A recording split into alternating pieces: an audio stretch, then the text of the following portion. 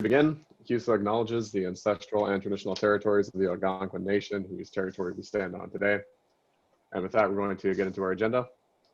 We're going to start off with announcements and correspondence.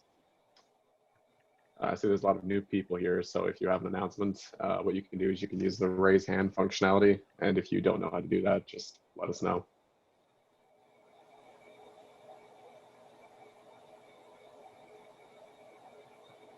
All right, I see none.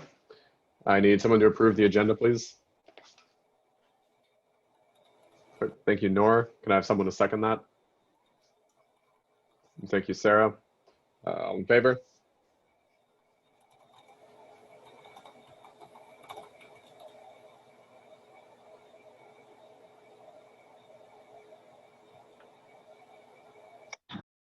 Yep. Any opposed? Any abstentions? Motion passes. Can I have someone to approve the past minutes, please? Thank you, Tinu. And can I have someone to second that? Thank you, Masab. All in favor?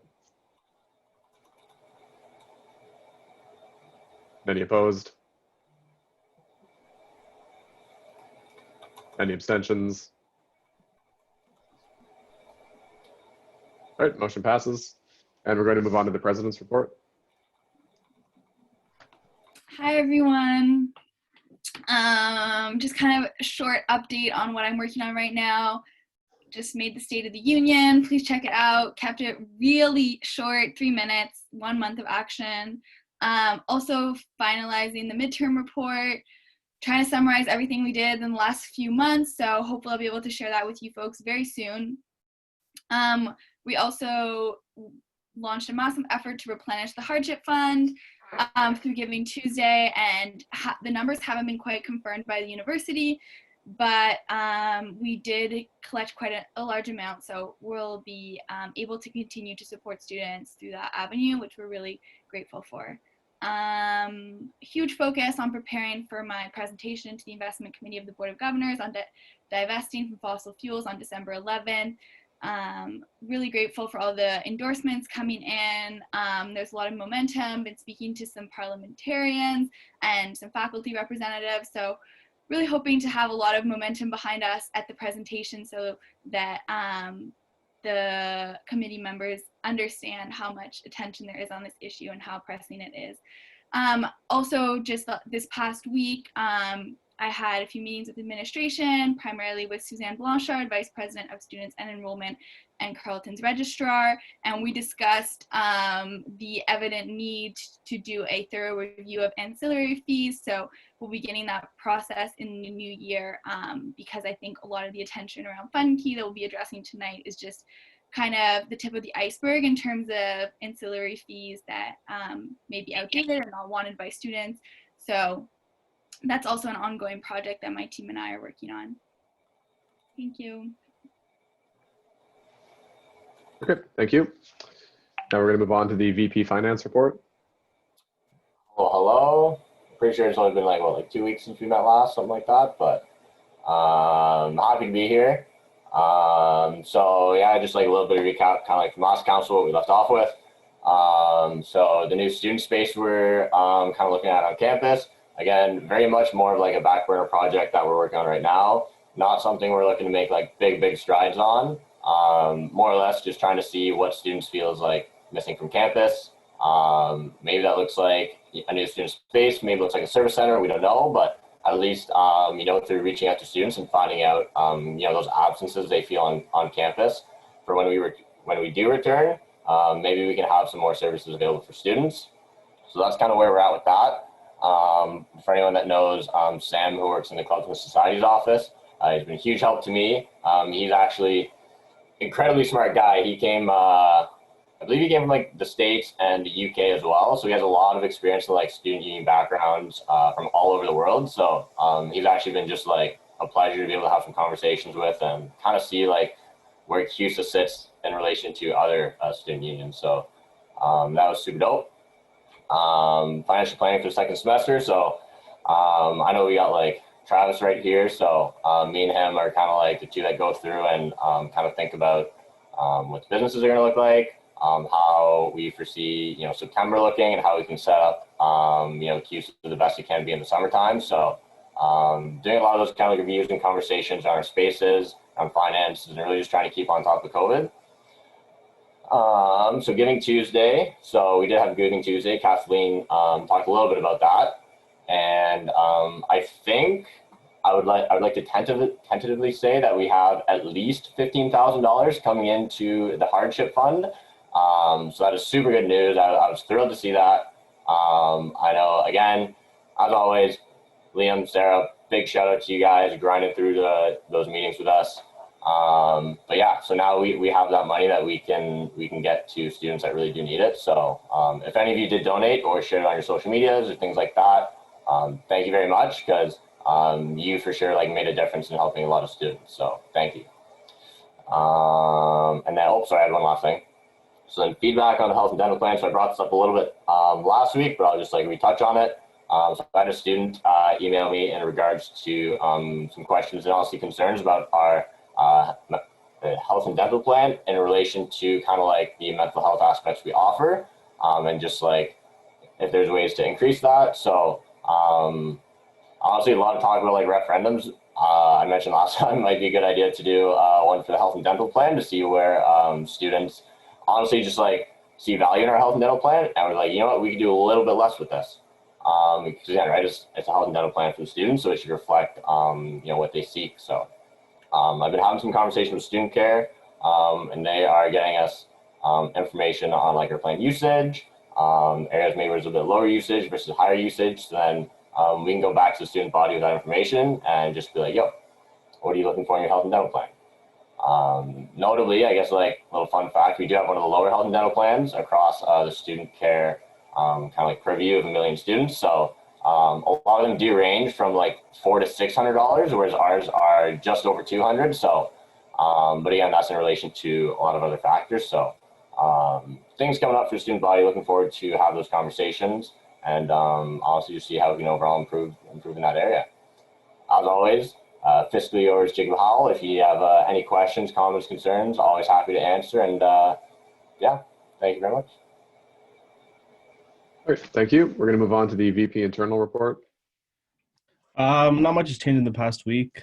I guess Tino mentioned this a bit more in terms of study snacks. Clubs funding will begin the next upcoming days. Looking forward to that and just reconnecting with clubs. Unfortunately, we were hoping earlier in the year that the winter semester would probably be, hopefully maybe just a hybrid, but it's not looking like that. So we're still looking forward to meeting with all these clubs and just seeing their amazing ideas for another virtual semester. So that's exciting stuff. Clubs awards, again, we kept reviewing them, just trying to think of new ones. Again, counselors, if you have any ideas of maybe just potential new awards we can hand out to clubs, especially during a virtual year, please do let us know. And exams, tough time, stressful time, and it kind of ties to my next point, mental health. And as someone who does deal with mental health, I would just like to take this platform, this opportunity to kind of just echo it and just remind everyone just to prioritize yourself, give yourself some free time, and take care of yourselves. But yeah, that's it for me. Not much has changed in the past week. If you have any questions, email me VP@CUSA Online or hit me up on Instagram. Thank you. All right, thank you. And if you want to lower, we are now going to move on to the VP Student Issues Report. Hello, everyone. Glad to see you. It's been quite some time, if I say so myself. But yes, just to get right into it, we have study snacks. So as I said, it was a little bit of a surprise. So we have 12 days of giveaways happening right now, where we wanted to see what was the most efficient and COVID-safe way to still continue our beloved tradition, plus more things to come as well. The flag consultation, already mentioned that. Have already started talking to other student leaders about basically how we can kind of navigate through getting, at least by the time we get back on campus, to see some new flags and some new representation in UC. Solidifying the framework, that is still ongoing. If there's a little bit of a hint, if for those who know what's happening right now on the Ottawa U campus, I have met with their equity commissioner, and we have been discussing some ways in which we could do some joint advocacy between our institutions. And then academic accommodations, that one still on the ropes, simply because, at least from my end of this, wanted to see how we could increase our mental health initiatives there. And then I still don't know why pop-up clinics is there, but we move. And then switching gears, as I said, we've kind of already set forth next semester, and basically how that's going to go off. Adding to that, more student consultations, simply because the new year is coming up and a new semester happening, and trying to pivot there.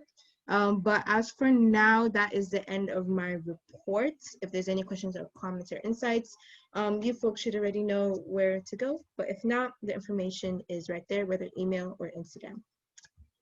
That's it from me. All right, thank you.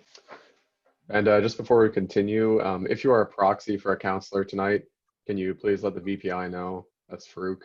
You can message just in the chat below. That'd be a big help. Thank you. And moving on to the next report. The next report is the VP Community Engagement. Hi, folks. I hope everybody's doing well and, faring okay. The semester is almost done, so keep the spirits high, and I hope that you all give yourself some time to rest and recharge over our nice extended holiday break. So with that being said, also before I get into the things I was working on, I want to give a really big shout out to Sarah Abbas, also like our wellness coordinator, for the intersectionality seminar last week that was held by the Wellness Center. It was honestly fantastic, really, really well done. And I just hope that they end up running another seminar in the next semester and that more people have the opportunity to learn from them. So big kudos to her. Some other things, it was just, even though it's only been 2 weeks, just lots of meetings during those times. And some of the projects that I'll be taking into the new year with me are the CUSA Marketplace. So that's the last platform point that I have to complete. So I have a whole, vision in mind for that. So keep an eye out for it. I am also hiring a few more people for the brand ambassador program.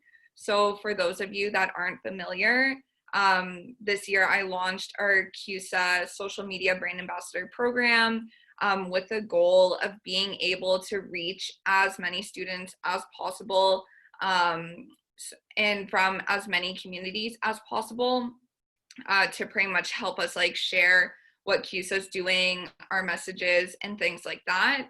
So if that's something that you're interested in, the posting will be up shortly. Applications will be live during the break, and I'll be conducting interviews the first week back from the winter break. So definitely don't leave it too late. And if you have any questions about that in particular, don't be afraid to shoot me a message. I'd be more than happy to provide more details.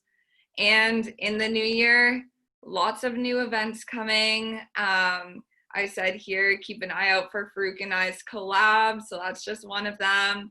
I'm also partnering with the Women's Center in January to do a goal setting workshop.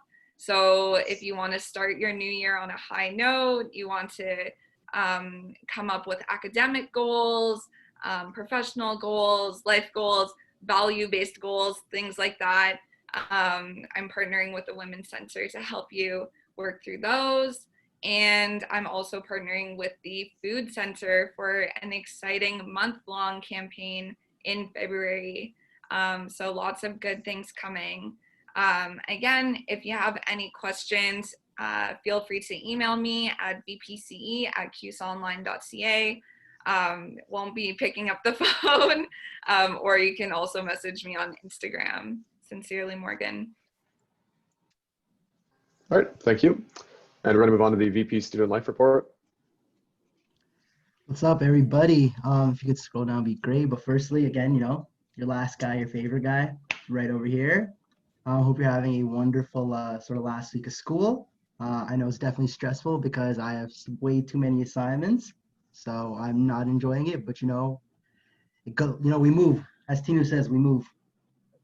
So I hope everybody has a great winter break too. That's going to come up afterwards. But to start off, what I sort of did recently is online program for winter semester. So maintaining aspects of Florida advocacy we've done, making sure we still have events that students enjoy, focusing on quality over quantity. So that's a big approach that we are trying to take because we realize that it's great and all putting events on, especially during an online term and having a lot of students come and participate. But we would love for the quality to improve because every time we put a lot of work and a lot of quality into a certain aspect, such as Morgan's Startup Week, we usually get students who love it and students who actually come out and say, yo, I want to see more of this stuff. And again, we want to do stuff that students enjoy and students love. Focusing on evolving clubs because they're our backbone, not just at CUSA, but at Carleton. Humble brag, most ever, clubs in all of Canada. That's what Carleton has at the end of the day. And, they're CUSA clubs. So it feels really good hearing that stuff and hearing that I'm a part of the association that does that. And we all are a part of the association that does that.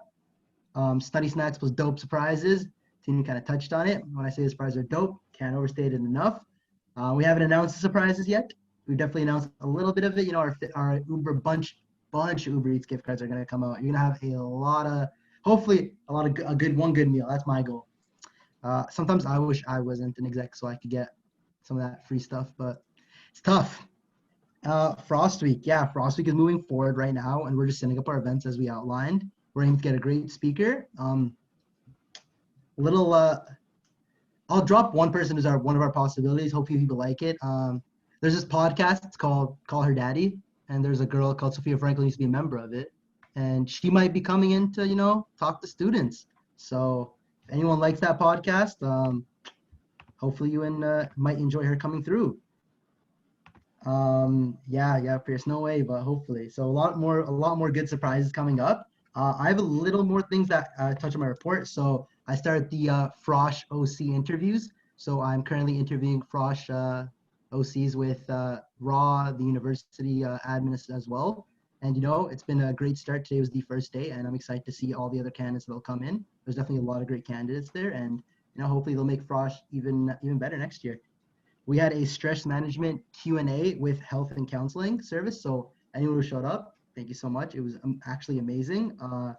This guy's name was Pell Grant, so it's kind of opposite of Grant Pell, so it's kind of opposite of Pell Grant. So some people know that sort of like finance sort of nerd term, like go for it. I love it. But it was kind of funny seeing his name kind of play on that. I loved it. I thought the stress management Q&A was amazing, and it really taught me a lot. And then last thing, so SOAR's coming up soon, and we have a lot of good tickets for students who want to come out there. And we have a CUSA discount, so students will have to get $10 off their ticket. And you know what? You might actually have a few execs speak there. Cough, cough, me and Morgan. But that's sort of it for me. I hope you have a wonderful, wonderful winter break because I know I'm going to be sleeping and playing a lot of PlayStation. And if you have any questions or anything, you can reach out to me at Instagram, Osmanelmi, or bpsl@cusonline.ca. Probably not my office phone, still don't know how to use it that much. So have a great day. All right, thank you. That wraps up for the vice president reports or the executive reports. Is there a raw report?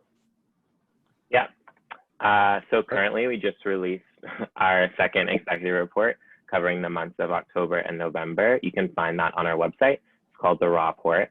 And then currently, Ozzy already mentioned this, but I'm sitting on the Fall Orientation Hiring Board alongside the SEO, CUSA, and SCSS. Interviews started today and looking forward to seeing the 3 OCs that we hire. And then for Raw, we started our hiring process starts tomorrow for CEO and DEO for our executive election in March.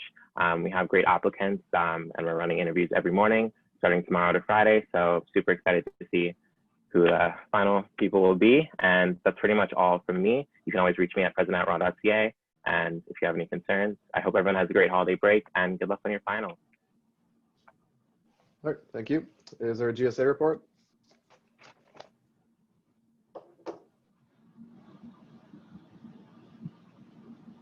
Fire someone's mic. Nope, I don't see it. Is there a CAST report? Yes, there is.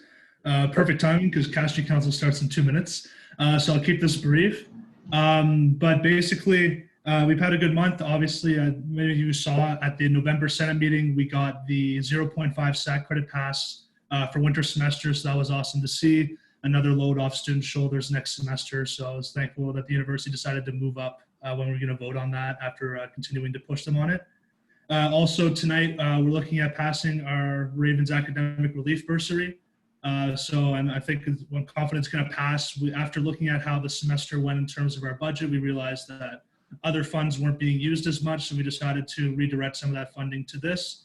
So basically what we'll be doing is applications are going to open up in the next few days once it passes, and it'll cover any expenses like textbooks, access codes, and even if you had to buy a new desk chair because you're getting back problems from your home becoming your classroom and your office all at once, we'll be prioritizing other textbooks and stuff like that. But at the end of the day, if that was an academic expense for you, send in your receipts and we'll be happy to help cover that. The max contribution is going to be $200 per student because we want to make sure we cover as many students as possible. And yes, Farouk, I'm not touching the beard till the new year, so we'll see what it looks like. All right, have a good night, everyone. Good luck on exams. All right, thank you. Is there a Senate report?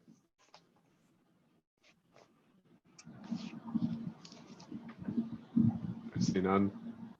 Mohammed Khaladi, could you please mute your mic? We're getting some feedback. Thank you. Is there a Board of Governors report? There is. All right. Great. Let me just fix up my screen here. Thank you guys for those amazing reports. All of you execs, you've been doing some great work. So the Board of Governors met on December 1st to discuss a series of things. I'll start off with the most particular item on the agenda and things that we've been working with CUSA on, the issue of divestment, particularly non-endowed funds. 10 minutes before the meeting, the chair withdrew my request for an amendment and withdrew the entire policy from the board minutes. Of course, after the approval of the previous agenda, I wrote on quite a lengthy point of order to object. As we had the student union, the president of CUSA, thank you, Kathleen, for concurring with me and messaging the chair on that. We were in consensus as the student body saying that we needed to reform this. We had amendments on the books supported by all other student representatives on the Board of Governors.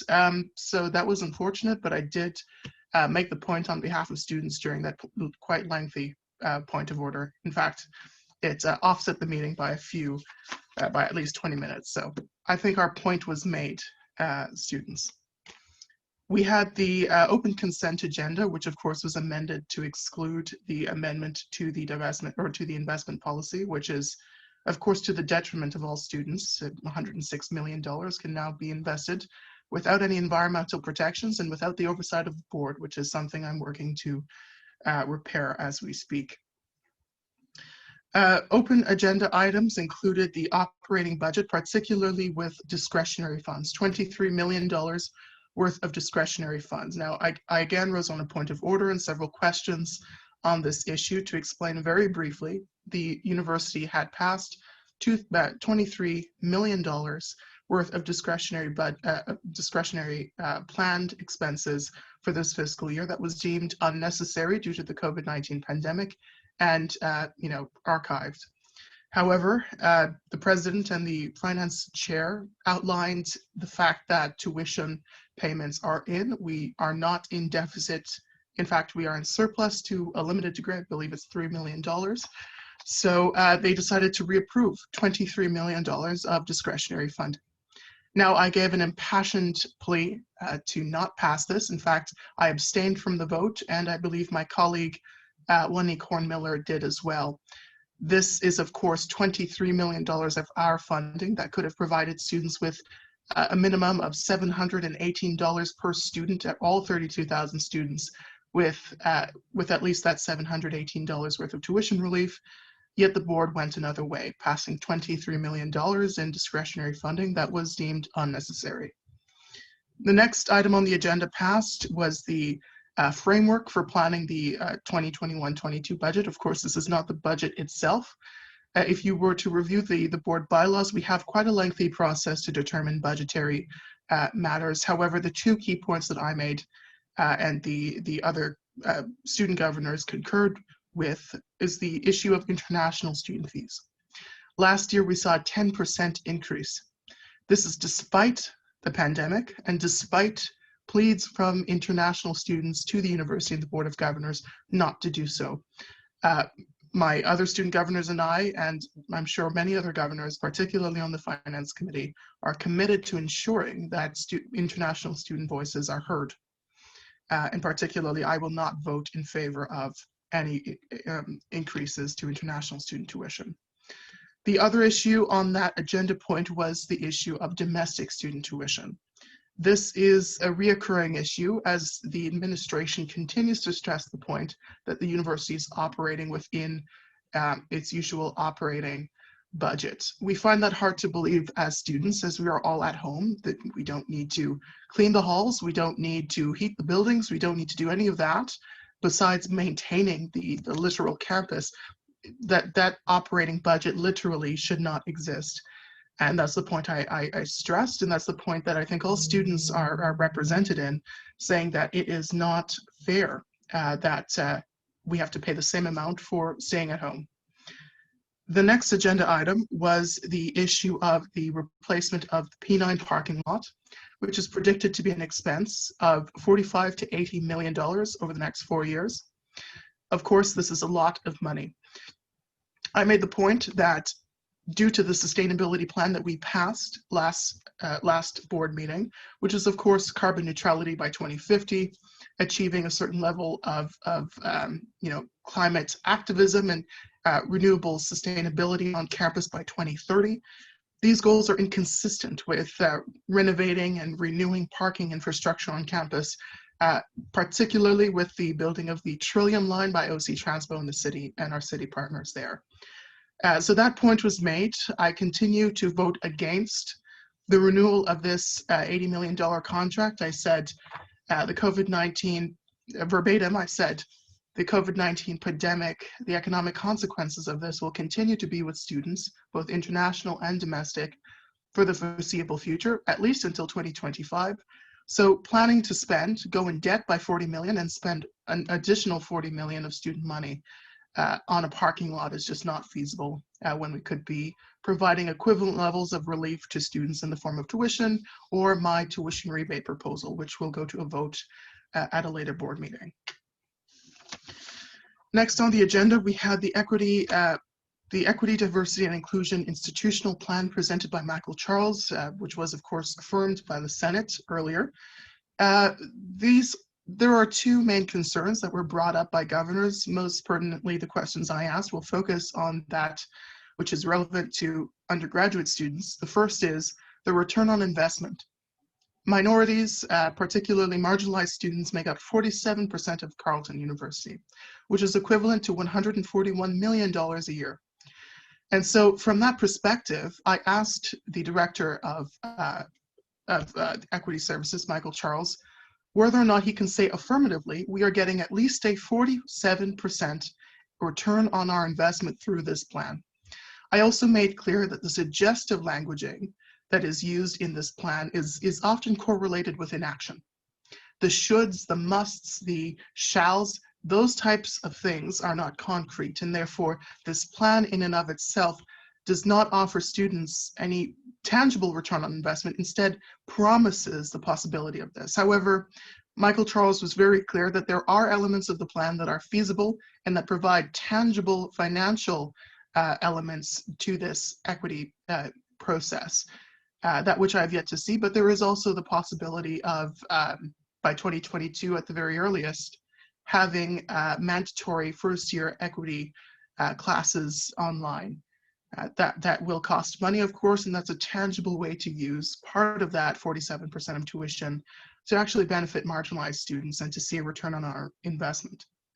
The next plan was the internationalization plan presented by two of our specialists on this issue.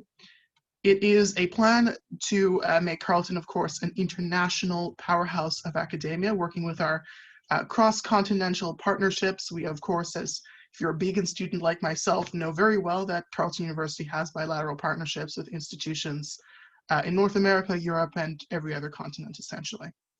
And so this is a continuation of that. Point 6.3 was something which I stood again on a point of privilege, and I stood again asking multiple questions on the issue of staff well-being, workplace safety, and mental health. We received a very detailed proposal and a very detailed action plan by the head of our Department of Human Resources. However, I asked clearly in front of the president and the chair of the board and everyone else, on behalf of students, it is unacceptable that women members of staff continue to be paid less, to be the victims of persistent and institutionalized gender pay equity, or gender pay inequity, so to say. They're not being paid the same as their male colleagues, as proven by the Gorlick report in 2018.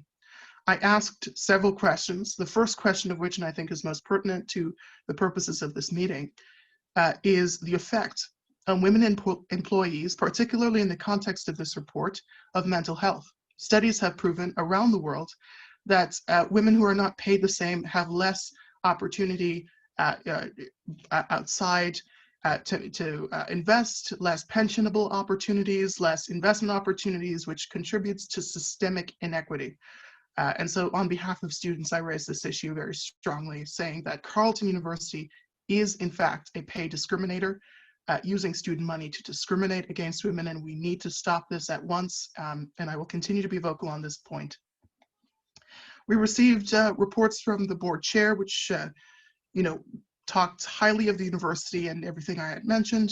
The president's report was, as usual, highlighting the magnificent billions of dollars worth of research that we're doing, particularly on health as well. Many people don't, notice that Carleton University is a significant researcher, even with regard to COVID-19. So we are doing a lot there. The committee reports from the building committee outlined again the parking structure. I asked several questions to the finance committee and the building committee about the issue of sustainability there, making sure that we are meeting our 2050 carbon neutral targets. The final thing is in the other business, I brought up the issue which I believe Tinu touched on in her report, which is the situation at the University of Ottawa. I asked the president directly to comment if a member of staff at Carleton University were to use the N-word in any specific context, whether it be academic, against a student, against a member of staff, or any context which is reported to Equity Services. Would the president commit to taking strong action to fire this person and to investigate the situation? He refused to answer the question, so I posed it to him again in a way that is less controversial, and he again refused. As a result of this, I can report that I have asked the Committee on Advancement and University Relations to investigate these comments, because I do believe that any president of Carleton University should be clear and unequivocal as a boss to a multi-billion-dollar institution, that any member of staff who dare say such a word would face severe repercussions on their employment situation. This is meant to be a summary of what you've done, not your personal opinions. This is a summary of what was said, Mr. Chair. Mm-hmm. You can find this. If you'd like to continue. I would, thank you. Well, that's it. Thank you, Mr. Chair. Thank you, the board. Have a great Christmas break holiday. Okay. Thank you. We're going to move on. Is there a constituency report?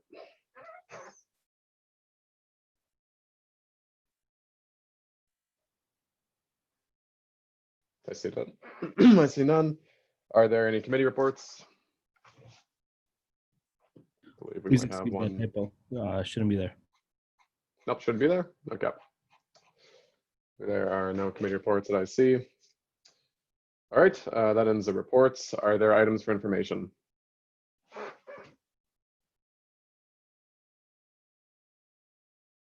At this point where you would be able to raise your hand.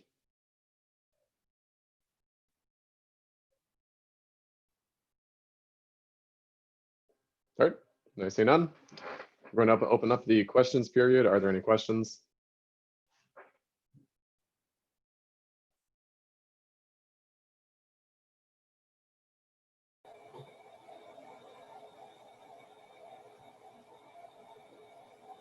I see none.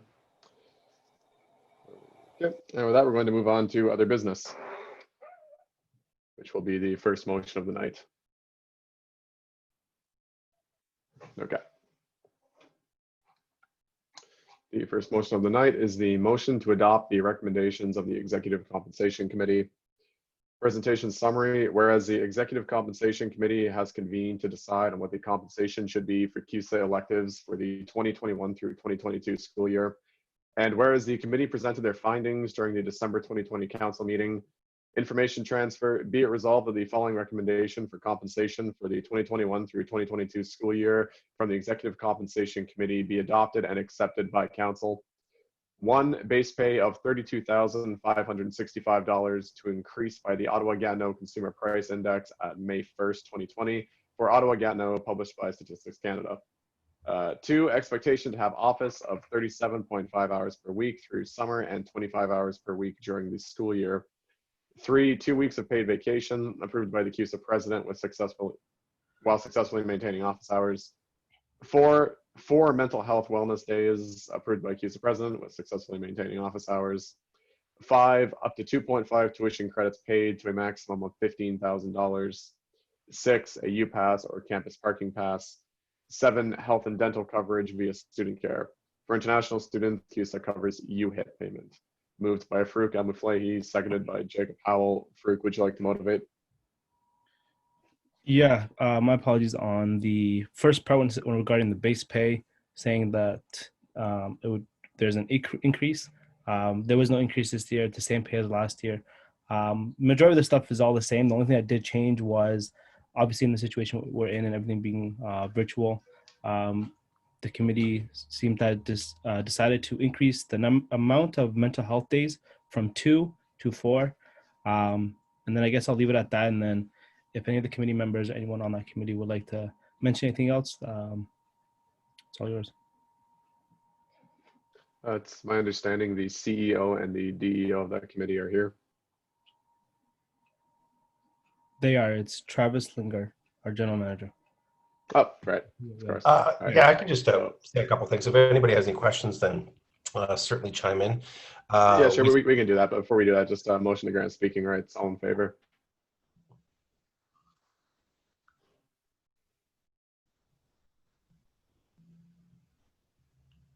Thank you. Any opposed? Any abstentions? All right, motion passes. Travis, we're all good to go. Yeah, and certainly if anybody has any questions about any of this, then let me or I think the majority of the committee here is here, with the exception of the students at large. Yeah, it is essentially the same package, compensation package that was last year, and I think probably the previous year.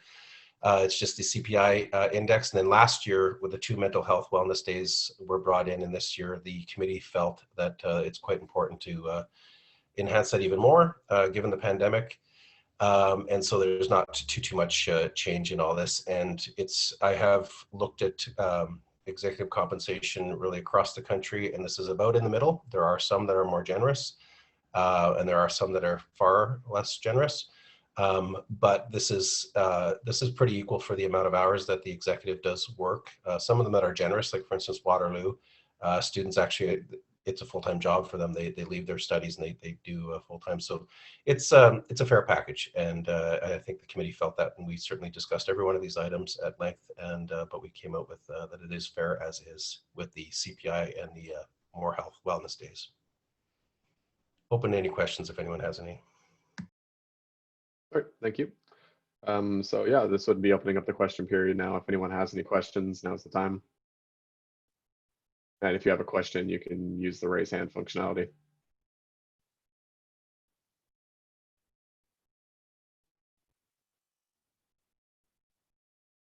Nathaniel Black, you have a question? I do, yes. My question is regarding point 5, the up to 2.5 tuition credits paid to a maximum of $15,000. My question is to, I guess, Travis or whomever would like to answer from the committee responsible for this. How is this determined in terms of funding tuition credits. I understand, paying people for work and paying executives for the great work they do. However, this point eludes me. So if you can just go over in detail how that determination is made. Sure. Yeah, no, that's a good Travis, question. would you like to respond? Yep. Yeah, absolutely. That is a good question, actually, and I'm not surprised that that you narrowed in on it. Quite frankly, if we had 6 international students that were studying engineering, it would be a significant strain on the CUSA budget. So this particular credit has been around a long time, and as you probably very well know, there is becoming an increasingly large disparity between domestic tuition and international tuition. And so we felt that we needed to, and this happened, I think probably about 2 committees ago, that we felt that, or last year perhaps, but we felt that we needed to put some parameters around this because it could get very expensive.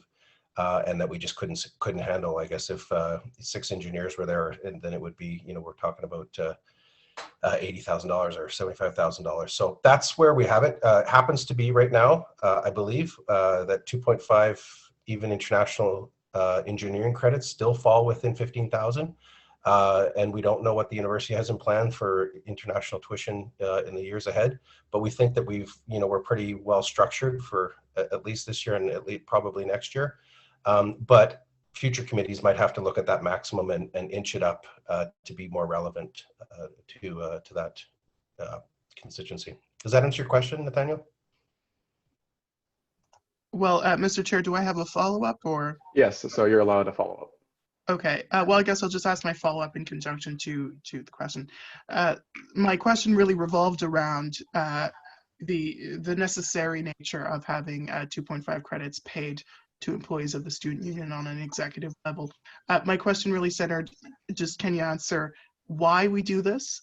Why should students pay for 2.5 tuition credits above a salary of 32,000 and change? And sure, Travis, would you like to respond? Sure. I think that's probably a question more suitably answered by council. It's been around for a long time. I can tell you when I was a student leader, we had it as well. It wasn't 2.5 credits. And that's 20 years ago, 22 years ago. It has been around for a long time, but I think that's probably more an answer if this is up for debate for council. I would say legacy. I would say that they earn it. Certainly every executive that I've seen has been hardworking, and I think it probably takes a little bit of pressure off them financially. Yeah, I think the full scope of discussing that is probably a greater council item than it is my item. I'm kind of from the administrative standpoint for CUSA, and my biggest concern was that maximum, and that's why a couple of years ago I advocated for that. It's kind of stayed in place. Okay. Are there any further questions?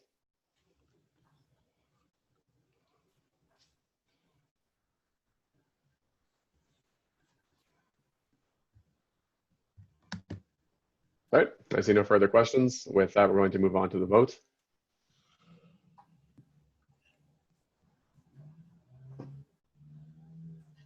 All right, now just to go over, because there are a lot of people in this room, there is a total count. We know who has the vote numbers. If you are not a counselor, or you are not a proxy, or you do not have voting rights, do not vote.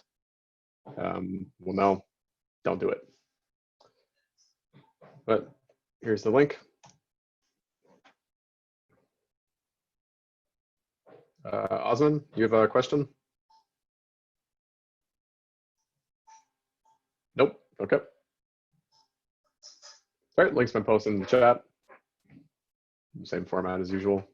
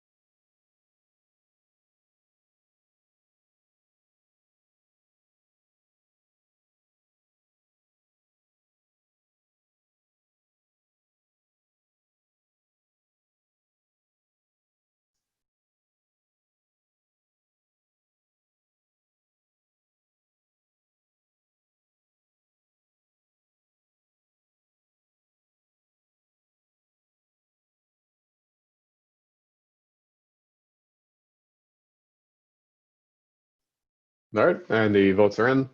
The motion has passed. All in favor?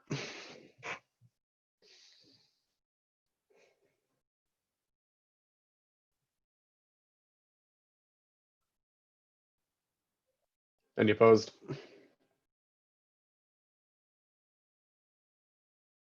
Any abstentions? Motion passes. Motion to destroy ballots. All in favor?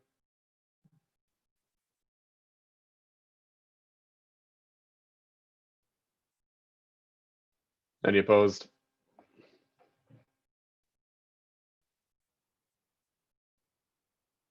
Any abstentions? All right, motion passes. We'll move on to the next motion of the night.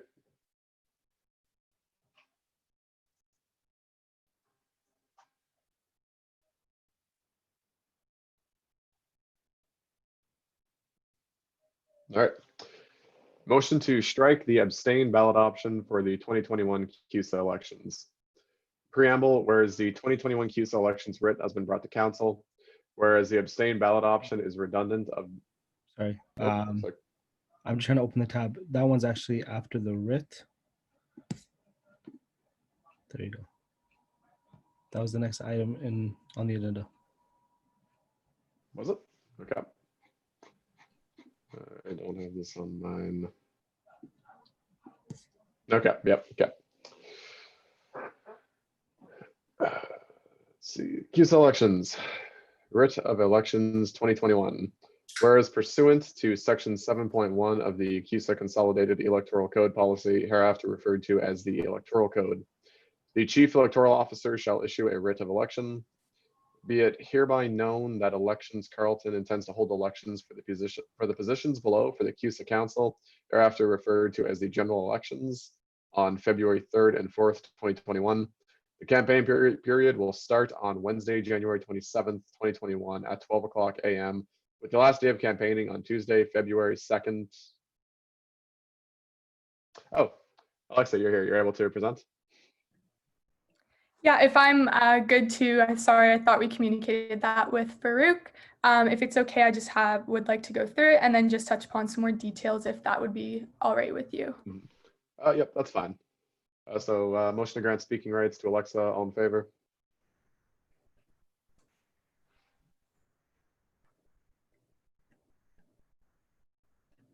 Any opposed? Any abstentions? All right, motion passes. Alexa, Thanks, if you'd like Ryan. to present. Thank you. So hi, everyone. Just for those of you who do not know me, I'm Alexa. I am the CEO this year. And so I've been working alongside Q and Ophelia. So here I present the writ of elections. I know Ryan just started it, but I'll take it from the top. So whereas pursuant to section 7.1 of the CUSA Consolidated Electoral Code Policy, hereafter referred to as the Electoral Code, the Chief Electoral Officer shall issue a writ of election. Be it hereby known that Elections Carleton intends to hold elections for the positions below for the CUSA Council, hereafter referred to as the general elections, on February 3rd and 4th of 2021. The campaign period will start Wednesday, January 27th, 2021 at 12 a.m. with the last day of campaigning on Tuesday, February 2nd at 11:59 p.m. Pursuant to section 2.2 of the Electoral Code, the positions available are President, Vice President Finance, Vice President for Internal Affairs, Vice President for Student Issues, Vice President for Community Engagement, Vice President for Student Life. If we can scroll a little bit. And then the CUSA Council constituency representatives, Faculty of Arts and Social Sciences, the Sprott School of Business, Faculty of Engineering and Design, Public Affairs, Science, Special Students. Be it hereby known that the ballots cast for the Carleton University Students Association executives will be counted under the ranked voting system. Be it hereby known that ballots cast for CUSA Council constituency representatives will be counted under the first past the post system. So in terms of the expense limits, Total campaign expenses are restricted to no more than $400 each for CUSA president and all other vice president candidates. Executive candidates shall receive a 75% refund of the candidate's actual expenses. Total campaign expenses are restricted to no more than $200 for each council candidate. Council candidates shall receive a 50% refund from the candidate's actual expenses. So as you might be able to see, the executive expense limit was reduced from 600 to 400. So this is because, given the nature of an online elections, expenses need not to be so high for reasons such as candidates do not need to print, colored posters and anything of the sorts. And in order to provide a fair and equitable opportunity for all students, campaigning refunds increases to 75% so that candidates are spending less money out of their own pocket. However, they're still receiving that same $300 refund from CUSA, the same as previous years. So additionally, budgets must be submitted to the CEO no later than prior to the closure of polls on the final day of voting by 10 p.m. on Friday, February 4th, 2021. Any withholdings of reimbursements shall be in accordance with the Electoral Code. All information on campaign expenses shall be recorded within the parameters of Section 23 of the Code. Qualifications. Pursuant of Section 1.13 of the Electoral Code, an eligible student will refer to any full-time undergraduate student attending Carleton University, is a member of Carleton University Students Association, and must not be indebted to CUSA. Pursuant of Section 12.7, those individuals seeking to run for CUSA Council positions must be registered within the constituency for which they seek election. Nominations. Pursuant of Section 12.2, interested candidates must complete a candidate interest form via the CUSA Elections website. This form will open on Tuesday, January 13th, 2021 at 12 a.m. and will close on Thursday, January 15th, 2021 at 11:59 p.m. Failure to submit this form within the given time frame will prohibit an individual from any further pursuance of candidacy.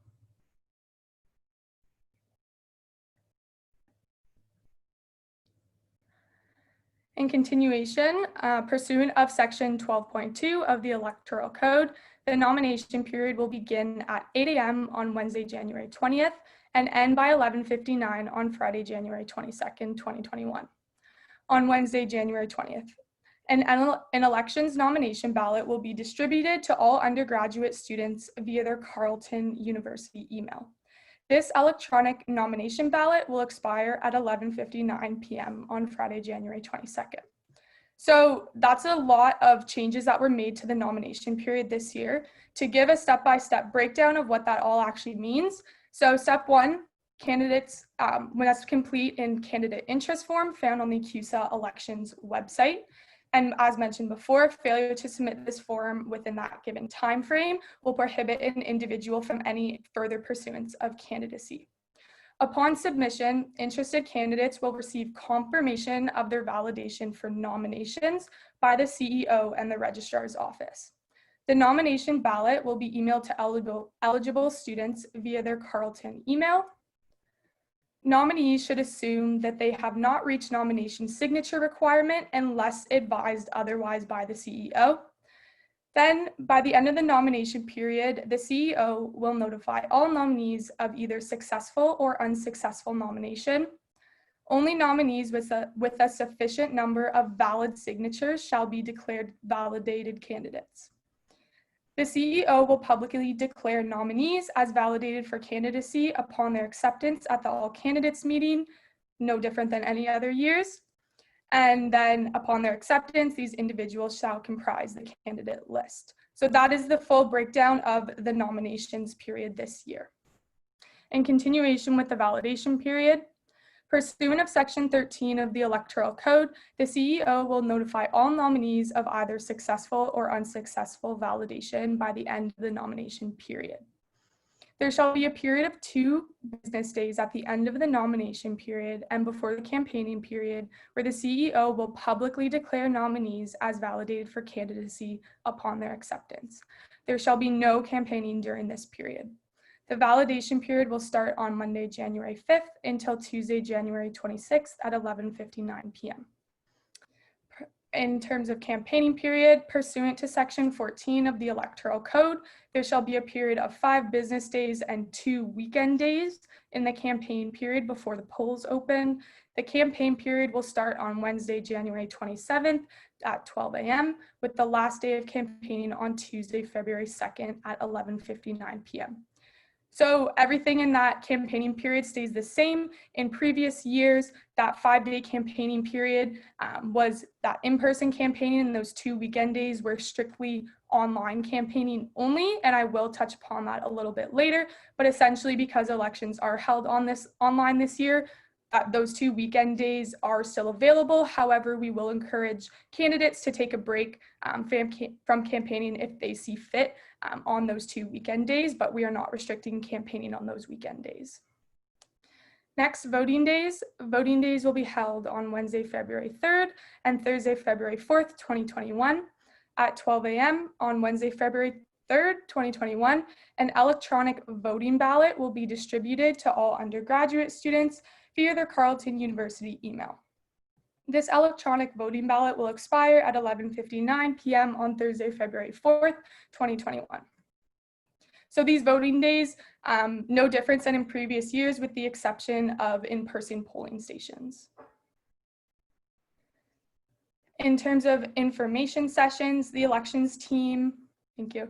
The elections team will be hosting 2 information sessions hosted online on the dates of Thursday, December 10th, so happening this Thursday, and Wednesday, January 13th, 2021.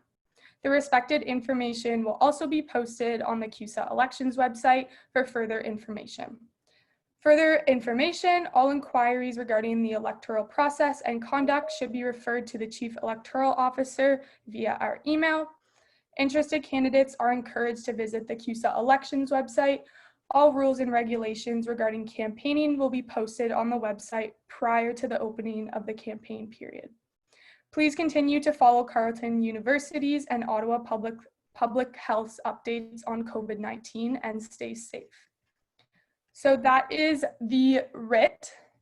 So next we have a few other parts with the online election this year, important parts to mention. So the biggest thing and the biggest question you will have is how are candidates allowed to campaign?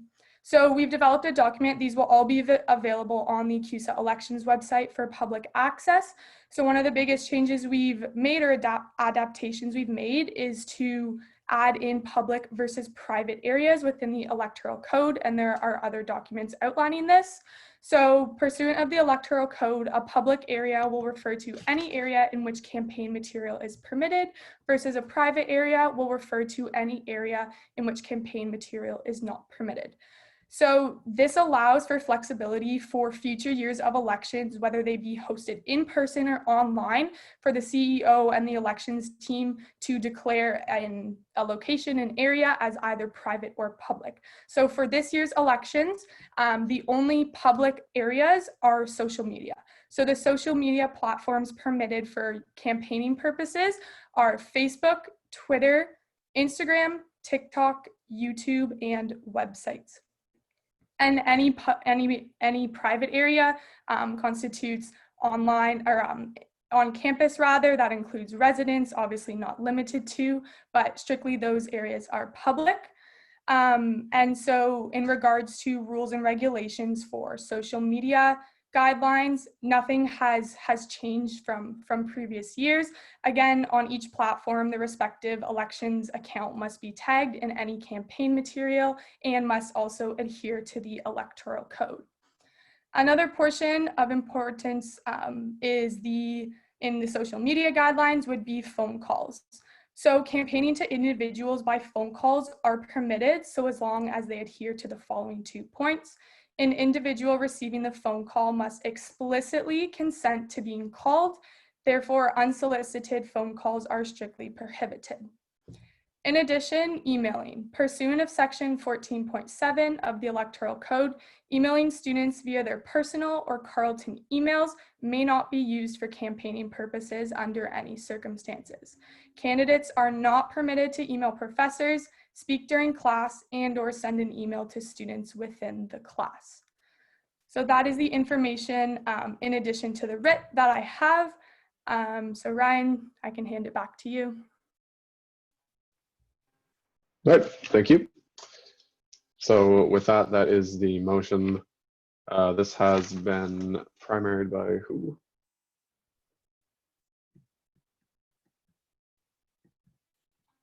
Myself, and then Jacob, sorry. Yep. Okay, so it's been moved by Fruit Kamaflahi and seconded by, that was Jacob Howell. Sorry, who seconded that? Jacob Howell. Yeah, that's Okay, me. yep, Jacob Howell. Okay, good, just making sure we're all clear. Okay, now we're going to open up the question period. If anyone has a question, now it's time to raise your hand. Nathaniel Black, you have a question? Yes, thank you, Mr. Chair. My question is regarding funding. From what I've seen is you've decreased the spending limits. However, I'm wondering, are there any prohibitions or limitations on cross-slate donations or cross-slate, use of finances? All right, Alexa, would you like to respond, or we can pass that off to the exec? Say that again, sorry. So my question was, just what Ryan said there. I'm good to Oh, answer. sorry, am I breaking up? Oh, you're good to answer? Yeah, Okay, yes. sorry, Oh, yeah, Alexa, you can respond. there. Yep. So if I can clarify, are you saying kind of if members are a part of a slate and they're kind of dipping into shared expenses, to clarify? Yes. So up to date, that is not something we have discussed. I mean, I think it's a topic for further discussion with the team for sure. However, I can hand it off to Q for that topic. Who? To Q, can I ask you to pitch in? Q is the DO. Oh, okay. Is the DEO here? Yeah, we're here. Okay. Q? QSI? Yeah, I go by Q, that works. Oh, okay, there we go. That makes more sense. Okay. Okay. Yeah, motion to grant speaking rights to Q. All in favor?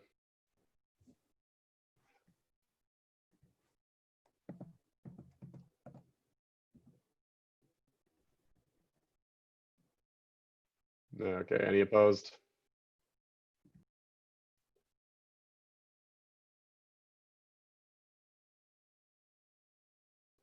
Okay, any abstentions?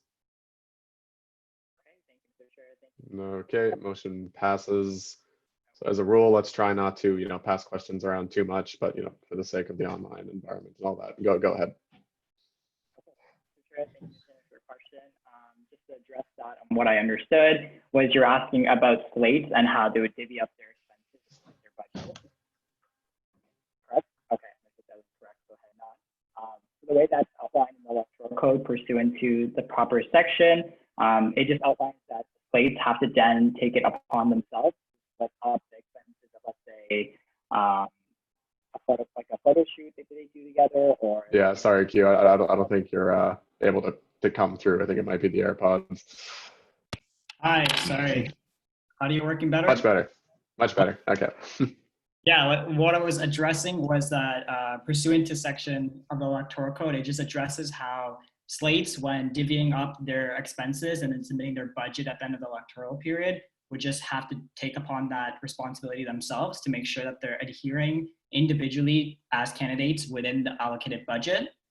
So that's up to candidates of where they place their income or where they place their outcome of how they divvy up the expenses, whether it's Instagram ads or a photo shoot or different targeted expenses like that. They just have to divide them up as themselves to meet the allocated budget and stay within.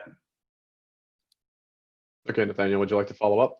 Yes, I would. Just very briefly to Q or Alexa, whichever one of you would like to answer this.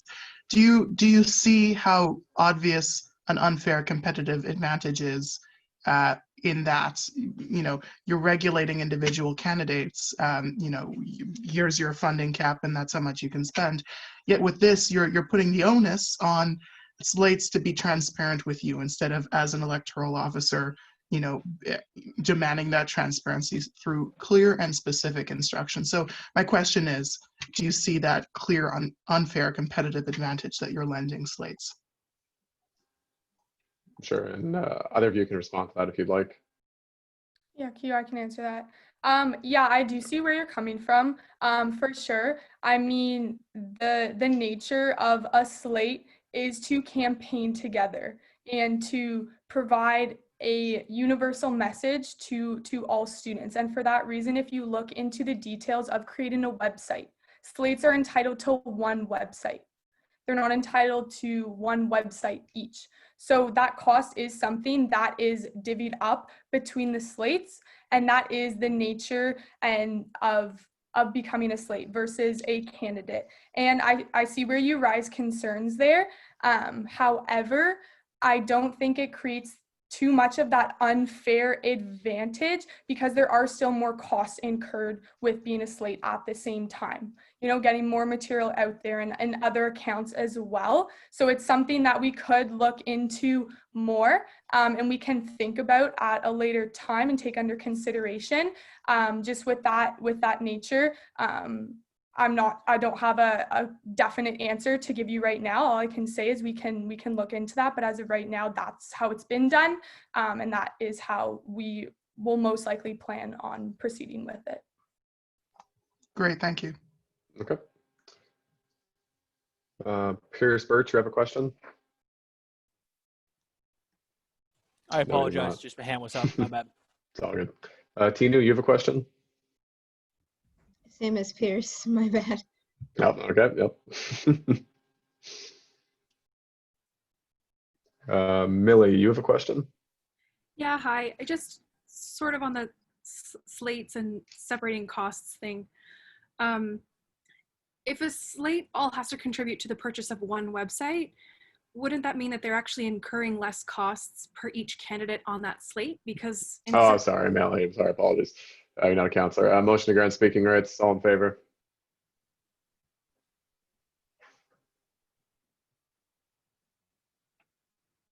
Thank you. Any opposed? Any abstentions?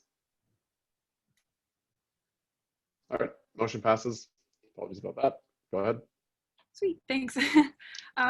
Yes, this is just going back to like slate splitting costs. The way that I'm sort of conceptualizing this in my head is that a slate would actually incur fewer costs per candidate because they'd be able to share some of the advertising costs, some of the costs of hosting a website. So I worry that that does give folks potentially that does give folks in a slate an unfair advantage over independent candidates running individually. So I'm just wondering, my question is, when would that be discussed by the elections team? And I suppose that would be double barreled. I can't continue then. Yeah, Okay, so sure. Yeah, Alexa, if you'd like to respond. Yep. Yeah, so I definitely see where you're coming from on this. And I think it's important to realize with the nature of the online environment, there are much less costs to be incurred. You are not printing posters, you are not making pamphlets and physical, tangible items to hand out to students. A lot of the social media campaigning, which is the only campaigning that is allowed to occur this year, the costs are so minimal. And so that is also one of the reasons for the decrease in budget, because it's not envisioned that candidates or slates will actually reach that full potential, that full budget limit. So in terms of referencing the electoral code and section 23 that Q was mentioning earlier, you know, there aren't many costs to be incurred with this year being online. So I don't think that creates quote unquote that unfair advantage with the expense limits not being reached, especially for this year. Okay, Millie, would you like to follow up? You're allowed to follow up that question. Yeah, I just, awesome, thank you. So would a slate not be able to spend its entire budget, all 6 people's budgets, on social media advertising, thus giving them 6 times the advantage of an independent candidate? Or no, am I getting that wrong? Yeah, Alexa, if you'd like to respond.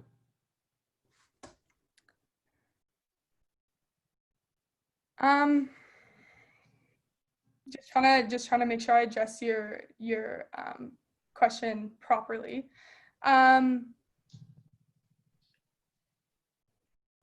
Being a candidate and a slate versus a slate has its advantages and its disadvantages at the same time. Being with this budget seems to be kind of the main concern of addressing your point. You know, it's never been brought up before in the past. And I just don't see what changes with this online with expenses being less. And, you know, this is how elections have been conducted in the past versus slates and candidates. And I'm not quite sure I understand why this is something like, is there a specific concern to the online environment? Because this is just the nature of how elections, you know, have always occurred. And in terms of outreach, if it's outreach that you're concerned about and that social media advertisement and getting more, the elections team and myself on our end are going to be further promoting the elections this year and helping with the outreach of individual candidates and slates by posting on our own website. So we are advertising on an equal level for all candidates and slates. So I'm just not sure like why this is kind of brought up on this year when, you know, it's how elections have run always, you know? Okay, oh, that was the response. Next question, Greg Dance, you had your hand up first. I did, and I will need speaking rights. Yes, you know, I was just going to ask you that. Okay, you're ahead of me. All right, motion to grant Greg speaking rights. All in favor?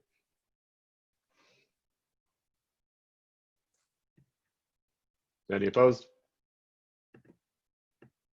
Any abstentions? All right, motion passes. Greg, go ahead. Hi, so this is just a question for Alexa again. I was just a little bit unsatisfied with your answer to Millie's first question. I don't understand how this year specifically being less expensive for candidates to run justifies the fact that it's pretty apparent that there's an unfair advantage to slates over independents in that they can share expenses and their budget can be up to 6 times more expensive or 6 times higher than an independent candidate. I don't understand how everything costing less justifies the fact that that's not fair. Okay, Alexa, if you'd like to respond. So I do want to comment on that 6 times higher. A slate still has to do the same campaigning as a slate would. An individual candidate still has to campaign much like a slate would. They would still have their Instagram. They can post individual ads. And it's up to the candidates to utilize the available materials to the best of their ability. And they still incur the same costs as a regular candidate would. Okay, Greg, would you like to have a follow-up to that? Clarification on the question, or yep. Yeah, so I still don't think that addresses that, like, well, for one, I would disagree that online makes it necessarily cheaper because there's still lots of expenses. Like, but if you take example, a photo shoot, a slate could easily pool those expenses, whereas an independent candidate would have to like pay for their own photo shoots. So I just don't understand how like the fact that it's online addresses that like slates have a higher budget and they can pool much of their expenses. Okay, Alexa, would you like to respond? Mm-hmm. Yeah, sure. So I appreciate your questions and concerns. And I am not saying the online environment. I would like to correct and address that comment that you made. The online environment does not justify the budgeting in that regard. I think that there are still costs that are incurred between both slates and candidates, and it's up to them to utilize the budgets to the best of their ability and to the best way that they see fit. And as mentioned, we are doing a lot on our end to get the word about elections out there to take some of that stress off of candidates and slates as well. Okay, thank you. So just before we move on to the next question here, there's a lot of people that are actually posting in the chat down here, and that's great. Obviously people talking is a good thing, but this to some extent that chat is an extension of what's going on up here, and yeah, let's try not to fill up the chat with a bunch of questions down here and have people talking down here and then have people talking up, live on the camera and all that. It's gonna turn into nonsense real quick. Nathaniel, your hand is up. You're entitled to a second question if you would like. Great. Just a question for the chair. It's a second question and a follow-up, or just a second question? Oh, so yeah, so I'll clarify this too for everybody else who's unsure about this. So you're allowed 2 questions per motion. That's your right. And then for each of those questions, you're allowed 1 follow-up. It should be related to the question that you asked. So you have 2 questions and a follow-up for each. Great. My first question is great. My first question is to Alexa and Q, whichever one of you would like to answer. I understand that you are in charge of a pre-existing system that is blatantly unfair, as it is a simple matter of arithmetic to know that 6 times a certain amount when only one person in an independent position would have the same amount to spend is a clear unfair competitive advantage. It's simple arithmetic. My question to you now is that it falls on your shoulders to fix. So what are you going to do about it? All right, Alexa, sorry, that was for Alexa? Yeah, so again, I don't work just simply independently. I do have to convey information to the team before we move forward to ensure that we're moving forward with the most fair and equitable decision for everyone. And the one thing that I did want to bring up in regards to this as well is that candidates do have the opportunity to seek being a part of a slate, and they do have that option as well. And in terms of the budgeting, again, they have the choice to become a part of a slate and they can do so. However, the budget itself, we do not see to be restricting in that regard. And the budget was set and there is refund available. And I think that's an important topic to bring up, is that candidates are spending less money out of their pocket, as well as, that expense limit is still that cap. And yeah, I think that they have to do the best to their ability. And with our assistance this year, I envision us being able to provide a lot of support, and in terms of that promotional aspect, equitably across both candidates and slates. And Nathaniel, if you'd like a follow-up. Yeah, and I'd just like to state very clearly, Alexa, we know it's something you inherited, so just don't take this as a direct attack. It's more so something that's evolving.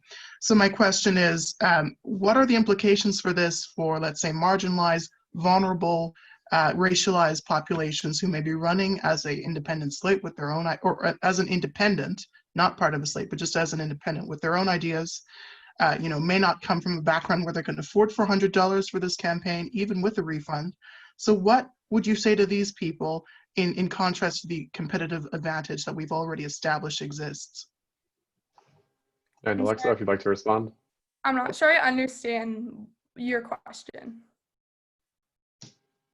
Mr. Chair, can I clarify? Oh yeah, you can re-clarify. That's totally fine. Okay, essentially, for marginalized students or for racialized students who historically do not have, let's say, $400 or the capital to throw into a campaign, and who would most likely not spend that full amount, in contrast to what we've already established to be a simple question of arithmetic with Slate's unfair competitive advantage in the field of finance, what would you say to those marginalized students who can't afford that and who look at this challenge saying, you know what, it's not even worth running? So what would you say to that? Mm-hmm. And I just want to mention before I answer, I appreciate all questions and feedback that we can get from all of you. So Nathaniel, I do appreciate your question. So the biggest thing that we have been working on this year is the nature of the online environment, and elections, like the online environment, intensifies that stress, and not being able to talk to students in person and one-on-one, like that is so stressful, and we get that. So that is why this year we've developed an elections website and in regard to that financial, compensation that they do get back, but obviously there is a certain amount coming out of their pocket. So that was one of the reasons, first of all, we did decrease the expense cap so that it creates a more equal playing field for all candidates and slates. And having that said, our biggest kind of goal this year is to promote candidates on our socials and give them the same. And when I say this on a fair ground, I do not want to be misinterpreted when I say this, where we are not promoting one candidate over another. We are creating a web page and kind of like a hub for any students to go and see all candidates listed on our website. And on our end, we've created this nominations ballot to facilitate the distribution and that outreach that potential candidates might get. So that's what we've been doing to take the ease off of them in terms of nominations. And again, on that promotion side, on our end, we're going to be giving so many materials, and we're sending emails out to students letting them know that, nominations and elections are happening. So that's something we're really pushing for this year, to take that ease off of candidates. So maybe their budgets don't need to be as high. So that's something we're providing for them. Thank you. Let's see, next it's Femi. Femi, do you have a question? Hi. Yes, I do have a question. My question is just concerning, I don't know how to, let me explain myself. Basically, because everything is online this year, I find that a lot of students kind of reach out to or follow a lot of like execs or like CUSA counselors, maybe even at a higher rate than they would in the previous years, to stay like plugged in and like up to date as to what's going on in school and with CUSA. Are there any rules around if we're not running, like are there any rules around like whether like counselors or executives are allowed to promote like specific people? Just because I feel like that might give like just from seeing past trends, it might also give advantages to slates. And so especially if like their following is for like CUSA related things, but then it's kind of turning into like another election page. Are there like any rules around that, and would you guys be like interested in kind of exploring any rules around that? Yeah, absolutely. So it's definitely a topic, and thank you for your question. It's definitely a topic of discussion that was brought up. So we do have strict rules outlined in the Electoral Code and in our social media guidelines that, for one, no campaign material may appear on any CUSA Facebook page, Instagram page, any chats of the sort. So any page or social media that is CUSA, that is prohibited from containing any slates or candidates' campaign material.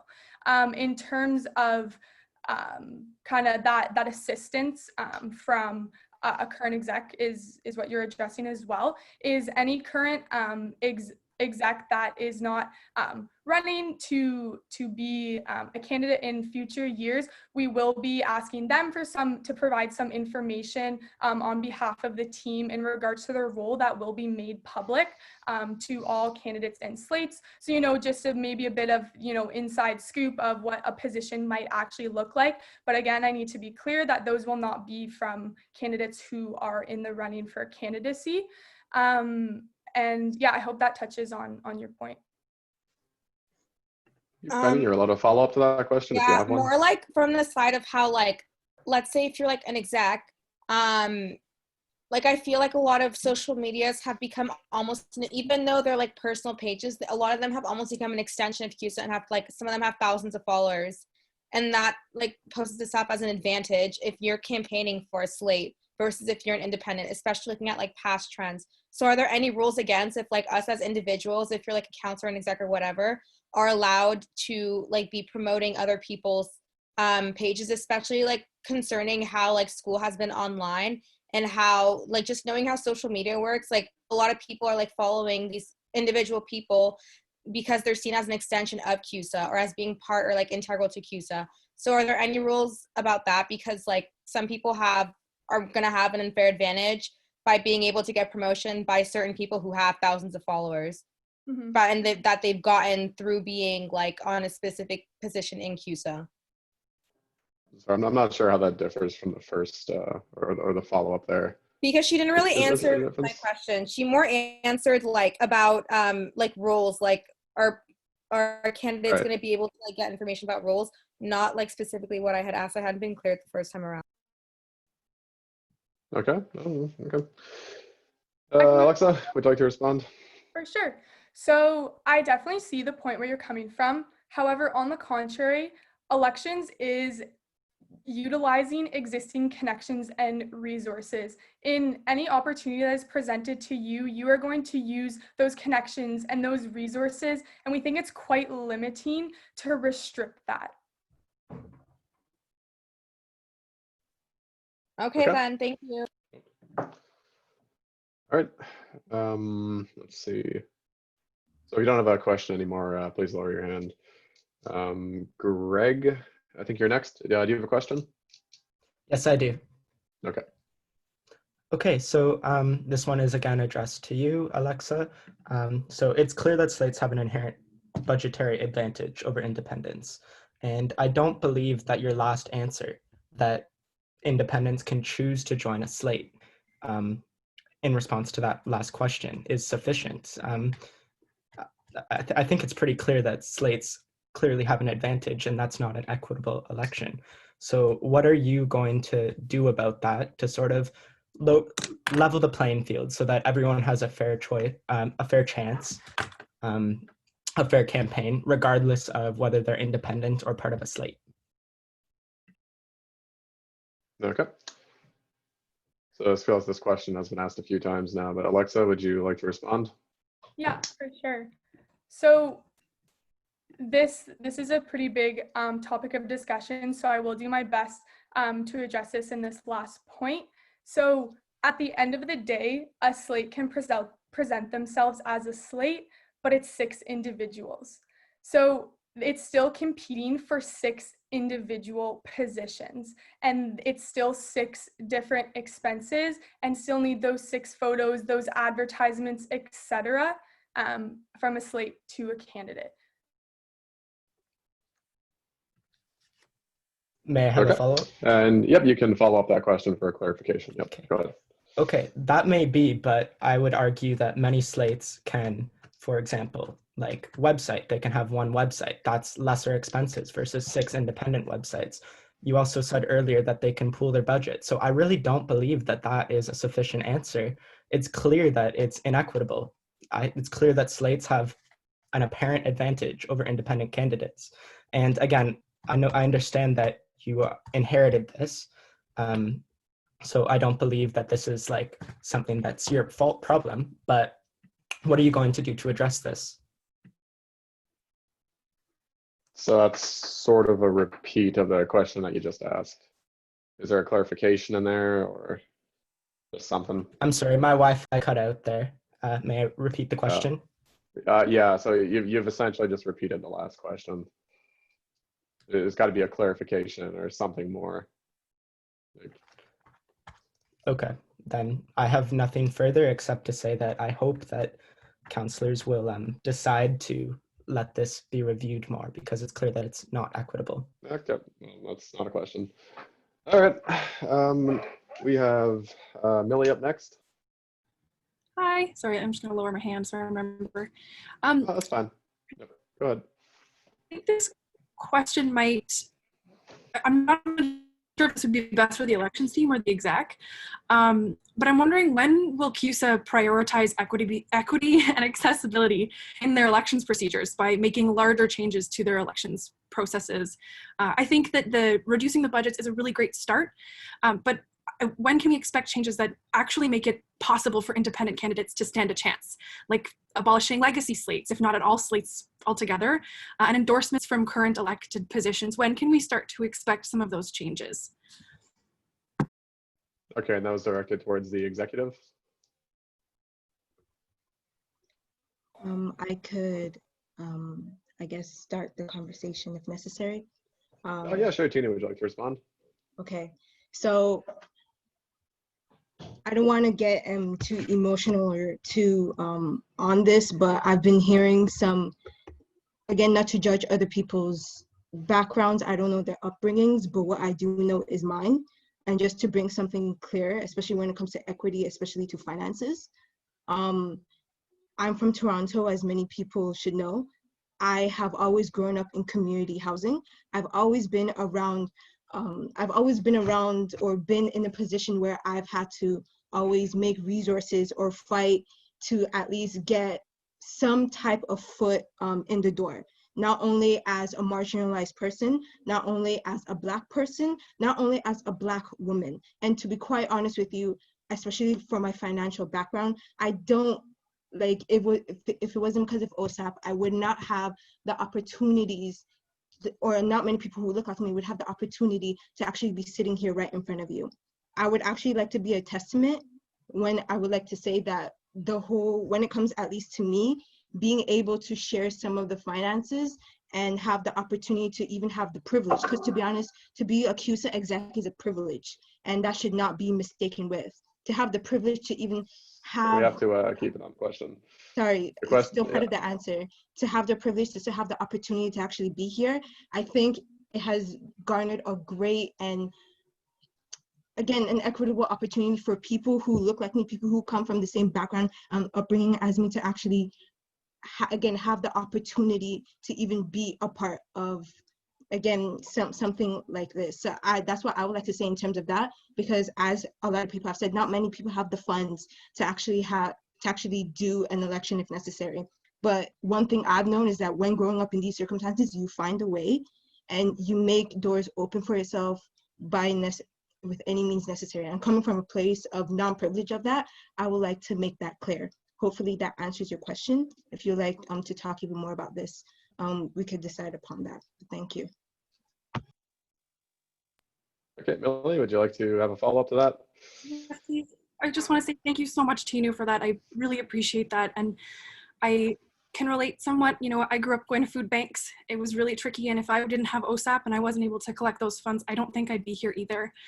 So I really appreciate your perspective there. I think part of what I'm concerned about is the social capital that is gained from endorsements from sitting executives as well. I think it's a really significant boon to folks' campaigns. And I think that the social piece sometimes is very off-putting for people to even run in these elections. They've got great ideas, but they're not comfortable doing that. So my follow-up question would be, when can we hear from CUSA an official commitment to making their elections like more socially inclusive and like I want to be encouraged. I want to feel like anyone can run for CUSA if they are qualified and ready to commit to a campaign and a privilege like being a CUSA executive. When can we kind of expect some news on that? Okay, Tina, would you like to respond? Sure, I guess. I don't know if any of my execs would like to come through as well.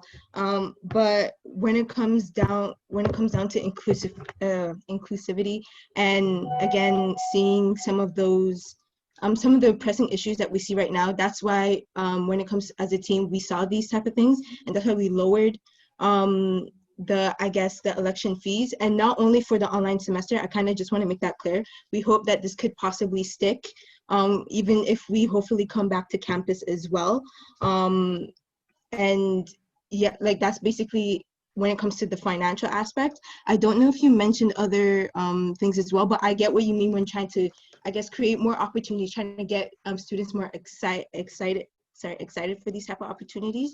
And it's kind of what we've been trying to do with some of the town halls. We've been doing a lot more town halls, even though it's kind of harder this year. We've been trying to call out for more students, if that makes sense in terms of this. But if you have any actual like suggestions, I would love to hear about it. I don't know if you want to share it now or like as an email, but if there's actually any of that, that would be great. Thank you. All right, thank you. And up next we have Femi. Do you have another question? Yeah, I do have another question because the last question wasn't answered. It's just kind of annoying, and it has to do with my question. Like the point that what we're saying is that even though some people are vulnerable or some people have figured out their own way to find funds for elections, like, that doesn't change the fact that what you guys are doing right now is saying, figure out where to find the money because you're strong and you can do it. That's not correct, and we should be providing and making it easier for people to be a part of elections, whether they're on a slate or not. Some people don't want to be on slates, or some people aren't being chosen through interviews to be on specific slates.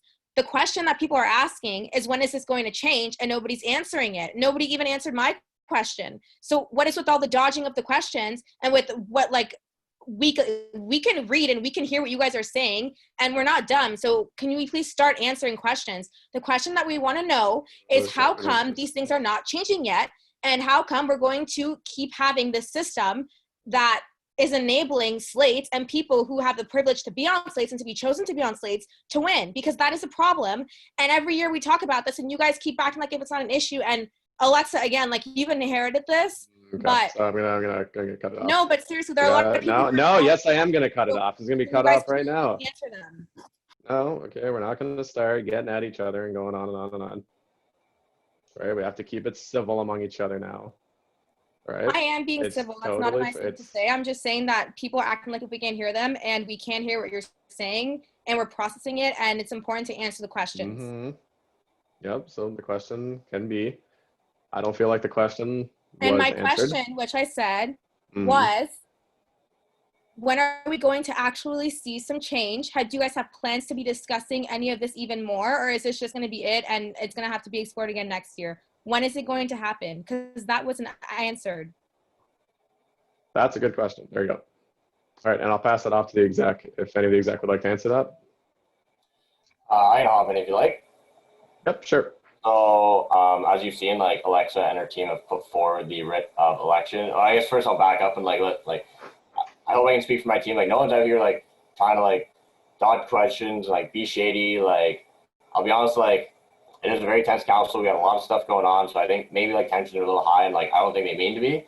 To go into it a little bit more, quite purposefully, like, the executive do not have influence on the writ of elections. So like when it comes to slates, not slates, like we don't sit down with Alexa and write it. The purpose of that is so that the elections team can be separate and make those decisions. I fully hear what you're saying about like slates, Femi, and what a lot of people have also said.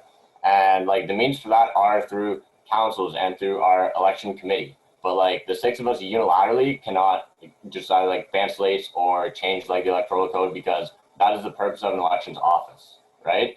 So I hear what you're saying, and like obviously like I don't mean to, again, like for anybody that's upset, like that's not our purpose. But again, like CUSA executive is not involved with, you know, Alexa and Q and all those guys who create these rules that are also in our bylaws and constitution. So to answer your question quite plainly, like quite simply, they just need to go through the proper committee. They need to be brought up, and quite honestly, before the day the writ is brought, because that's how we can put those changes in, right? So I hope like I answered your question, and I hope hopefully I put like some ease there. The person not to evade questions. It's just the sole fact that like we're not involved with the elections office, so we can't unilaterally make those decisions, and that there are council committees and processes to go through that process you're looking to do.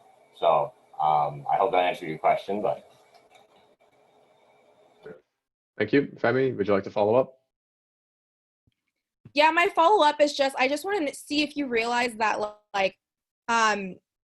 do you realize that the way things work right now have benefited you as you were on a slate and you were able to interview and be chosen to be on a slate? Because I know like right now the person who has answered my question is somebody who has benefited from that system that we have right now. So why would you be for changing it? Do you know what I mean? Like, do you understand that, like, again, my question has been answered, but like barely, because it's been answered by somebody who has benefited from this system? Why would you change a system that you've benefited from? So we're starting to approach into personal attack. Someone's background or who they are doesn't necessarily. It's not a personal attack. It's a simple fact. Like, he has benefited. Well, no, you're saying the opinion is not. Question, I would have the said opinion the is same something thing. because of who he is. Right. So let's try to keep it on the argument, and it's got to be a follow-up. It's a real follow-up. Never mind. Then you could just go to someone else. All right. That is your right. Liam, you have a question. Yeah. So obviously with the conversation going on, it's making me wonder a little bit about like etiquette, right? So like, what are some ways that we can mitigate cyberbullying? Sorry, did you say cyberbullying? Yeah, like in the election, because it's all online, right? Okay, yeah. So I see where you're going. Okay, cyberbullying in the election. Sure, okay. Yeah, would you like to direct that to someone in specific, like Alexa, or would you like Alexa, to? if you guys had like a plan for that. Sure, Alexa, would you like to respond? Yeah, absolutely. Thank you for your question, Liam. And this is a topic that the elections team and I will take uttermost seriously, especially with the aggressive nature of social media and the prevalence that it plays in our role today. So I think this is a very, very important topic to discuss. And any kind of means of slandering or negative talking about another slate or a candidate or any member kind of involved in this whole elections process will not be tolerated. And when it is brought to our attention, or whether we see it ourselves, I can promise you that it will be taken and evaluated under the most serious kind of circumstances and dealt with accordingly. And that is something that is in our electoral code that you will be able to see and outlined in our social media guidelines. That's our biggest header because, and yeah, I hope that addresses the question there. Yeah, it's great. You know, like a lot of us just want to have fair elections. Yeah. Okay, so do you have a follow-up? Nope, you're good? Okay. Matt Gagne, you're up next. So this conversation's been going around in circles for a while. I've been on the other side. I've ran as an independent. There are clear issues, but talking about asking the same questions over and over again and expecting a different answer is not going to solve that. So unless someone's going to motion tonight to ban slates, then I motion to move to vote. All right, and that is your right. This will now go to the council. Motion to move to vote. All in favor? And therefore ending the question period, obviously, but all in favor?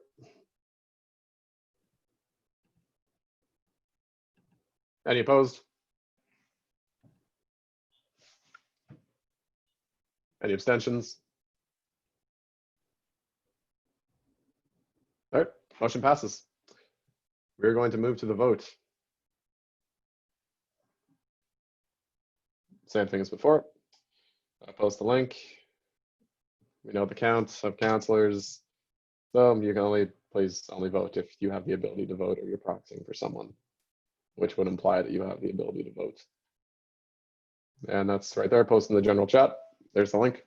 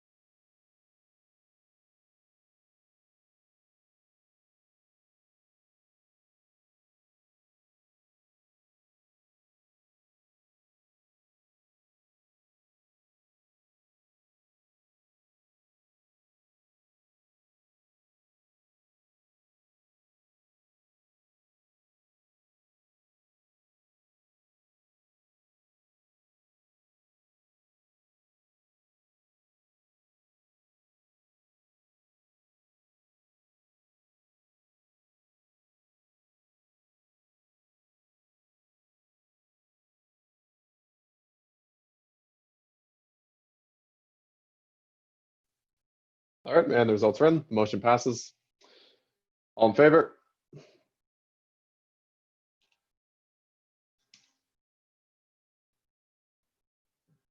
Any opposed? Any abstentions? All right, motion passes. Motion to destroy ballots. All in favor?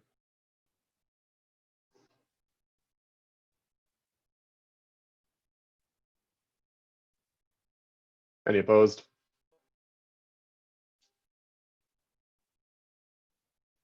Any abstentions? All right, motion passes. We're going to move on to the next motion of the night. which I believe, if I'm in the right place, should be the motion to strike the abstain ballot option. Good. All right. Motion to strike the abstain ballot option for the 2021 CUSA elections. Preamble, whereas the 2021 CUSA elections writ has been brought to council, whereas the abstain ballot option is redundant of the no confidence ballot, whereas to make the ballot more efficient and so as to avoid confusion for students voting. Information transfer, be it resolved that CUSA Council move to strike the abstention option from the 2021 CUSA elections ballot. Be it further resolved that this be a permanent measure unless otherwise put under review in future CUSA Council sessions. It's been moved by Pierce Birch of FAS and seconded by Cameron Davis of FED. Pierce, would you like to motivate? Yes, I would love to. Can you all hear me okay? Yeah? Yep, you're clear. Awesome. So yeah, basically I just looked at the ballot for the CUSA elections and saw that there were two options doing the same thing in terms of people voting in the election. And I thought that it was kind of redundant to have both on the on the ballot if people are still going to vote for either not in favor of any of the candidates currently on the ballot, or they're just going to skip the vote. Because abstain, the definition of abstain literally means to not partake in the vote, which we do here in council. Everybody knows this, right? So I was just quite confused why abstain was still on the ballot if there was also a no confidence, which would be not in favor of any of the candidates on the ballot. So yeah, I'm open to questions if you guys have anything. I just thought that it was kind of redundant to have this. I felt like it was splitting a lot of the vote and confusing students that were voting in the election, even though they weren't technically voting, because abstain would mean to not vote in that department. So yeah. All right, thank you. We're going to open up the floor to questions. And I think I already see one. Nathaniel Black, do you have a question? I do, Mr. Chair, thank you. My question is for the overseers of the election, the CEO. To my understanding, the abstain choice is for each individual row of the ranked ballot for each individual, for example, vice presidency, and the non-confidence option, if I'm understanding correctly, is for the entire ballot in total. So my follow-up question will follow up to that, but can you just answer yes or no to that characterization? Sure, that was for the CEO. Yes. Mm-hmm. Chief Electoral Officer, would you like to respond? Sorry, just unmuting there. Yes, Okay. from my understanding, yes, that is how it works. Okay, and yep, your follow-up for that question. So wouldn't this simply be more of the same in terms of this slate mentality? Either you can vote for candidates or you cannot vote at all. Like that's what you're by eliminating this row by row abstention option, you're basically telling people, or whomever proposed this motion is basically telling people, you know what, you can vote for us, our slate all across the ballot, or none at all. So is that a good characterization, would you say? Point of information, Ryan. Yep, how about it? Actually, the no confidence and abstain option are on every single like individual candidate. So it's not like if you hit no confidence, it's for everything. It does go by position. Every position has candidate 1, candidate 2, abstain, and no confidence. Mr. Chair, I wish to reclaim Nathaniel, my would you like to? question. Okay. Yeah. Okay. Great. So just withdrawing on that and just asking a new question. So if that's the case, then why alter the ballot? Why not give students the two choices that they currently have in order to ensure fairness? Sure, Alexa, would you like to respond? Nathaniel, I definitely appreciate your question. This motion is something that was not brought up to myself or the DOs. This is the first time that we are seeing it right here. So we have not had time to process this information. It was not us to bring it up. So unfortunately, I cannot properly address your question at this time. Thank you. Okay. Ryan, is there any way I could respond a little to that or no? Not technically, no. If you have a point of information, you can raise that. If you'd like to clarify something, if something is incorrect, for instance. It's not And necessarily. you can think about it if you'd like. Yeah. to. Okay. Give me a few, and I might be able to get back to you. Sure. Travis, I see your hand up. Do you have a question? Yes. Do I need to form it in the form of a question? Is that a requirement? Ideally, it would be a question. You can also raise a point of information. As we just saw Okay. Jacob Howell do, if you'd like to clarify something that you know to be true.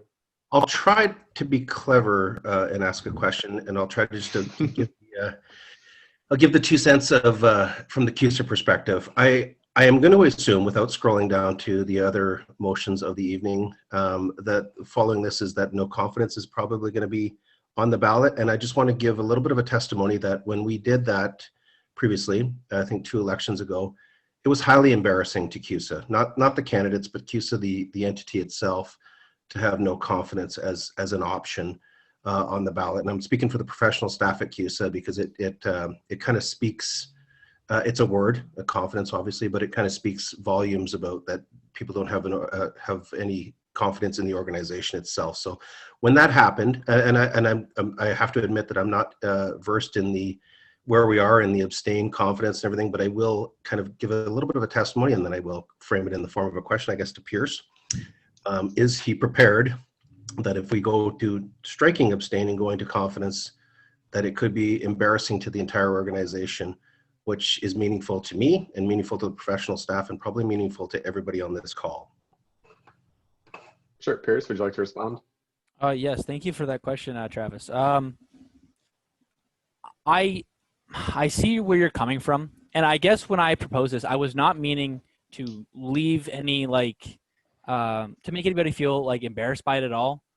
If it's the same, I just want to get rid of one of the options because I feel like currently it is splitting the vote when it comes to not approving of the candidates on the ballot. It's not of CUSA as a whole. This is my 2nd year as counselor. I will be running for re-election as counselor come January again, just like everybody else. I intend to try to keep up that and be a good member of this council. But I just feel currently as it is, it's splitting the vote. And I just don't understand why, if you're voting in an election, why you are abstaining and technically not voting on one of the options, either a candidate or not wanting either one of those candidates. If you feel as you are not confident enough that either one of those candidates will seriously carry out your vision for this school, you should have the option to say, I'm not, they should not be able to come, and they don't. And that's why we have the no confidence, but abstain just means you're not voting. So there's got to be some clarification when it comes to that side of the ballot. It just doesn't make sense to me. If anybody wants to clarify me on that, I'm just confused on that sense. I have no disrespect towards how it feels for the administration to get no confidence. Absolutely not. That's not how it should be looked at. I'm just a little confused on that sense. Okay. Okay. So Travis, you're allowed to respond to that. You're allowed to ask a follow-up question that's related to that question. Yep. Absolutely. And I appreciate that, Pearson. I'm glad that you've got the vote of confidence for CUSA and that you respect the staff, which is an important part of it. I mean, we don't always think of kind of the people who work full-time who see year after year great student leaders come through, but we want to take care of the brand, to be honest, and we want it to always we always want people to feel that they're getting quality and out of CUSA. So I guess I think without scrolling through, like I said again, that no confidence is going to come in. And I guess my question is to why have something at all? I mean, why have abstain or have confidence at all? Because kind of, I mean, I'm older than all of you, and I've gone through elections, and I've had to plug my nose going to elections sometime. And I think in the United States, we just saw that many people had to, they didn't have the greatest choice, but they didn't have abstain. They didn't have no confidence. It kind of doesn't seem like a democratic thing, that why would we have that? I mean, we have the ability in Canada to reject our ballots, just hand it back and say, I don't believe in these candidates, which I don't know the actual logistics of the programming around how the ballots are delivered to all the undergraduates and whether they can actually just not fill it out and then hit the submit button. And that's kind of like that's kind of actually just a rejection of the ballot. But why actually have abstain or confidence on there at all? Why not just actually say, here are our candidates, pick the one that you like the most, or the one that you can tolerate the most, as sad as that sounds for democracy. And I guess this question is for Pierce as well. Yep, sure. Pierce, would you like to respond to that? I feel like this kind of comes back and ties in with what we were talking about previously and slates. It's just a matter of the fact is that as an entire slate, you can obviously get more people to vote for you just based off of social capital, like we were talking about before. But the thing is that if you were to say like you don't like the slate, but you also don't like the person that's trying to oppose them, then what are you to do? You're to vote abstain or no confidence. And I think that's why they have it, but I'm kind of with you. I don't see the reason of having it. I think I can only satisfy one group of people here if we pass a motion like this. And I'd rather have it where both sides kind of get what they want, where they still, where one side can say that they do not like the candidates for this election season, but still not only have just the two candidates to elect from and splitting the vote even further, because I feel like they should at least have that option. But yeah, that's just my 2 cents on it. I kind of feel as if, yeah, you're right. Like we probably should just have the candidates to vote for as we do in the Canadian election and most elections in at the democratic world. But yeah, that's kind of where I stand. Okay. Thank you, Pierce. Okay. Thank you. All right. Greg, you're up next. Do you have a question? Yeah, so this question is for Travis, and just a general question relating back to what you said to Pierce. I was under the impression that CUSA, like the brand itself, is for the students. It's supposed to represent the students of Carleton, because without the students, there would be no CUSA. So why would you want students to be forced to vote for a candidate they don't believe in, especially given the history of low vote turnout? I don't understand why you would say that there shouldn't be an abstain or no confidence vote, because it's embarrassing. If students don't believe in the leaders of the organization, then I think that says something, and I just don't understand why you wouldn't want them to have that option.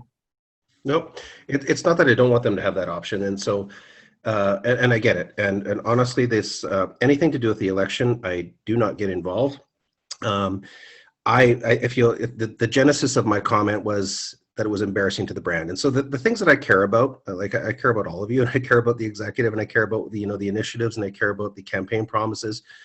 But at the end of it, you all graduate and you all move on, and we're left with the CUSA brand. And when people feel horrible about the CUSA brand, which they do when they're chased in the tunnel, by the way, during the campaign, and people post on Reddit and they say, oh, I wish CUSA wouldn't chase me. And I'm like, CUSA didn't chase you. A candidate chased you that wants to be part of CUSA, right? So the origin of my comments is that the CUSA brand suffers when we have ugly elections. And so we need to have good elections, good transparent elections. And I think Alexa and her team have done a really good job in very difficult times to put forth something that, to try to have a transparent election in what honestly is a colossal unknown.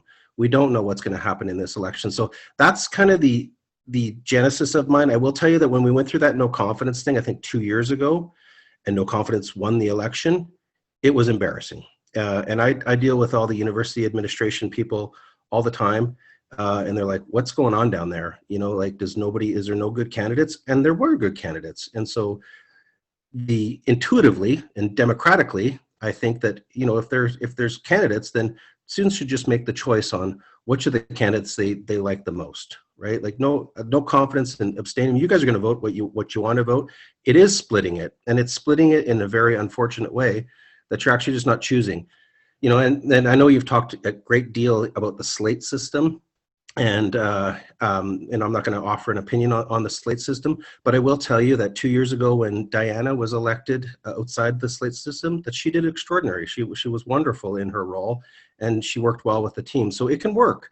It can happen that somebody can get elected, and it can happen that we can actually be proficient and we can be efficient when somebody gets elected outside it. So I understand what you're saying. I don't want to get into the politics of CUSA elections. I don't want to, this is ultimately abstain or confidence is ultimately up to you. I will just tell you that as an organization in general, we'd prefer it to be a little cleaner and a little bit more distinct. Thank you, Greg. Thank you. Greg, I think you're allowed to follow up for that, if I'm not mistaken. Have you done follow-up? No follow-up. Okay. Okay. Perfect. Okay. And again, if you don't have a question, just put your hand down. And, next up is Osman. Osman, you have a question? Yeah, so I'm gonna word it as a question essentially.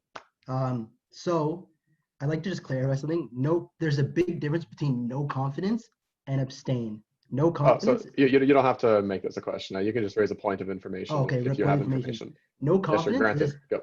Thank you. No confidence is essentially a vote claiming that a student has no confidence in any of the candidates.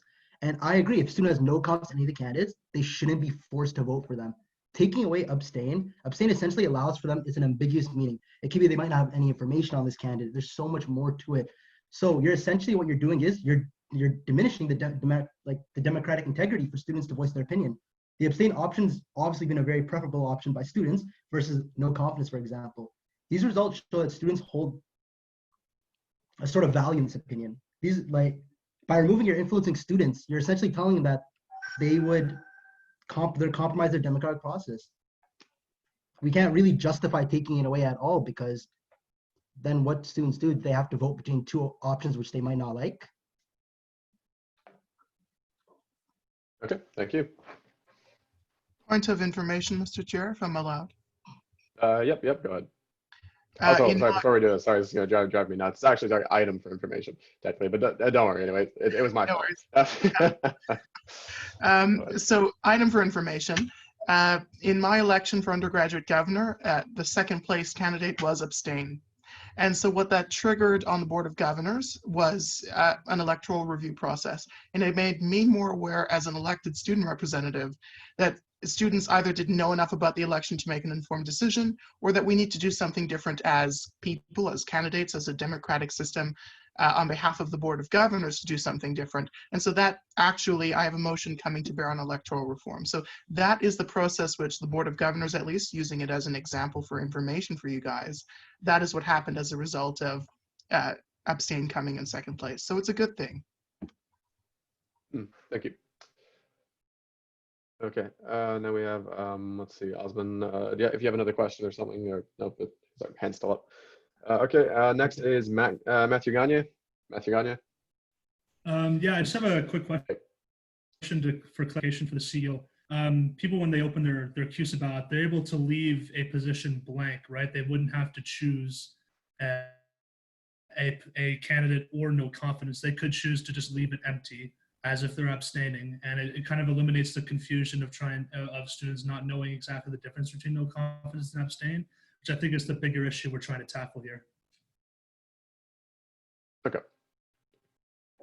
Okay, and we're going to loop back to the top. Osman, do you have another question? Oh, no, you're good. Okay. Nathaniel Black, do you have another question?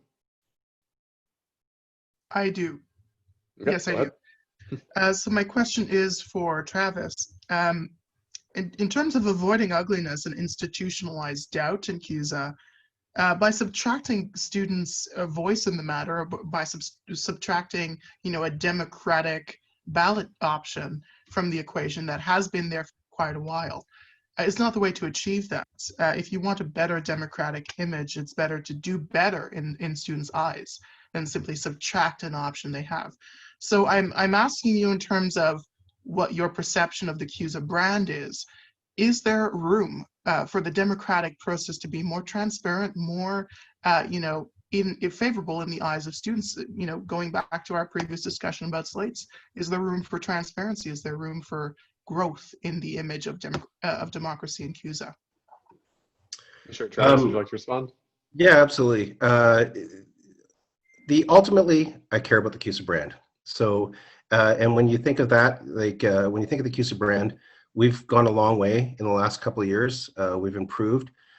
And I'm for anything that actually improves the CUSA brand. I'm not going to comment on the election or not. I think I've probably gone a little bit deeper than I probably should. I just wanted to say at the onset that we were embarrassed by the no confidence, and I wanted it to be a reflection of the internal staff and the feedback I get from the university, because I do talk to somebody in the university probably about 2 or 3 times a week, and it's better. We're all better when we're actually being cooperative and we're having good, clean, decisive elections. And definitely when we're better when we're not getting national attention, because we have in the last 20 years about 2 or 3 times we've got national attentions for the wrong reasons. So I don't know the answer to your question, Nathaniel, because I don't actually know too much about the electoral code, and Alexa clearly does, because she's done a great job, I think, presenting that tonight under tough circumstances. I would say the healthiest thing for this group to do is to talk about this when it's not an election time, to actually bring this up when it's like in the summertime. Have a good, healthy discussion about, is our election the best? How does it compare to other universities? My entire conversation, or my entire comments were entirely about the no confidence, and that was a bit embarrassing, and it was a bit kind of hard for us to navigate through as a team with the university. At the end of it all, I mean, it is what it is. I mean, if not every election is pretty, but so I don't know, Nathaniel. I haven't answered entirely your question. I don't know if there is electoral reform that needs to be done. I do need that. I just beg of you all to have a nice, good, clean election, and may the best person win, right? Mr. Chair, my follow-up. Yes, just a very short one. Is still on the topic of the image of the democratic process. My follow-up is directed to and this is a pointed question, but I think it's on topic. You get to decide that, Mr. Chair. Sure. Telling students that a way for, particularly telling marginalized students, that a way in to CUSA is through participating in a broken system. Is that positive for the image of the democratic process? Telling marginalized students that, hey, if I can participate in a broken system, why can't you? So that would have to actually be related to the motion that's at hand right now, just specifically removing the abstain. Okay, well, in terms of, yeah, so relating that back into the abstention, that contributes to the sense of unease, that contributes to people wanting to abstain. When marginalized students can only get in when they need to participate in a broken system, and when execs like you are telling them that, or through the chair, I'm making this directed comment, that leads them to abstain. So that ties into the abstention and the image of democracy. Is that a question for me, Nathaniel? No, that was for Tina. Oh, okay. Sure, Tina, would you like to do a quick response to that? Yes, sir, I don't think I'm understanding your question too well. Can you reword it for me, Nathaniel? Yes, as per your previous comments, in relation to the abstention vote, the democratic image of CUSA is telling marginalized students that if you can participate in a broken system, why can't they? And that's their only way in. How is that positive, and how will that decrease abstentions? That doesn't. Yeah, I don't. That doesn't really relate to the motion. It's got to be abstain. It's got to be related to specifically taking abstain off. Okay, well then I withdraw, Mr. Chair. Thank you. Okay. Next up is Matt Gagne. My bad, left my hand up. It's all good. Jordan, do you have a question? I do, yes. I apologize. Do you have speaking rights? That's a very good question. I'll ask. You're a counselor? Chair. I'm not a chair, or I'm not a counselor, actually. Proxy? Not a proxy, actually. Motion to grant Jordan speaking rights. All in favor? Any opposed? Any abstentions? All right, motion passes. Go ahead. Thank you to the body for allowing me to speak on this. As a student who's incredibly vested in, campus politics and CUSA elections, I do want to be clear, I have voted no confidence in the past, but I've also voted abstain, and I do recognize that there's a significant difference in the two. I believe that a lot of this motion is based on the false premise that there's a false comparison that no confidence is almost the same as abstention. There's kind of two things I want to touch on this, specifically directed towards the author, but I leave it open to the floor to kind of answer. In terms of no confidence, the reason why a lot of students choose that, at least the reason why I've chosen that in the past as an independent student, is that it's true. I have no confidence in a lot of the operations that CUSA has done based on the, platforms that the candidates have put forth. I just don't see that a lot of viable options are being presented to me as a voter. So to hear from the CUSA administration that, this is an embarrassing thing for the organization, the administration to receive is a vote of no confidence. It's true. It should be embarrassing though. And the fact is that you should not be asking voters to settle on a particular candidate just because, there's no other option for them to abstain or to vote no confidence. Abstain, on the other hand, is also a very powerful tool. Again, it shows So that the just to make administration. sure, we are going to be getting to a question, correct? Yes, I will be Okay. bringing this to a question. Abstain is also a powerful tool, and it shows that the CUSA Elections Office has not provided enough information about the candidates. So I do want to direct this towards the authors of the motion. Could you clarify more on what your belief is in the difference of no confidence versus abstain, and as well to open the floor kind of to the rest of the group? Why would you be in favor of removing this as an option on the ballot? Seeing as a lot of students have used it in the past, and it's a very powerful tool of students for expressing their viewpoints on a particular election. Pierce, I was directed at you. Would you like to respond? For sure. Thank you so much for that question. It's a great question. I was just simply, maybe this is just, I'm pointed in the wrong direction. Maybe that's the case. But in my eyes, or from what I've at least seen from election results in the past and what I've talked with from fellow students, is that maybe there's not enough education towards the election and what each option does, because right now, currently, they are used as the same. I know that they are different. I'm in student politics. I've been a part of many other things, so I know that they're different. But currently, what they're doing in the greater scheme of our election is being used as the same vote, right?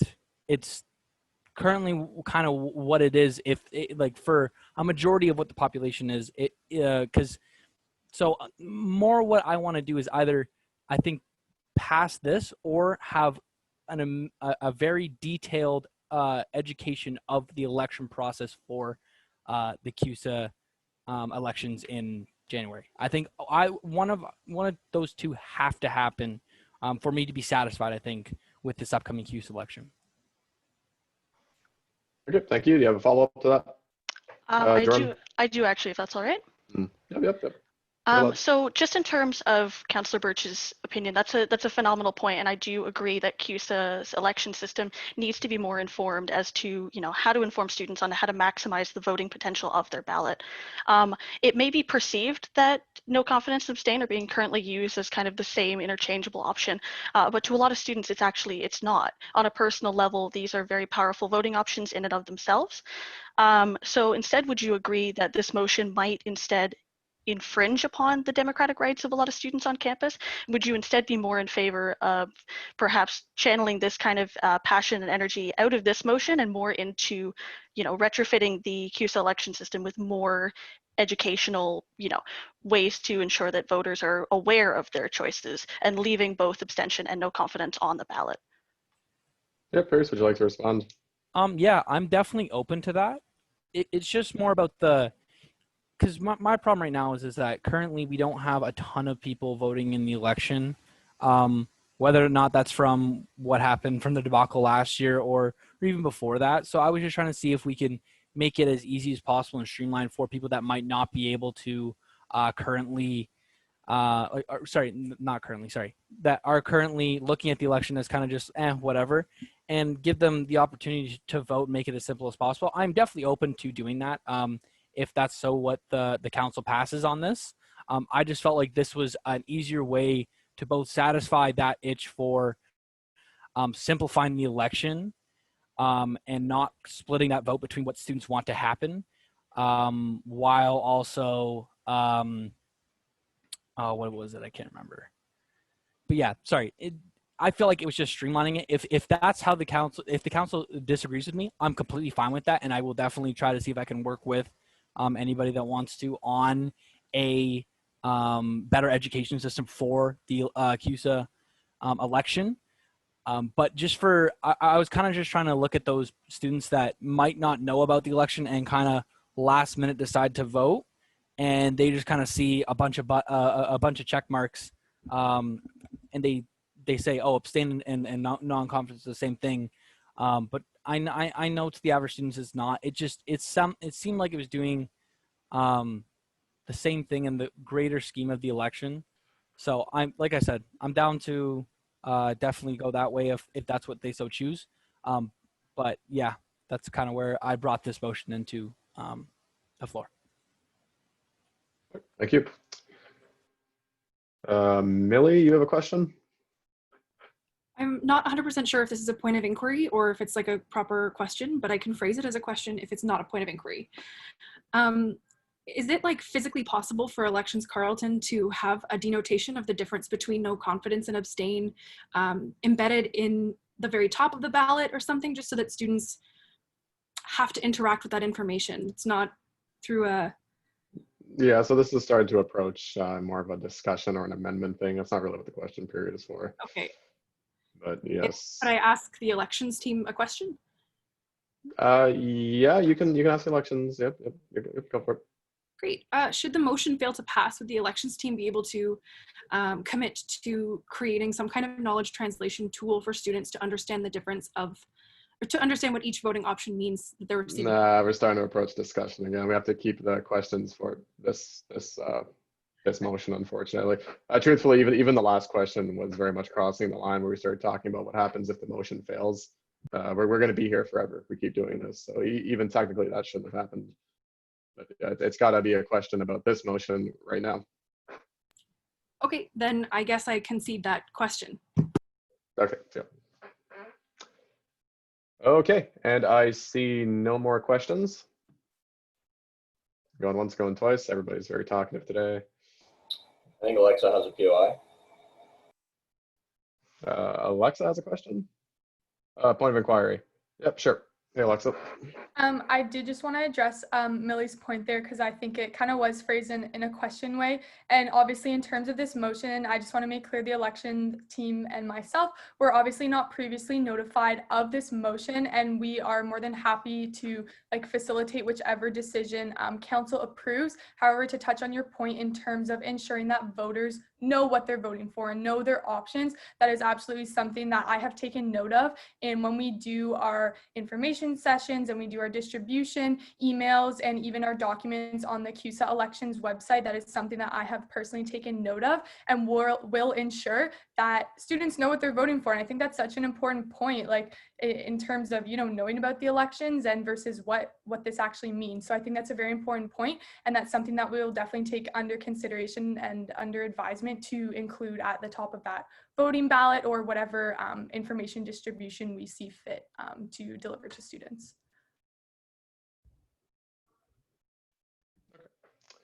All right. So in the future, let's not do that. The question wasn't asked. The question doesn't exist, and that's sort of the end of it.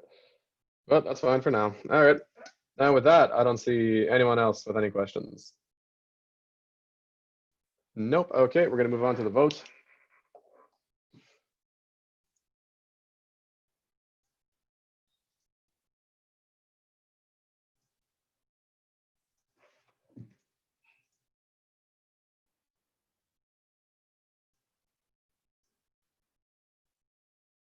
Give me a quick second here. Okay, it's been posted.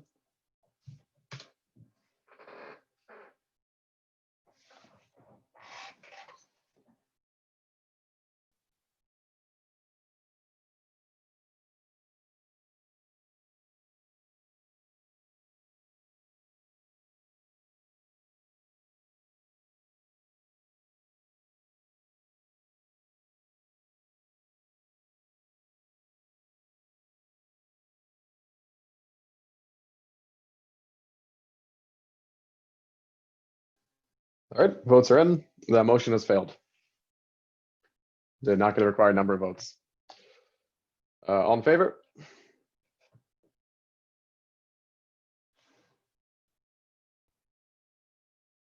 Any opposed? Any abstentions? Motion passes. Right, and motion to destroy ballot, all in favor?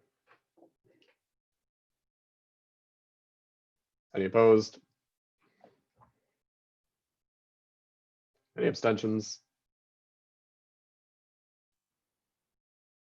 Motion passes. Okay. Emily went to vote and didn't get the chance. Did someone without voting rights vote on behalf of my accent? Nope, you should have been able to vote. What happened when you tried to vote? Like I went to vote and it said you said the voting was done. Sorry, my laptop's going off. Like, Oh, okay. reach the number, like. Yep. Okay. Yeah, we reached the vote count in that where it was a clear majority. Oh, okay, I see. Yeah, I wouldn't. It was not. Yeah. I'm good. Thank you. Yeah, if you're curious, we can talk about that after. But yeah. Okay. Okay, we're gonna move on to the next motion of the night.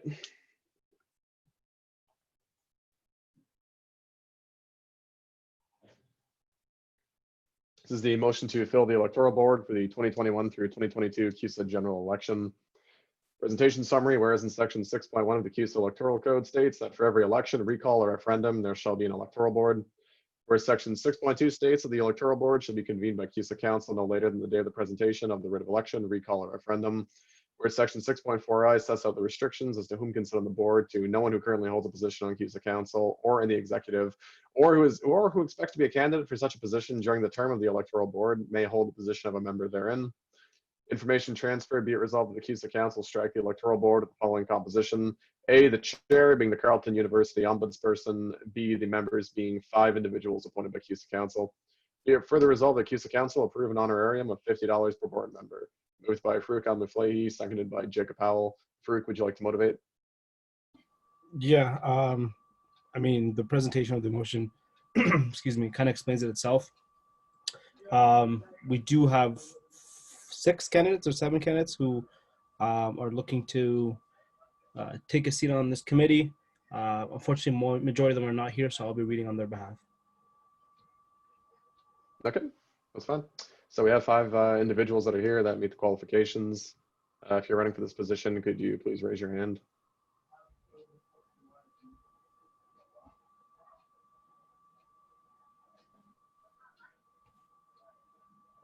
Or maybe nobody's here. You said you have some people to read off, right? Yeah. From emails? Sorry? Sorry, did I break up? I said you have some people that have emailed you for the position. Is it all 5? Yeah, 6 to be exact. Oh, okay, sure, yep. Okay, I'm gonna write down their names and then I'm gonna read out their spiels. Okay. So we got, oh, why can't I type? Naomi.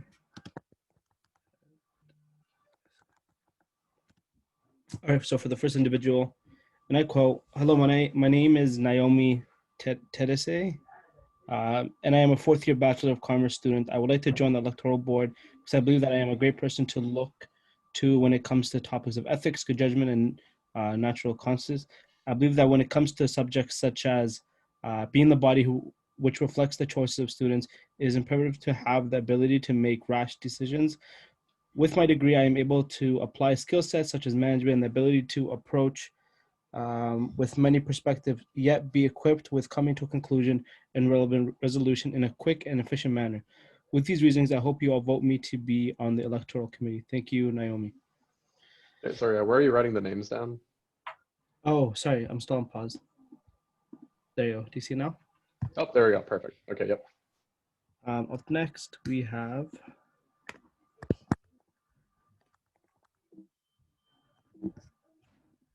Nathan Williams. All right, and I quote, "Hello, everyone. My name is Nathan Williams. I am a 3rd-year student in double honors law and political science program. I'd be a perfect candidate for this position as I take pride in myself in becoming someone that thinks problems through logically. I am someone who likes to analyze different matters and who isn't afraid to challenge ideas and share my own opinions respectfully. I believe that in order to be a part of this electoral board, it's important to sometimes agree to disagree while making sure I am being respectful of my fellow board members. I'm looking forward to having a voice within this committee, and I'm excited to see how the rest of the year and the next year will play out at Carleton University. All right, then we have Alex.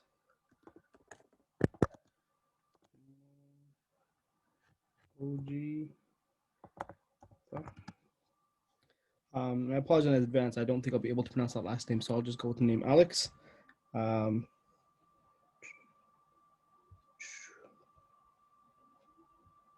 One sec. Hello, everyone. My name is Alex. I am a detail-oriented student currently enrolled in Criminology and Criminal Justice Honors Program. I have a great sense of judgment and the ability to make conscious decisions. I'm able to work within and out of teams to achieve a common goal and the ability to bring in new and creative ideas to the committee. I hope you take me into consideration. And then we have Olivia. And all right, and I quote, "Hey folks, I am Olivia. I use the pronouns she, her. I apologize I cannot give this speech myself as I am working this evening. I believe that I should be elected as an electoral board member as my second year PAPM student. I have two main skills that would make me a great asset. One, I have great attention to detail for policies, and I understand that policies are in place to hold us accountable, and I can ensure that I will effectively make decisions that align with the policies in place. Second, as a second year student, I would bring a fresh perspective towards these elections. I believe that with the first ever virtual elections coming up, it is essential to not have preconceived notions about the elections. In addition, I am impartial and will hold myself to that standard throughout this opportunity. Once again, my name is Olivia, and I hope that these skills can help you shape your perception of me as a prospective member of the electoral board and as a person. Thank you. All right, up next we have Gavin McNabb. And I quote, "Hi there, my name is Gavin, and I am a second year computer science student. It's important that during these elections that every student's voice is heard. CUSA is important as it represents the student body and people who are chosen to make decisions that will affect everyone. This is why the election process needs to be held fairly and promoted to ensure we get as many people as we can to vote. I want to make sure that during the CUSA elections, every student's voice is heard and address any issues to improve elections and future elections. I thank you for your time, and I wish you all the best during this exam season." And lastly, we have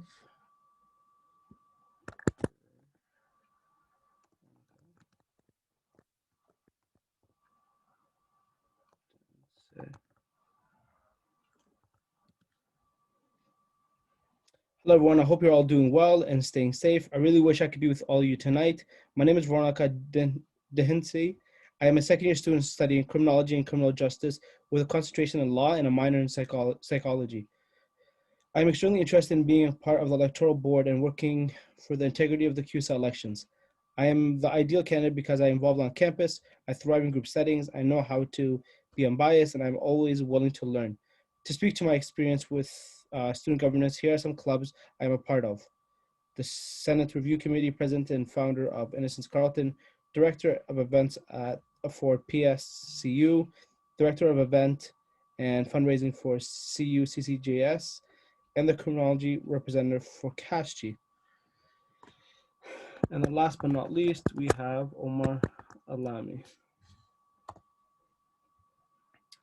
All right, and I quote, "Good evening, council and executives. Thank you in advance for your consideration. My name is Omar Alami. I'm in my final year as a public affairs major. I want to serve as an act. Okay. He wants to serve as a student at large for the elections committee because I am a staunch supporter for democratic foundations of our student union. In my capacity as a member, I would service the promotion impartially, as any concern in this committee is one which affects all students. I would also serve the promotion and service the promotions of representation, since we need to safeguard against the underrepresentation of marginalized communities within our union. I think my past experience within CUSA as a volunteer, counselor, and member of the constitutional committee can help inform any development which comes under the discretion of the committee. Again, thank you for your time.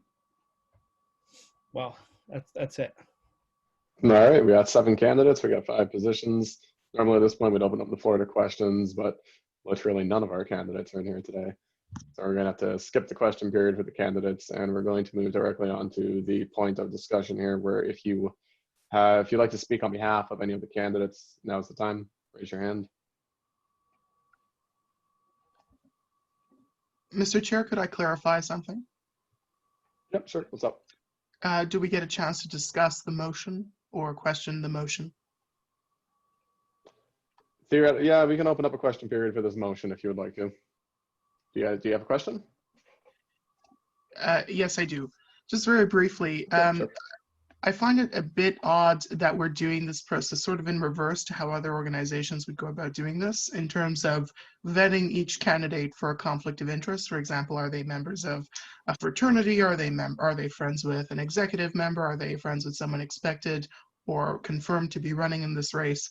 If those questions remain unanswered, I really don't see how council can make an informed decision about this. So I assume I'd like to get the answer from one of the CEOs of the election. Alexa, would you like to respond to that?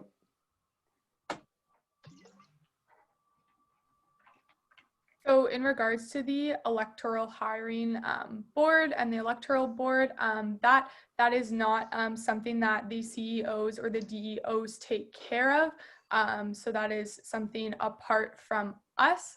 So unfortunately, I don't have any further comments about that. No further question, Mr. Okay. Chair.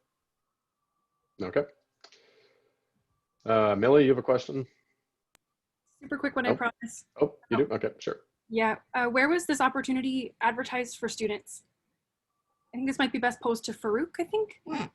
Sure. Yeah. Farouk, would you like to respond? Yeah, I can answer. So this was actually struck a couple months ago. We did have it on the site. I did advertise my personal Instagram, and I know some of the execs shared it as well in the CUSA. Honestly, it's been a struggle trying to find a lot of students. We just didn't get anyone come back. Again, it's been up for 2 months.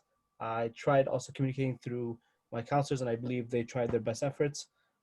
So to answer your question, it's been up, it's been advertised. Just this year, unfortunately, we just didn't have a lot of students stepping up and showing interest. Thank you. Just to clarify for anyone who's confused, this was struck already. To point of CUSA Council, we strike boards, committees are struck, and all that. That is also a huge part of the communication process. Yes. Greg, you have a question? Yeah, just really quickly for Farouk, was this advertised on like the official CUSA Instagram or just on like the execs accounts? So when we first struck it, it was advertised along with a couple other committees that have been filled already. And yeah, that answers your question. It's been on there. Thank you. Greg, you have a follow-up? Okay, no, okay. Nathaniel, you have another question? Very briefly for Farouk, the fact that this was obviously not advertised to the fullest extent for such an important board is concerning to me personally. So I was wondering if you can address the concern of how the council and how students in general can have any confidence This is in an unverifiable claim. Okay.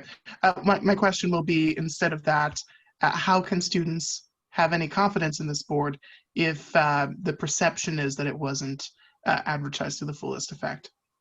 Sure. Farouk, would you like to respond? Yeah. Again, Nathaniel, we try to communicate it and advertise it to the best of our abilities. With that being said, having a university with 30,000 students, it's very difficult to reach out to every single student.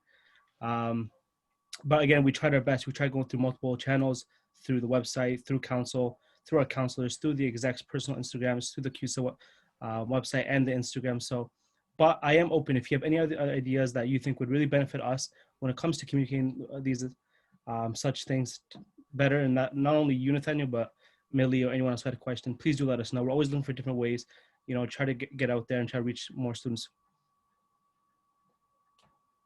Okay, I see no further questions. Is there anyone that would like to speak on behalf of any of the candidates?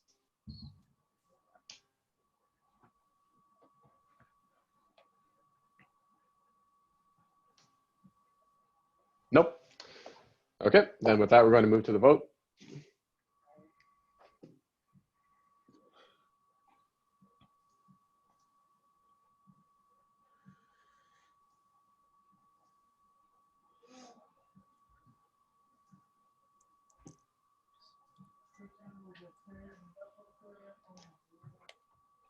All right, vote's been posted. And it looks like it's broken. Hold up a second. Sorry about that, folks. Sometimes it's gonna happen.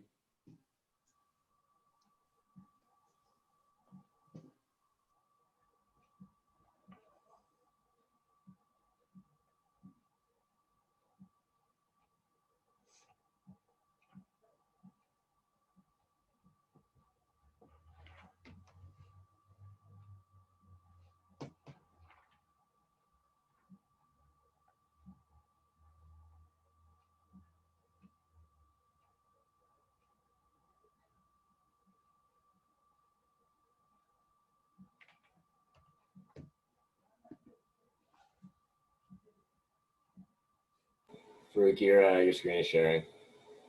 Oh, so my apologies. Yeah, it's fine. Sorry, can I get that last name of the candidate again there? Omar Lamy. Thank you, Omar. Thank you.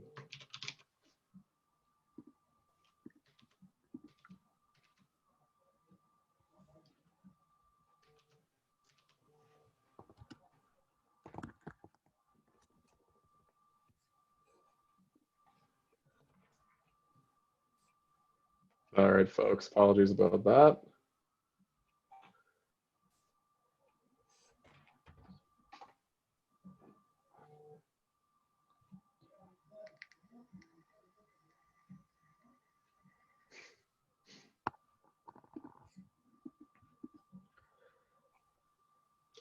Looks like a lot of people voted on that already without anything in there. Okay. Yeah, that's one of them. All right. Hold on a quick sec.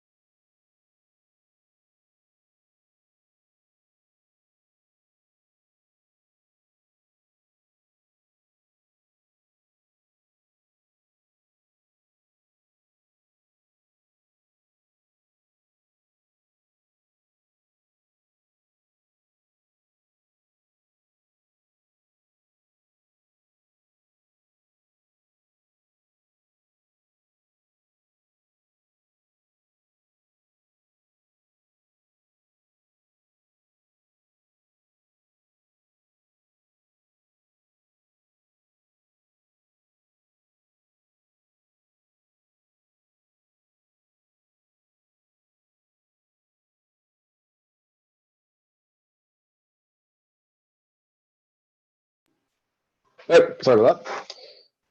If there was going to be a survey that would go wrong and be the biggest one, of course. But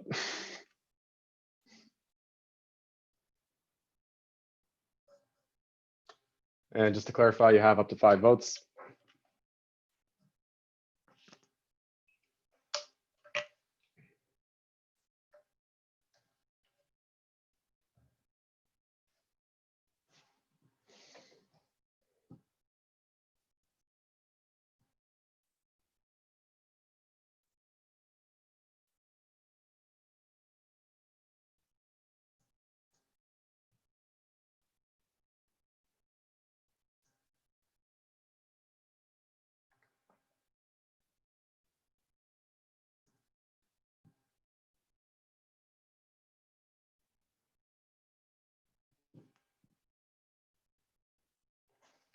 I know it's been long so far, but if we can just get everybody to vote.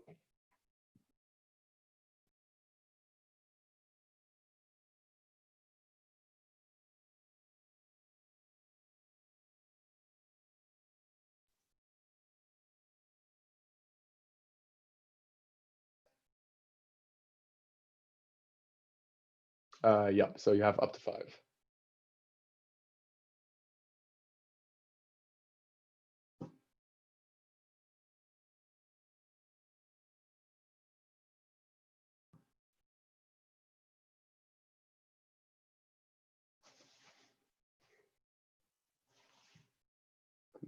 Okay, we seem to be getting some people saying that they're having some problems with the, what is going on? Let's see. If I can just shed some light on that, I think it's just what's happening is because you're only allowed making 5 selections. If you select abstain for those other 2 or more selections, you've made 7 selections and it won't accept your answer. So just like unclick 2 abstains. Oh, yes. Sorry, that's a limitation of SurveyMonkey as far as I can tell. Yeah. So yeah, sorry, it's not when you're going down the columns, it's not one or the other. It's not yes, no, yes, no, yes, no, and you get 5 yeses. That you literally have 5 votes.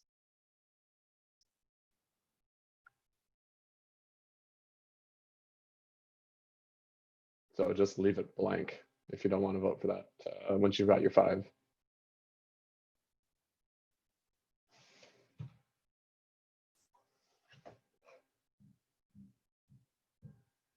Is anybody still having issues?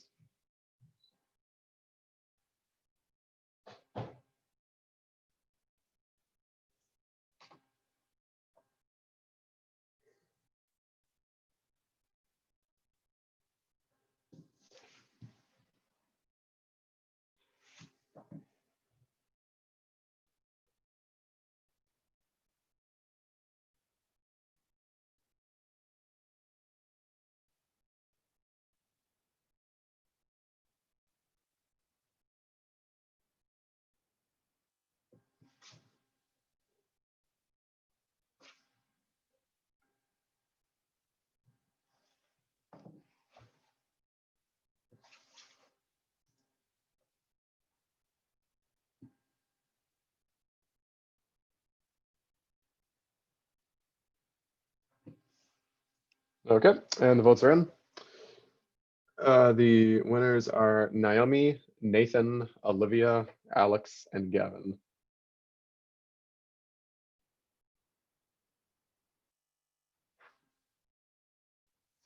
If that's clear. Yep. Naomi, Nathan, yep. Olivia, Alex, and Gavin. Yep. Perfect. All right, all in favor?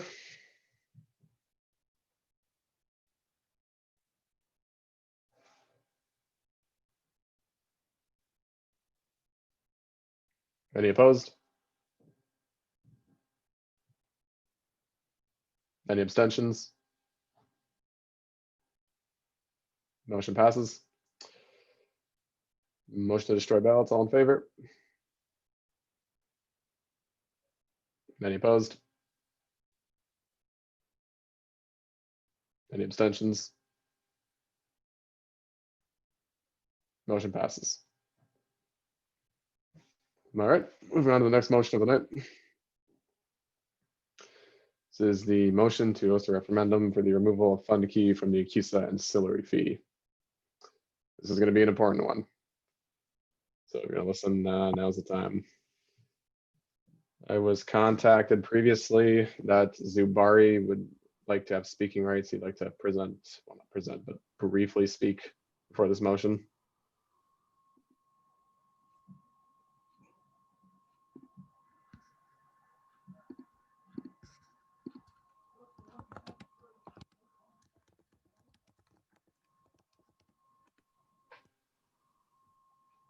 Farouk, you can motion.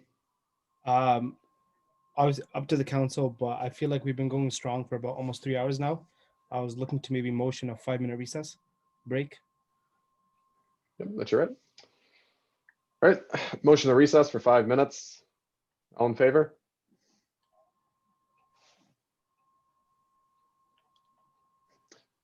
Any opposed?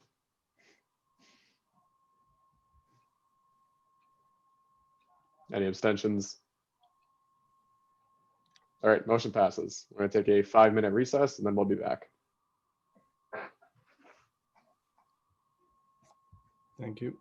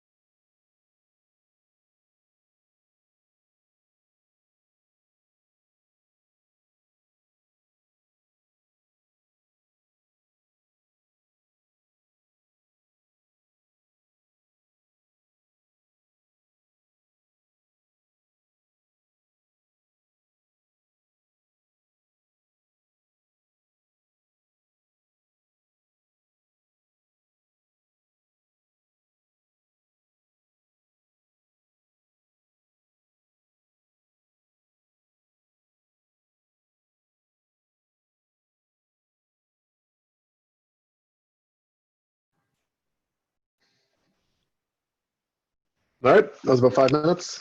A little bit more than 5 minutes, my apologies. But is everyone back? Well, if you're not here, I don't know what you're supposed to say to that. So, the exec's back or the counselor's back. Can I get a hands up? Actually, can someone do the little raise hand thing if I'm you're here, here? So we Ryan. know that. I'm here. That's good. That's good. I was getting scared, but 1, 2, 3. Okay, I see we've got 6 people. What is it? Oh, okay. Yeah, just leave the hands up if you're back.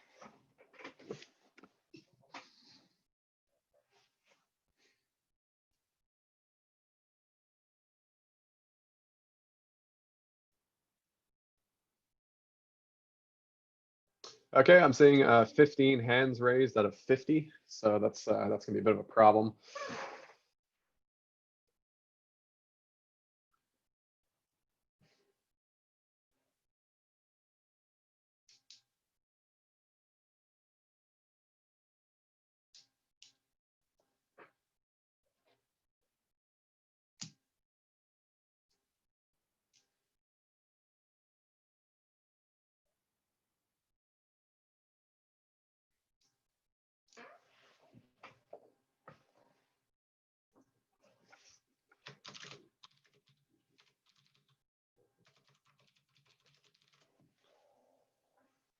All right, what are we at now?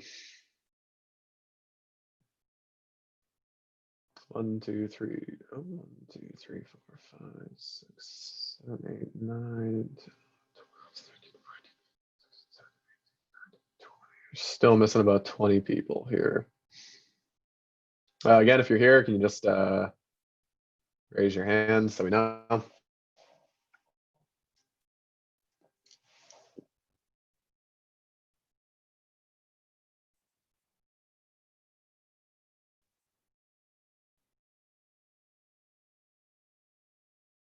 Okay, I think almost everyone left is not a counselor. They seem to be students at large, I think, down here. All right. If we do have any counselors that are still not here by the time we get to vote, they're gonna have to be kicked out of the meeting. But with that, we have to get going. And everyone's just loving the odds. Alrighty. So thank you everybody for putting up your hands there.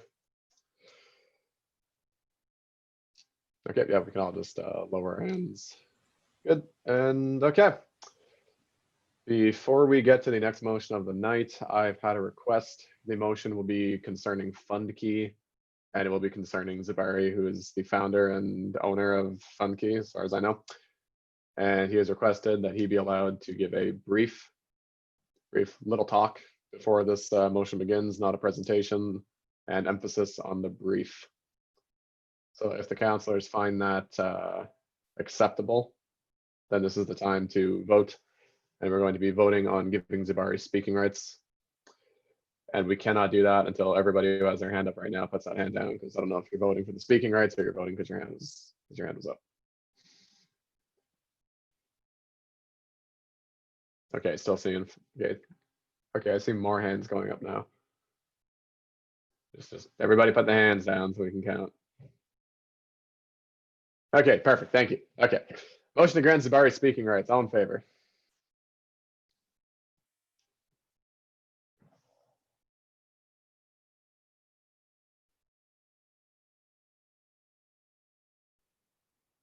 All right, and that is a majority. Any opposed?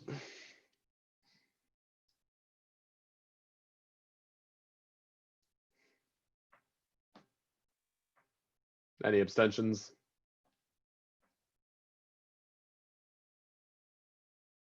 All right, motion passes. Zabari, you have speaking rights. I'm going to stress on the short. Thank you. Would you like me to time it? I can use a stopwatch. No, just to make sure. it's fine. It's fine. Just short. Keep it under 2 minutes, whatever. Okay. All right. So hi everyone. I just want to say that I'm grateful to be here, and I just want to give some context as to why I'm grateful to be here, and just give you an understanding as why FundKey started. So a couple of years ago, I was homeless, and I didn't really have access to education. I didn't have snowball chance in hell. It was really difficult, and I was thankful to have 10 to 13 people who saw that I was struggling, who saw that I couldn't spend an extra 10 or 20 hours looking for a list of scholarships. I didn't know how to write them. These people helped me for months, and that's what got me here at Carleton. And so my story, I think it's a miracle, and that's why I wanted to help other students as well. So the reason why this referendum started was because sometimes it can be very costly for a student to get access to these services, sometimes upwards of $1,200 specifically for the grant editing. Now, I do want to say that I just want to give some context as to why we're here. Now, we were really happy to see that we did pass this referendum. It was the highest voter turnout in the past 2 or 3 years.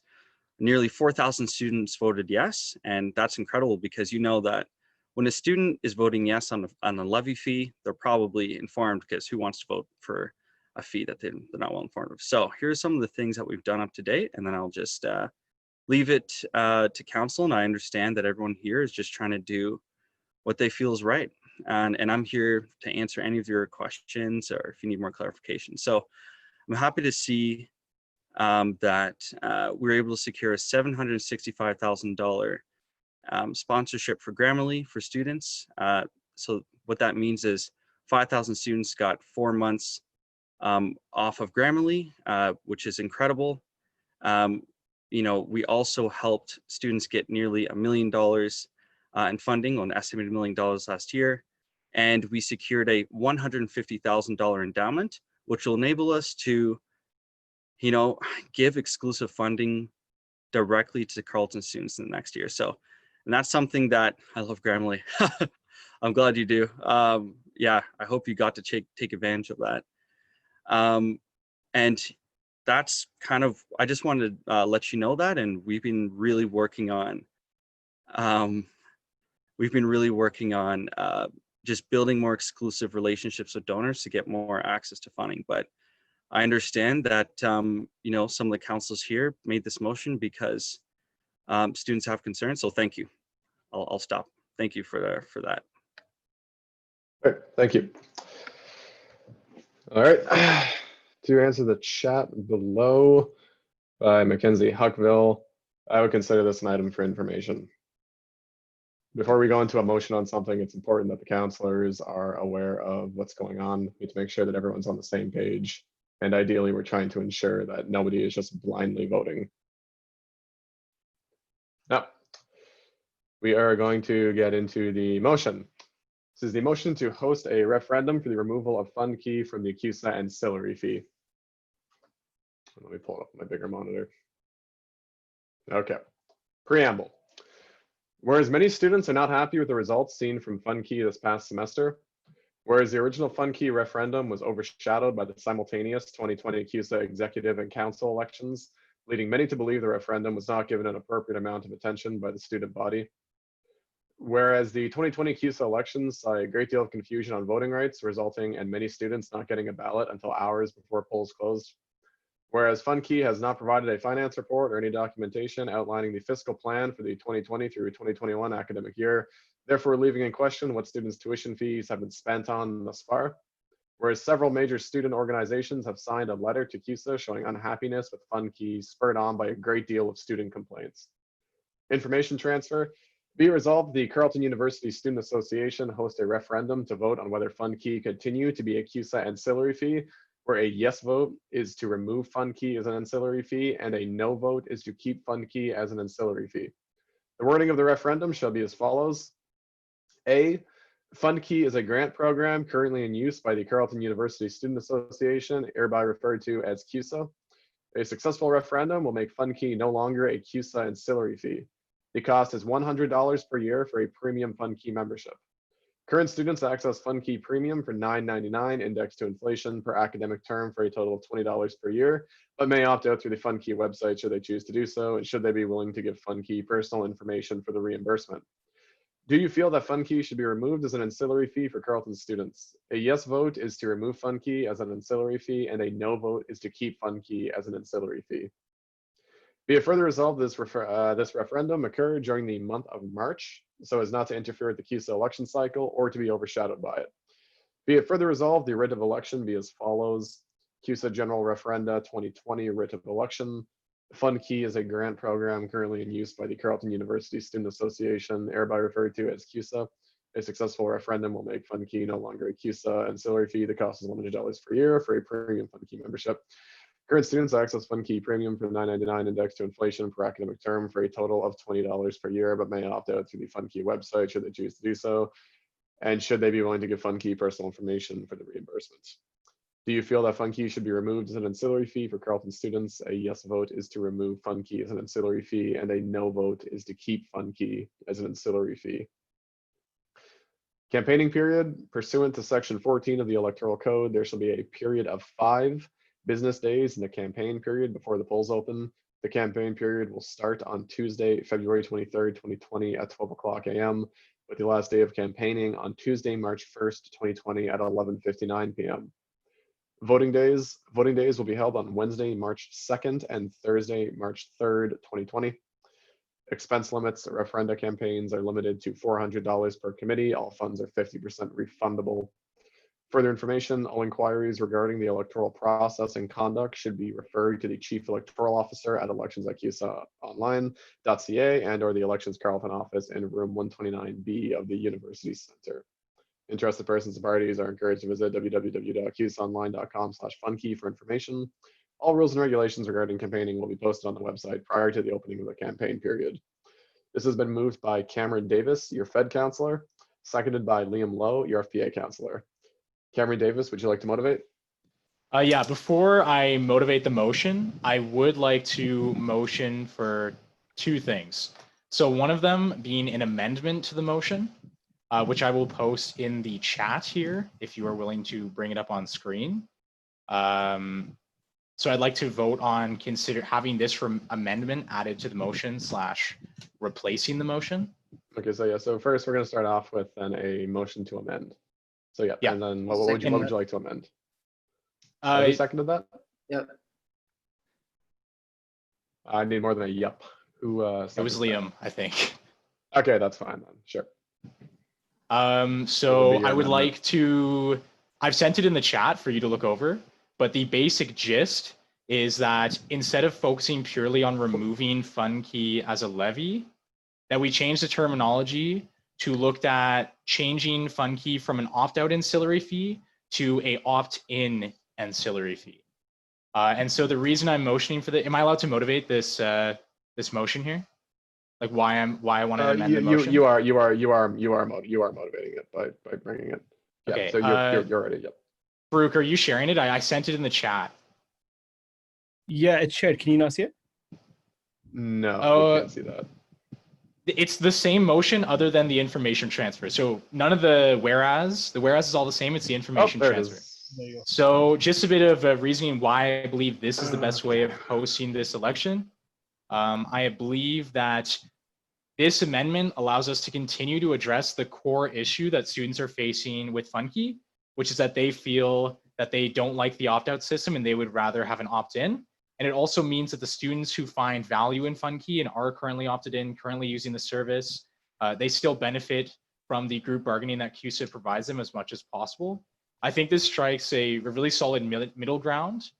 We give Fund Key the opportunity to continue to benefit students, and it also ensure that students who are paying into Fund Key are truly the students who see its value.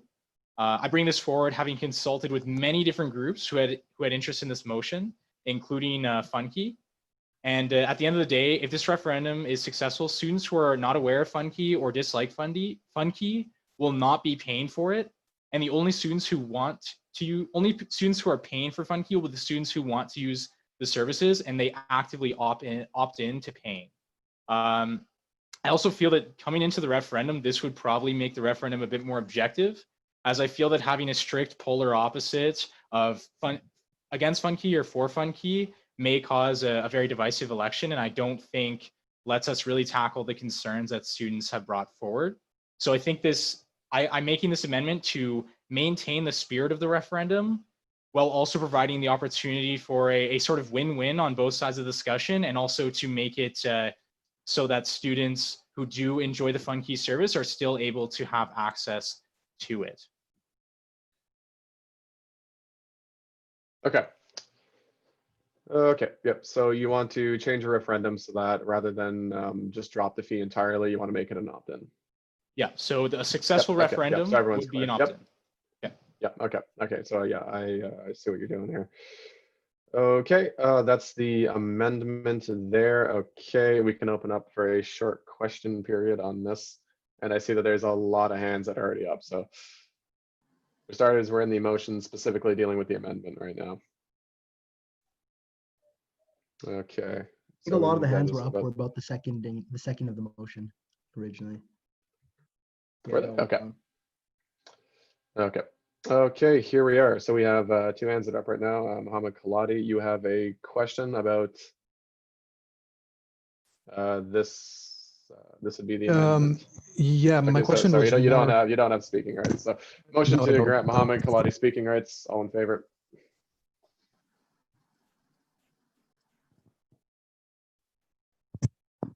All right, any opposed? Any abstentions? Motion passes. Mohammed, you have speaking rights. You may ask a question. Yeah, hello. My question was not related to the actual referendum. It was specifically about the funky service. So I'm not really sure if it's the proper time for me to ask. Oh no, sorry. So we're in a motion right now. As weird as that is, Exactly. this is the motion just Exactly, referring yeah. to changing the wording of the one. So we're not voting on passing or not passing this motion. This is specifically about changing it to what you're seeing on the screen right now. Yeah, no, I'm good. So the question must pertain to switching this amendment from straight out canceling I can see it. to switching it around to an opt-in. Yes. Okay. Okay. Yeah, Okay, I can I see see the no question. I see no questions on this amendment then. Okay, with no questions on the amendment, it will go to a vote. No, okay, it will go to a vote. So again, to clarify what we, Matt Gagne, do you have a question? Nope, okay. Okay, so just to clarify, make sure everyone's on the same page. All that's going on is this motion is being changed around. Originally, the motion said we're going to cancel the ancillary fee. Now it's being switched around to it will be an opt-in by default. Okay. So with that, we're going to have to move to a vote. And I will have to make this, so give me a quick second here.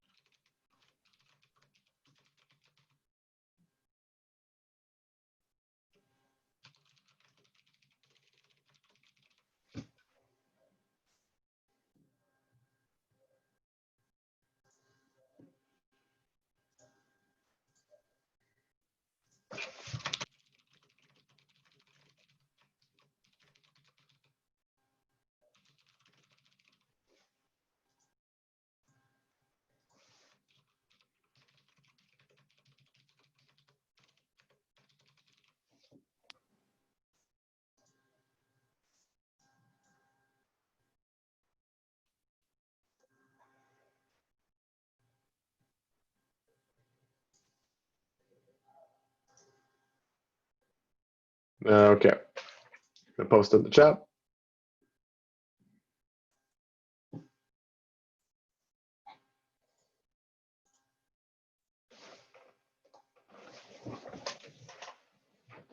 There it is, counselors.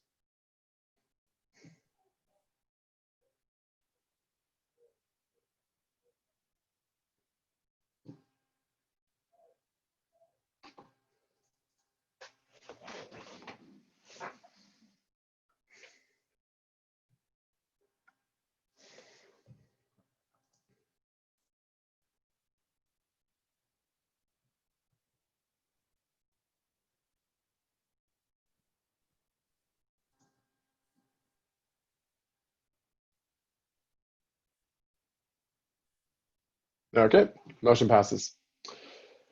We will amend it. And then Farouk, I don't know if you'd like to copy that into the main one or leave it open with the amendments on it. That's up to you. Am I allowed to move on to my second motion? No, not yet. Okay. Now that we agreed on the motion to amend it, all in favor? All right. Oh, yes. Any opposed? Any abstentions? Motion passes. Motion to destroy ballots, all in favor? Any opposed? Any abstentions? Motion passes. All right, now you had a second motion before we got back to the main motion. I do. So I would now like to implement the roll call voting procedure for the decision on this current motion at hand. So I'm going to leave it to the chair if he'd like to explain roll call voting further. But my main reasoning behind why I want roll call voting is effectively that it'll make sure that everyone's vote on this motion is recorded and that we are aware as to what each and every single counselor and executive are voting. It's purely just so that we can be held accountable and that we can be transparent with students. Because with the current system that we use, obviously in a normal CUSA meeting, you hold up your placard for your vote, but that's not what we do here. You raise your hand, and that can easily be misinterpreted. So I want it to be extremely clear to students how the vote went on this, and that way, if they want to ask questions, they can come to you and say, "Oh, I saw you voted this. Just wondering a bit about it." Yeah, so I would like to implement roll call voting on the decision. Yep, so that's totally allowed. That's fine. So everyone's on the same page here and everybody knows how the rules work here. There are 5 methods of voting that we support under Robert's rules. There's adopt by consensus. There is a voice vote. There's a show of hands. There's a roll call vote, and there's a secret ballot. So typically we've been doing the secret ballot, right? And hence the motion to destroy ballots after and all that. Because of the format that we're in right now, Cameron's right, that roll call is essentially the only way that we're going to be able to have someone's name tied to how they voted. And all that means is you're all you're counselors and you vote, but rather than hiding behind the anonymity of your vote, what's going to happen is you're all going to raise your hands. You're going to state your name one at a time, and you're going to say whether you are for, whether you are against, or whether you abstain. That's all a roll call is. Halima, does that answer your question? Yes, it does. Thank you. Okay. Is that not clear to anyone? Is anyone confused about what a roll call vote is? For us? Nope. Okay.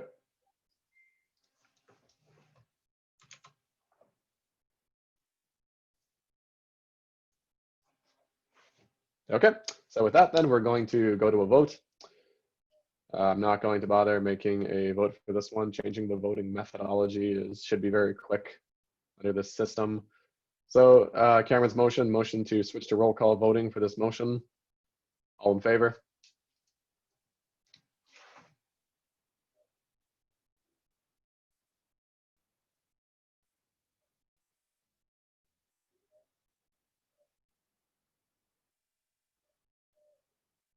Any opposed?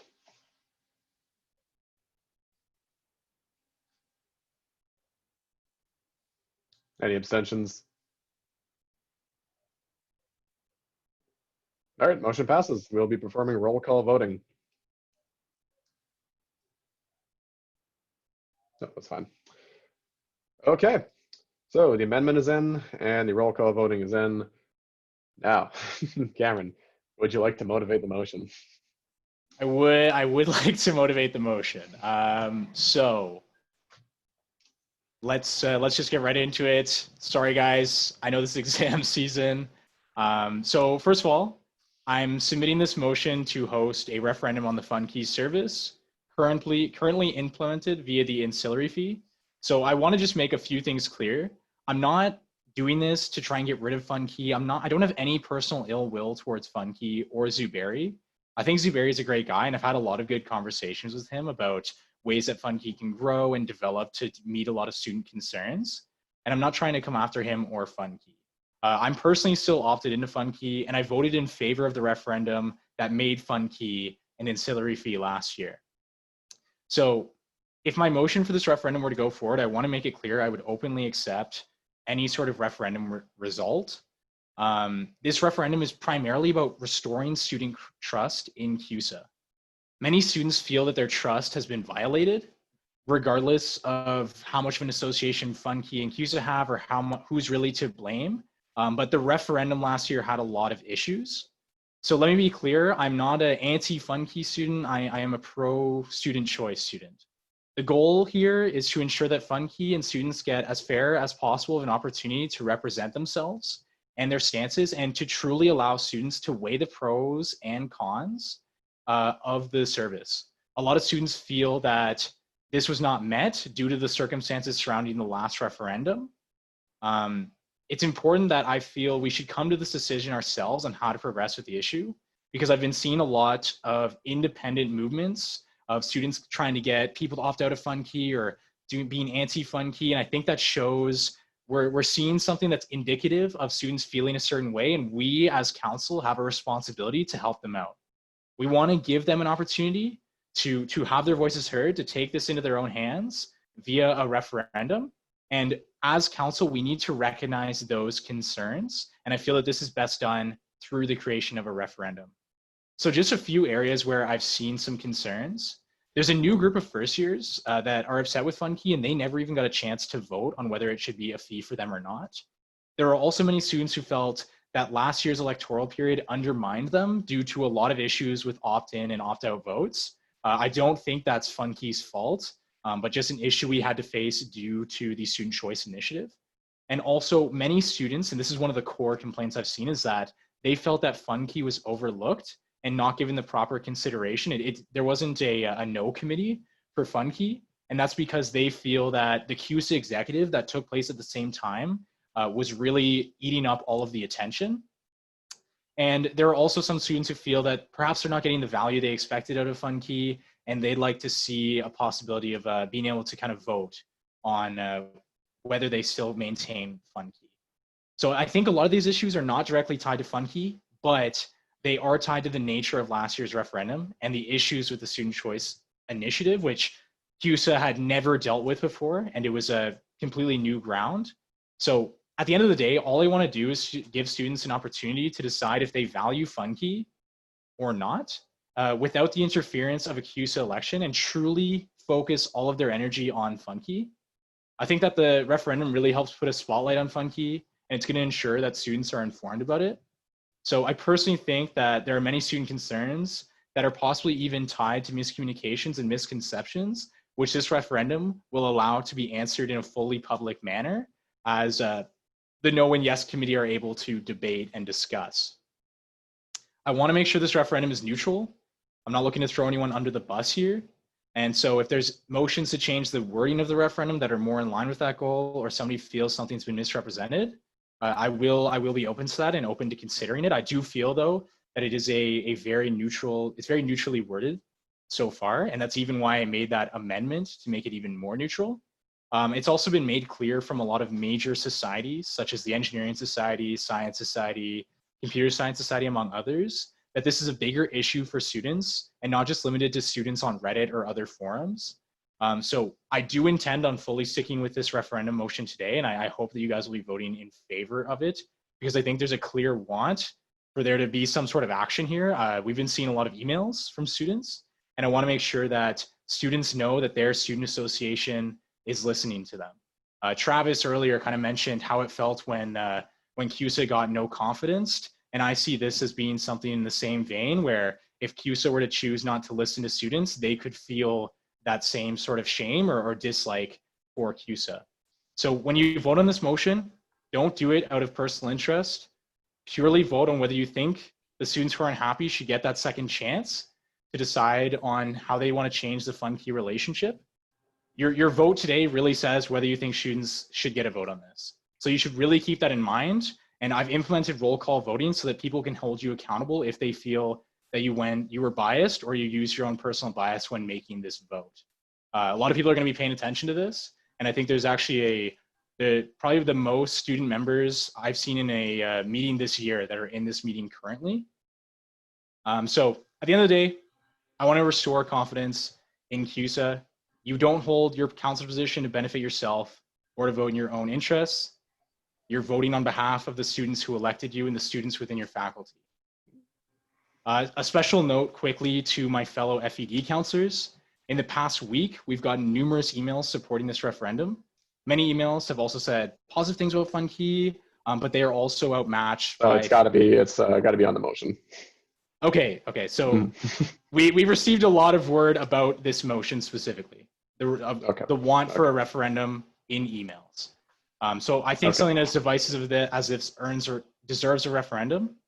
And at the end of the day, the Engineering Society as well also sent in a letter just today at around noon, wording that they are in support of this referendum. So just a special note on FED and why I felt it was my duty as an FED counselor to bring this forward.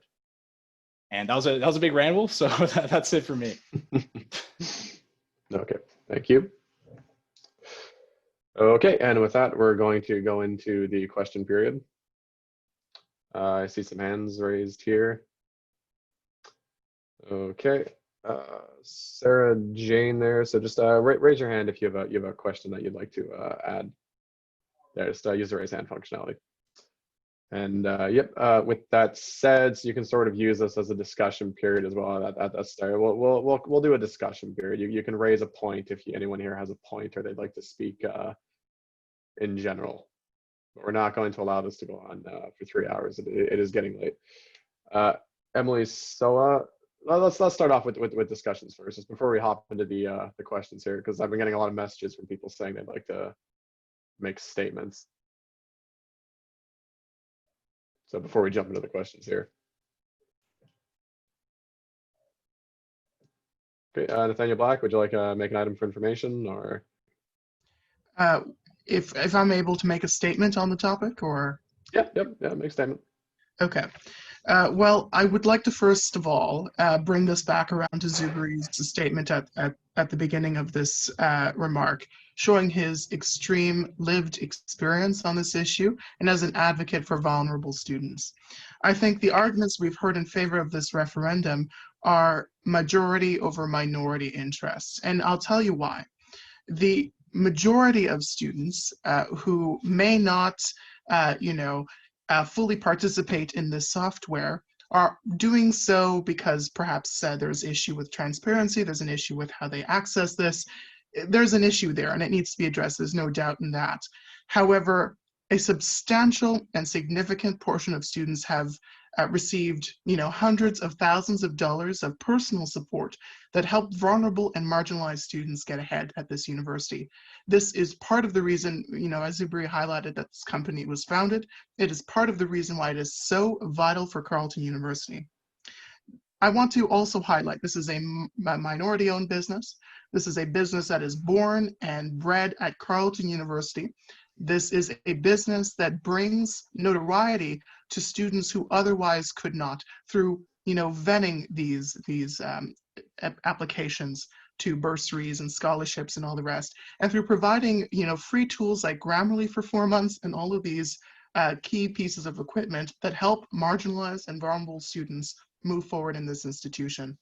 And finally, just to wrap up this statement, I hear again and again that it's not Fundy QI's fault. It's not Zuberi's fault. It's not the business model's fault. It's the people who are accessing this who feel uncomfortable with it. That is different. That is fundamentally different on a different level than requiring a referendum on funding it or not. There's a difference between this referendum and the business model. The business model and some complaints around service can be worked out on a corporate level, can be worked out with the intervention of the university. I personally, along with the two sponsors of this initiative, have written to the Ombudsman Office asking for additional information so that we can resolve these concerns. I want to be clear to CUSA counselors, this decision is separate from solving the problems with Fundy QI. This decision condemns a company. Thank you, Mr. Chair. Thank you. Mohammed Kladi, you'd like to make you have an item for information, or you'd like to make a point? Yeah, I have a few questions that I want to ask Zaberi. Well, questions will be after this. Yeah, okay, no problem. I'll wait. Okay. Sarah Jane, you have a point you'd like to make? No, it's just a question. Okay. Millie, is it a question or a point you'd like to make? It's a point. Okay, go. You have the floor. So I work very closely with a lot of science students and was actually a co-author of one of the letters that brought this to the attention of the CUSA executive. And similarly, I just really want to echo some of Cameron's words, where the things that I'm hearing from science students, of which I am one, is just that there was no transparency and very little understanding of what the service provides. So I think that having a referendum would be really in the best interest of students, allowing them to engage with the service a little bit more, understand what it's actually offering, and allow both sort of sides of the coin to make points. And it would, again, really hammering this home, I think that it would help to restore trust in our Students Association, when so many students right now aren't feeling that. And I want people to be as excited about CUSA as I am. I think that some of the mystery around Funky has made that a little bit difficult for folks. And I think this is a really great initiative to help bring that back, to bring that excitement and that trust back. That's it for me. Thank you. Okay, thank you. Emily Soa, you'd like to make a statement? Hi, I'd just like to speak on behalf of the total, I've had about 15 Faculty of Public Affairs students either message me via email or social media privately to very, very strongly recommend that my fellow counselors vote towards allowing this referendum to occur, due to the fact that I've heard a lot of science students have had quite a bit of luck, but I've had 7 or 8 students in the Faculty of Public Affairs find that it wasn't a service that was really catered to their needs. And I really think that as a fee that's being kind of made necessary for everyone rather than having the referendum, that this service needs to be accessible for all students and not just students in certain degrees, as well as the fact that there's many students that are incredibly hardworking for every penny of their tuition, and every penny counts. So just keep that in mind when voting on behalf of Faculty of Public Affairs students who have come to the concern that this fee may seem nominal for some people for the benefits that they're able to reap from it, but for not everyone is able to reap the same benefits and afford the fee as a whole. Thank you. Okay, thank you. Liam Lowe, you'd like to make a statement? Yeah, thanks, Ryan. Yeah, even for myself, the reason why we're doing this is because we felt the students needed a voice, and just conversation with Zuberi, we really thank him for his cooperation and just all the minds that came together. And we do feel like this is the way that we create a win-win, and just make sure people see the transparency and start to trust CUSA. Okay, thank you. Farouk, you had your hand raised. You're next in line. Yeah, it's nothing too serious. I want to just present a quick motion to amend this referendum. Within that motion, I just wanted to remove the elections office, as it's not open this year, and I don't want any first-year res students who may come across this end up walking all the way to UC and just trying to get upset. It's not open. Yeah, I'm not gonna open that one up to discussion. I don't know why you wouldn't vote on that. Anyway, all in favor to do this quick amendment here?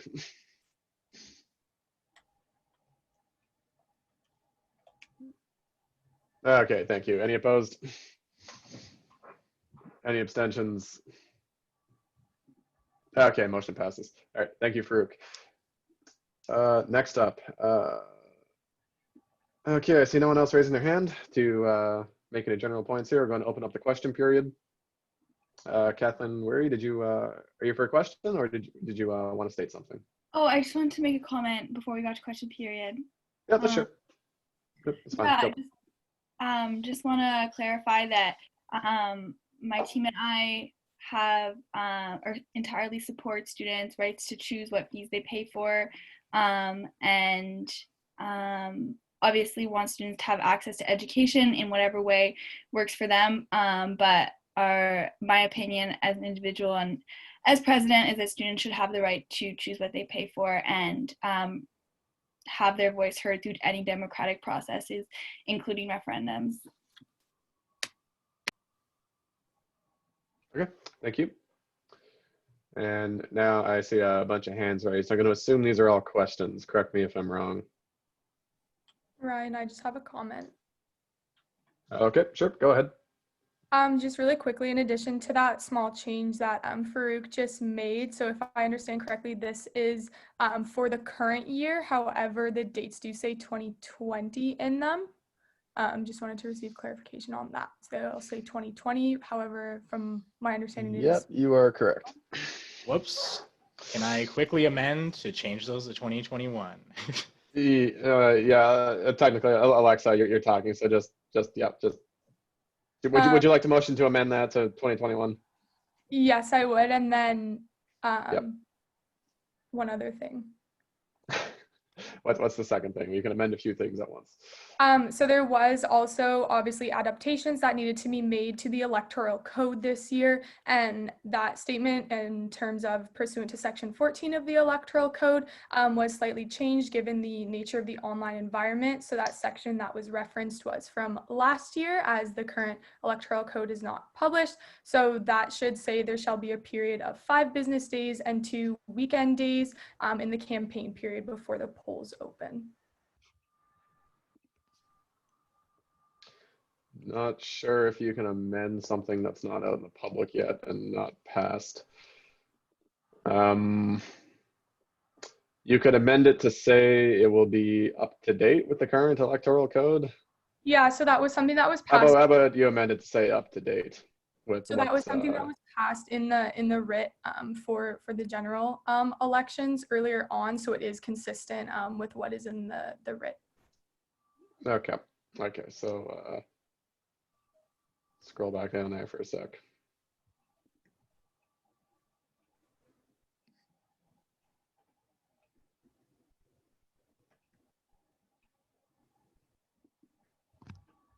And the change is, sorry, from 5 business days to what? 2 weekend days.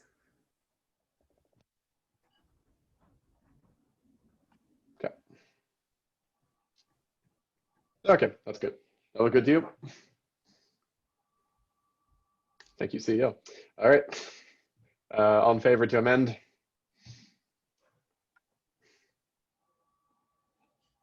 Any opposed? Any abstentions? Motion passes. Okay. And then we are, who is this? Okay, anyone else have a statement they would like to make? You get one. Okay, Greg, and then I think Zubari. Yeah, Zubari, you'll go after that. Okay, Greg, go ahead. You have a statement you'd like to make? Guys, I'm just going to make this really short.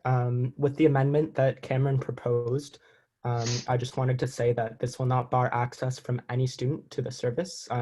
So it doesn't even touch on the merits of the service, whatever your opinion is on that. All this does is it prevents the roughly 25,000 students that paid for it and didn't use it. It prevents that from recurring by encouraging students to go to the FunKey website to opt in. And my final sort of statement is that there is no rational argument for 25,000 students to be paying for something that they're not using. And I honestly see no rational reason why this referendum shouldn't pass. And I think that is the sentiments of a pretty significant amount of the student body. Okay, thank you. Zubari, you had a statement?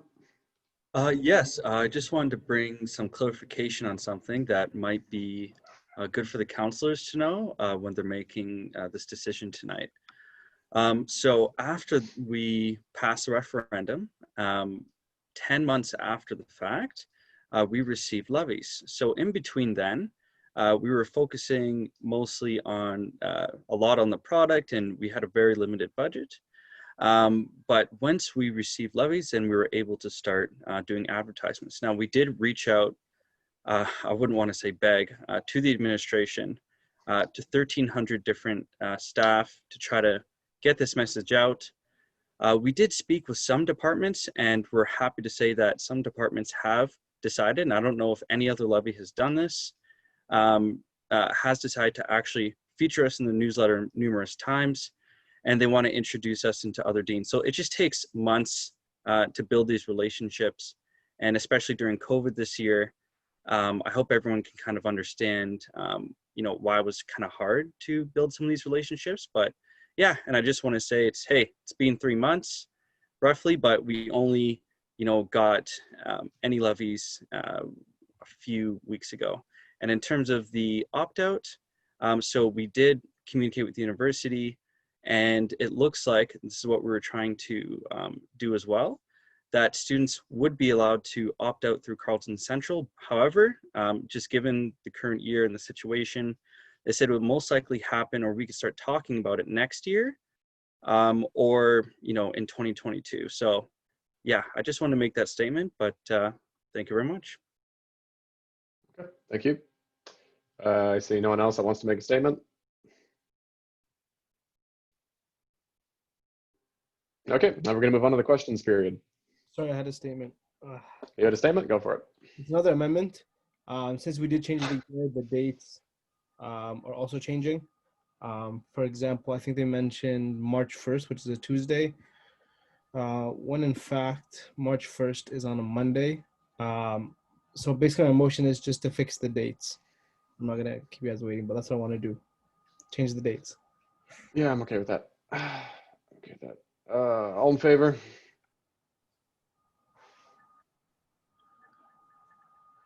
Thank you. Any opposed? Any abstentions? Motion passes. We're now moving on to the questions period. All right. First up, Sarah Jane, you have a question. Yes, this question is directed towards Cameron. So I'm not part of Sarah Jane, so do you have speaking rights? No, I asked for it in the chat. Did this already happen? I don't. Sorry, it's been a long. No, I don't know. No. Okay, let's just do it. Yeah, motion to grant Sarah speaking rights. All in favor?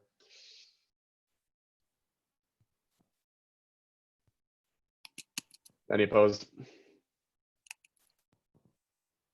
Any abstentions? All right, motion passes. Sarah, go ahead. Sorry. Yeah, so this question is directed towards Cameron. I'm not a counselor or anything. I'm just a student at Carleton. And you mentioned a lot of talk on how there was a lot of people, they weren't really aware of FundKey in itself because it was kind of overshadowed by the CUSA elections. But I'm just wondering why 3,907 students would vote yes for a fee that they apparently don't understand. So I'm just wondering if you're saying that those students, 3,907, didn't make an intelligent and informed decision on this. So if I could quickly clarify, my intention in saying that was not that they didn't make an informed decision, but rather that students were upset at the lack of no committee. So there is a yes committee and there is a no committee in these referendums.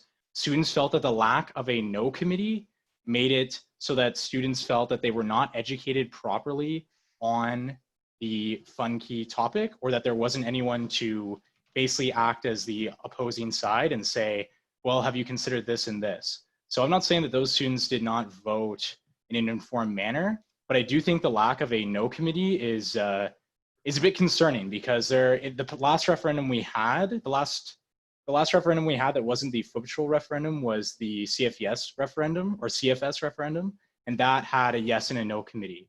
And a lot of students felt that that was the best way of operating such a referendum. Okay, thank you. Okay. Fair warning here, that question was towing the line. Do not put words in people's mouths. No leading questions, you gotta be careful with that. But towing the line on that one. Next question up.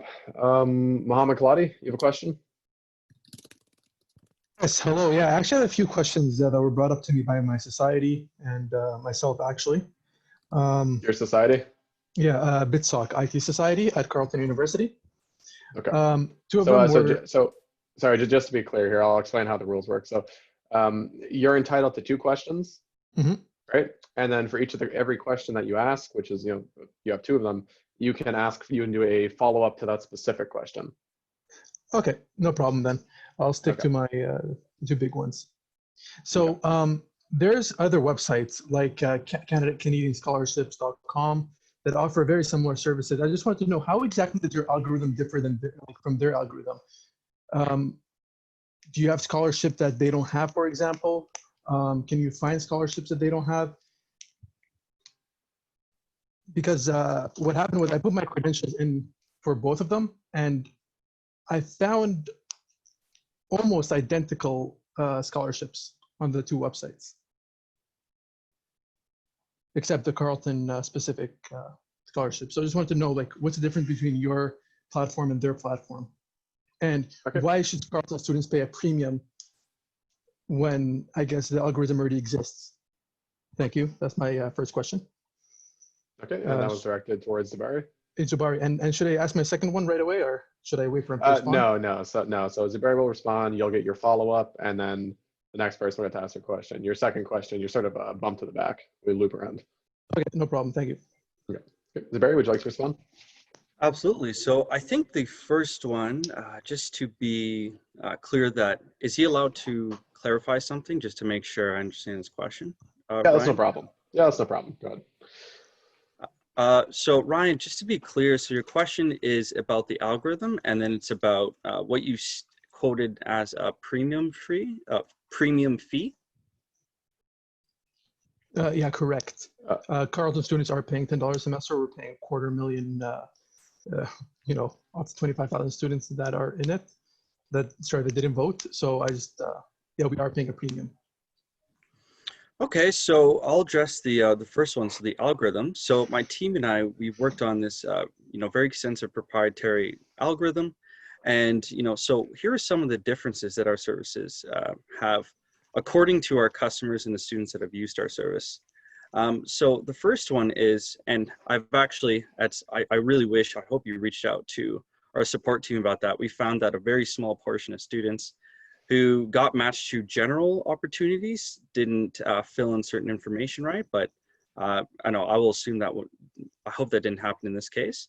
So one thing that we do really well is we match students to very specific opportunities. So one you could actually look up right now, it's called ACUNS Award.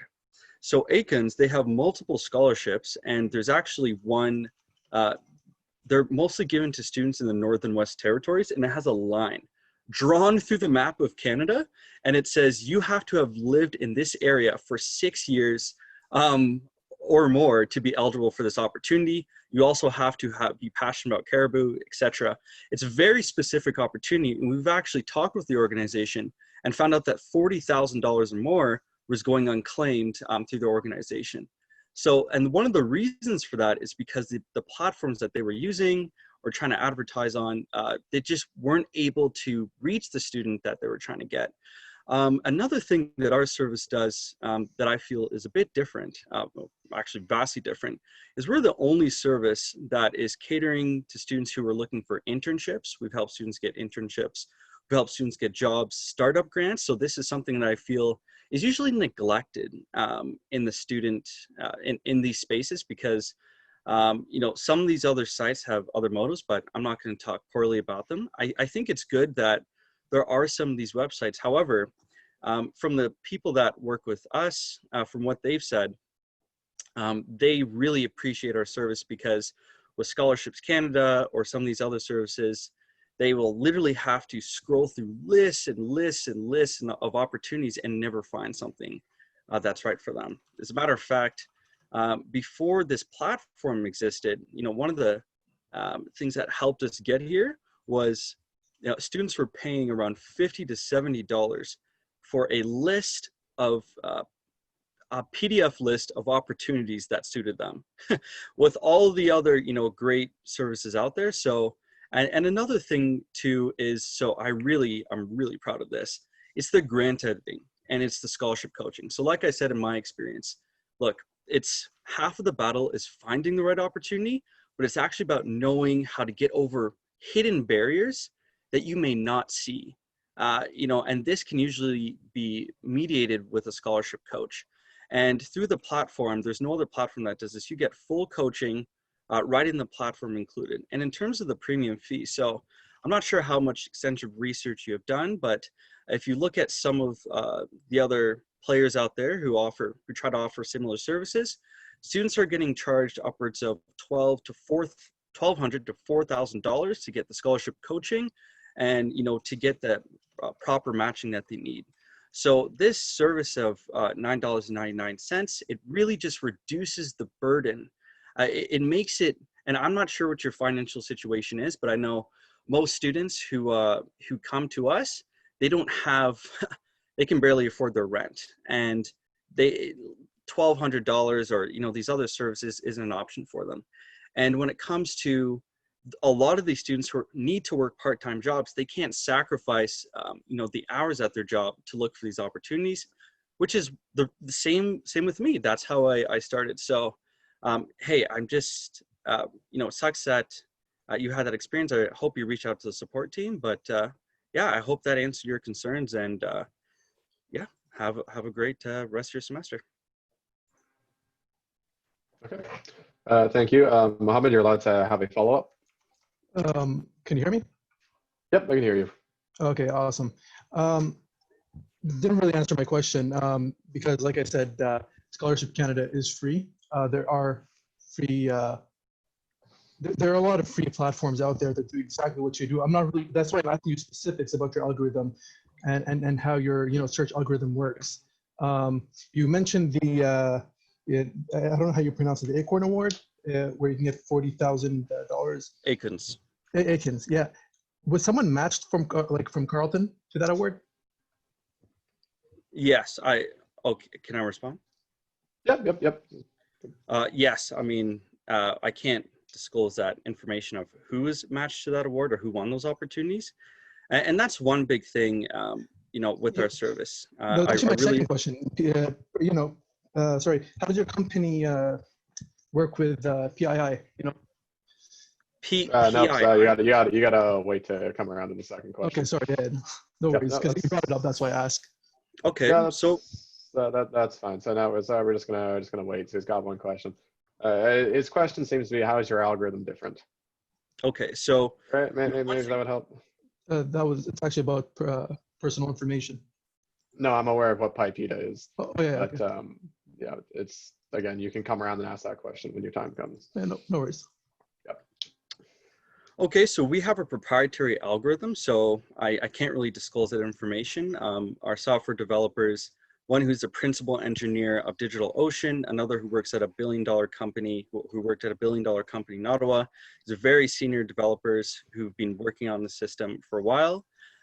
They really understand the inner workings of the algorithm, but we can't really disclose how that algorithm works, and also it's very complex.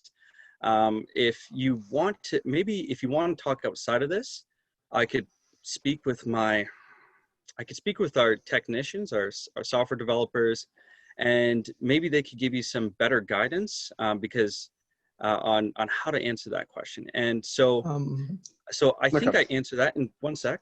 I'm not done. I just want to give you a full answer. Yeah, and in terms of the free services, again, so once again, we're happy that 4,000 students made an informed decision to vote for this service, because according to the 4,000 students, or nearly 4,000 students at this school, and they believe that this service is worth it. So there are other services out there that, once again, do not do what we do. They do not offer grant editing services inside the platform. They do not offer internship matching. They do not offer startup grant matching. They do not offer conference tickets, and they do not offer other things, such as they do not match students to scholarships based on, a lot of students have special needs and disabilities, and these other platforms do not even ask students those questions because I don't know why they don't think it's important to match students to those sorts of opportunities.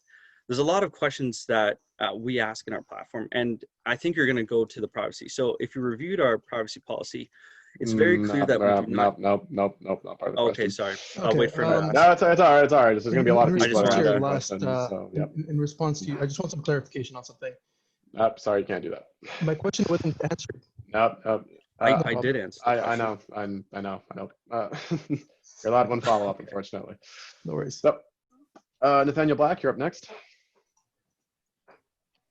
Yes, thank you, Mr. Chair. My question is to the president of CUSA. I'm going to quote two quotes from your article and then the question based off of the quotes.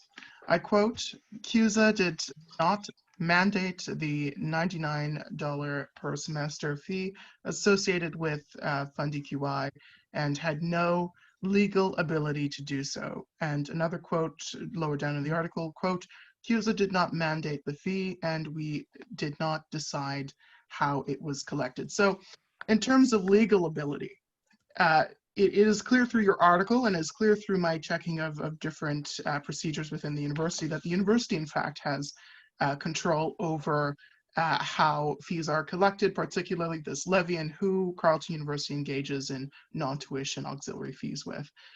So my question is, what legal authority would this referendum have to change the nature of the FundEQI fee and levy moving forward? Sure. Kathleen, would you like to respond?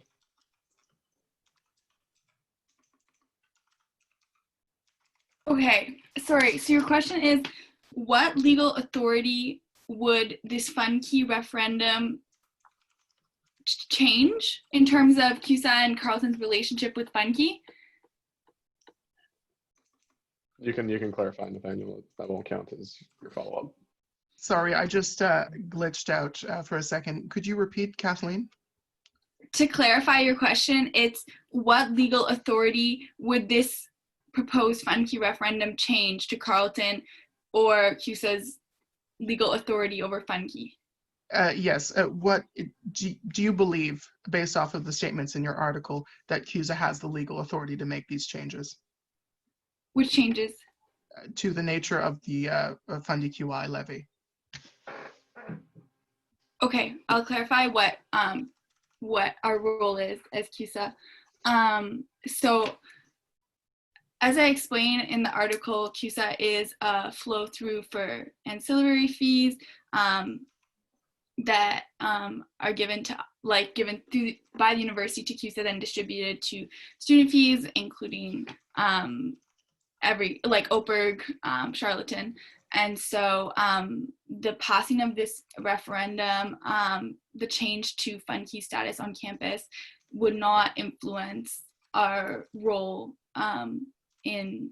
or our legal authority over FundKey. Okay, and just following up to that, it's true that the university itself has prerogative over which fees and which companies can levy students. It's CUSA that can recommend this. So I just to circle around on my question, just to shift it in a different perspective so I can get a slightly clearer answer, would CUSA in this situation, if passed, if this referendum is passed and let's say students vote to change it to an opt-in service rather than opt-out service, does CUSA unilaterally have the authority to do that even if students vote in this referendum? And therefore, what is the point of the referendum? I think, okay, well, first of all, I mean, I'm not sure exactly what you mean by CUSA, but does CUSA have the unilateral authority to make FundKey an opt-in process? No, that decision needs to be made by the student body. By the university, you mean, or by the student body? The student body needs to vote on the question that is put forward to them via referendum. Therefore, since the last referendum's question was, would you like to make FundKey an ancillary fee, something like that, opting out is possible. That is currently FundKey's mode of operation on our campus, and for that to change, the question that we're voting on today would have to pass via referendum. Could I just clarify, Mr. Chair? I could just wait until I have my other question. Feel free to clarify. Okay. I mean, Carleton University, the corporation of Carleton University, like, for example, I'm on the Board of Governors. We have the final decision, for example, in the budget I'll be voting on next month, on what fees to change. If I want to change the levy, I can do it on the Board of Governors. But in my reading of the Carleton University Act and the way things are structured, CUSA and this referendum is essentially void in terms of its authority to change this levy, if I'm understanding this correctly. Do you have a different interpretation, Kathleen? Okay, so to speak to the authority of the board on student levies, how the process works, in my understanding, is that the student vote first ratifies the referendum, and then the Board of Governors affirms the decision. So to make it a referendum result valid, it does need to be voted on by the Board of Governors. So does that answer your question? Yes, I guess this ultimately any of these decisions can be turned down or reversed via the board. Okay, thank you for your answer. Okay. Next up is Matthew Gagne. So my question's for Zuberi. So obviously, with this, if this referendum were to pass, you're not going to have 26,000 students paying fees anymore. It's going to be a much lower number. But I see the price hasn't changed. Is that your commitment to saying that you're going to continue with a $20 annual fee for students, even if it's not the entire student body paying for it? Sorry, it seriously cut out on my end. I heard like three bits of that. Would you repeat it again? I really apologize. Yeah, no worries. Basically, I'm just saying that your fees are going to be reduced next year if this referendum were to pass. That's instead of 26,000 students paying $20, you might have a few thousand. I'm not going to project any numbers, but it's probably not going to be the entire student body. The levy, the referendum says here that the price is not changing. Is that Funke's commitment that despite the change in how you'll be getting your revenue, that the price will not change? I really would like to work with Cameron or even you or some other people on the details of this. I mean, it is a really heavy financial commitment to make. So I would really like to work on this with you or Cameron to really see how this would work. But yeah. Okay. Gagne, would you like to respond to that? Okay, so just so I'm clear, if this passes tonight, this is what's going to be the referendum question. So you either have to motion to change this before the referendum even happens, or you're going to try and change it after it passes or doesn't pass. What's the angle? You didn't really answer the question. So are you asking me to motion, or are you asking me if this is something that Funke can do financially? I'm asking you if it's going to remain $20 per student per semester if they decide to opt in if this referendum passes.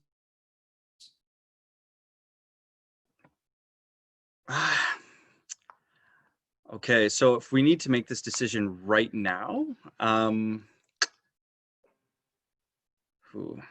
think we're gonna do our best to see how we can meet that goal. I mean, Matt, I completely understand the question that you're asking, but you know, the reality is I haven't done an extensive budgeting analysis on this, and we didn't even receive all of the levies for this year. Like it's been a real tough time, and since this just came here now, it's kind of hard to just verbally say that I will commit to that and I will be able to do that, or Funke will be able to do that. So is this possible to table if you're requesting a change so I can get back to you with some more accurate information?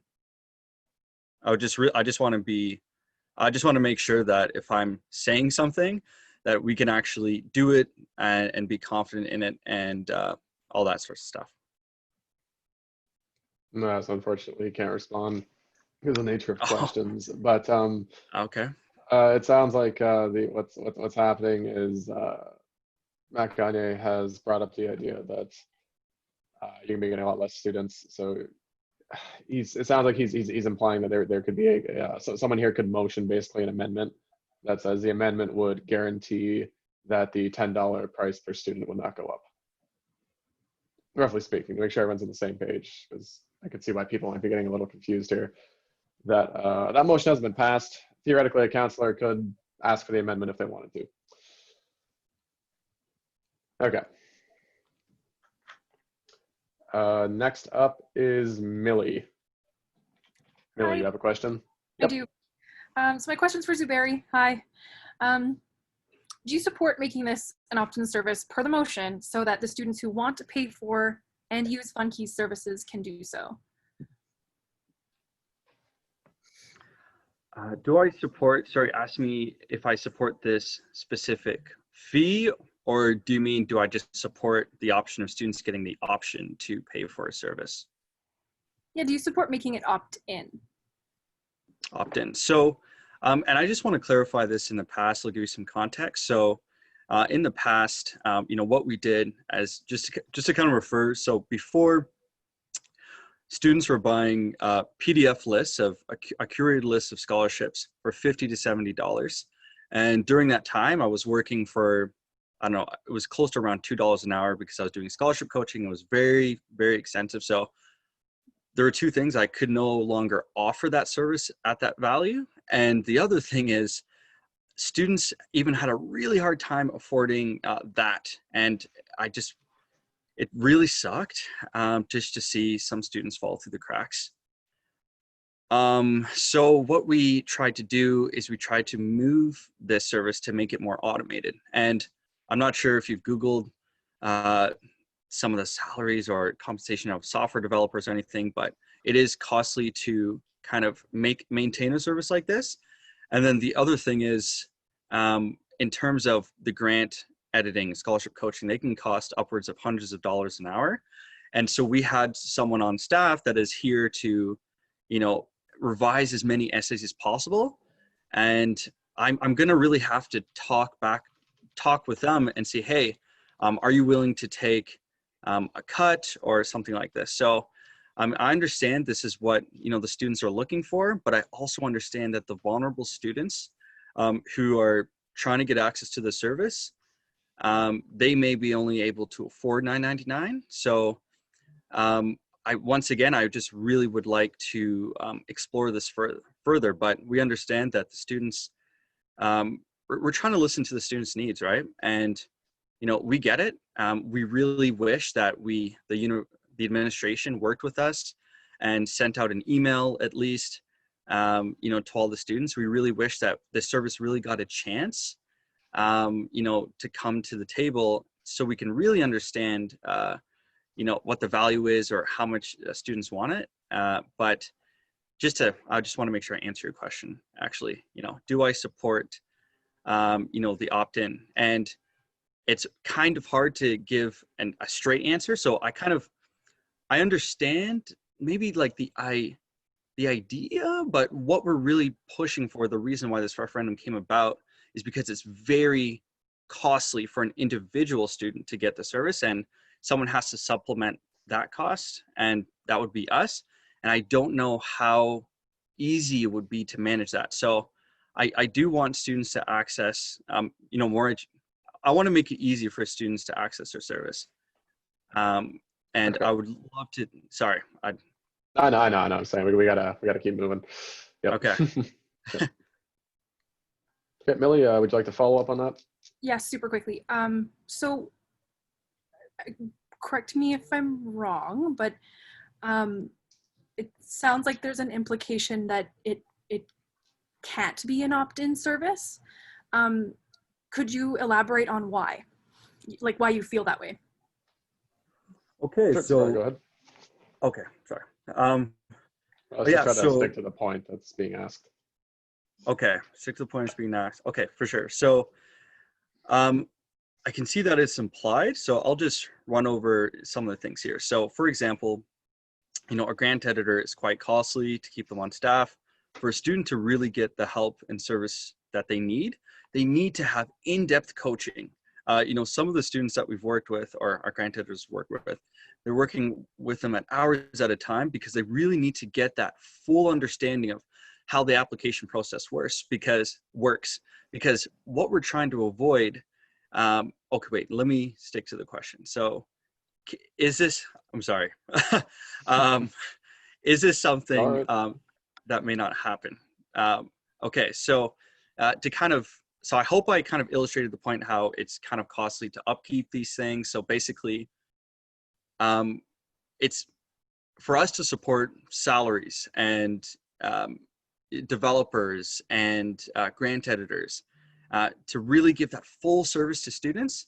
We're really going to have to look at how we can do this. So to kind of answer your question, I think we just really need to talk more. I would like to have a conversation with you, with everyone who signed this letter, to really figure out how many students we think would need, or who would want this. Anyway, sorry, I'm just going to end it there. Thank you. We need to keep it on the call. Can I request clarification?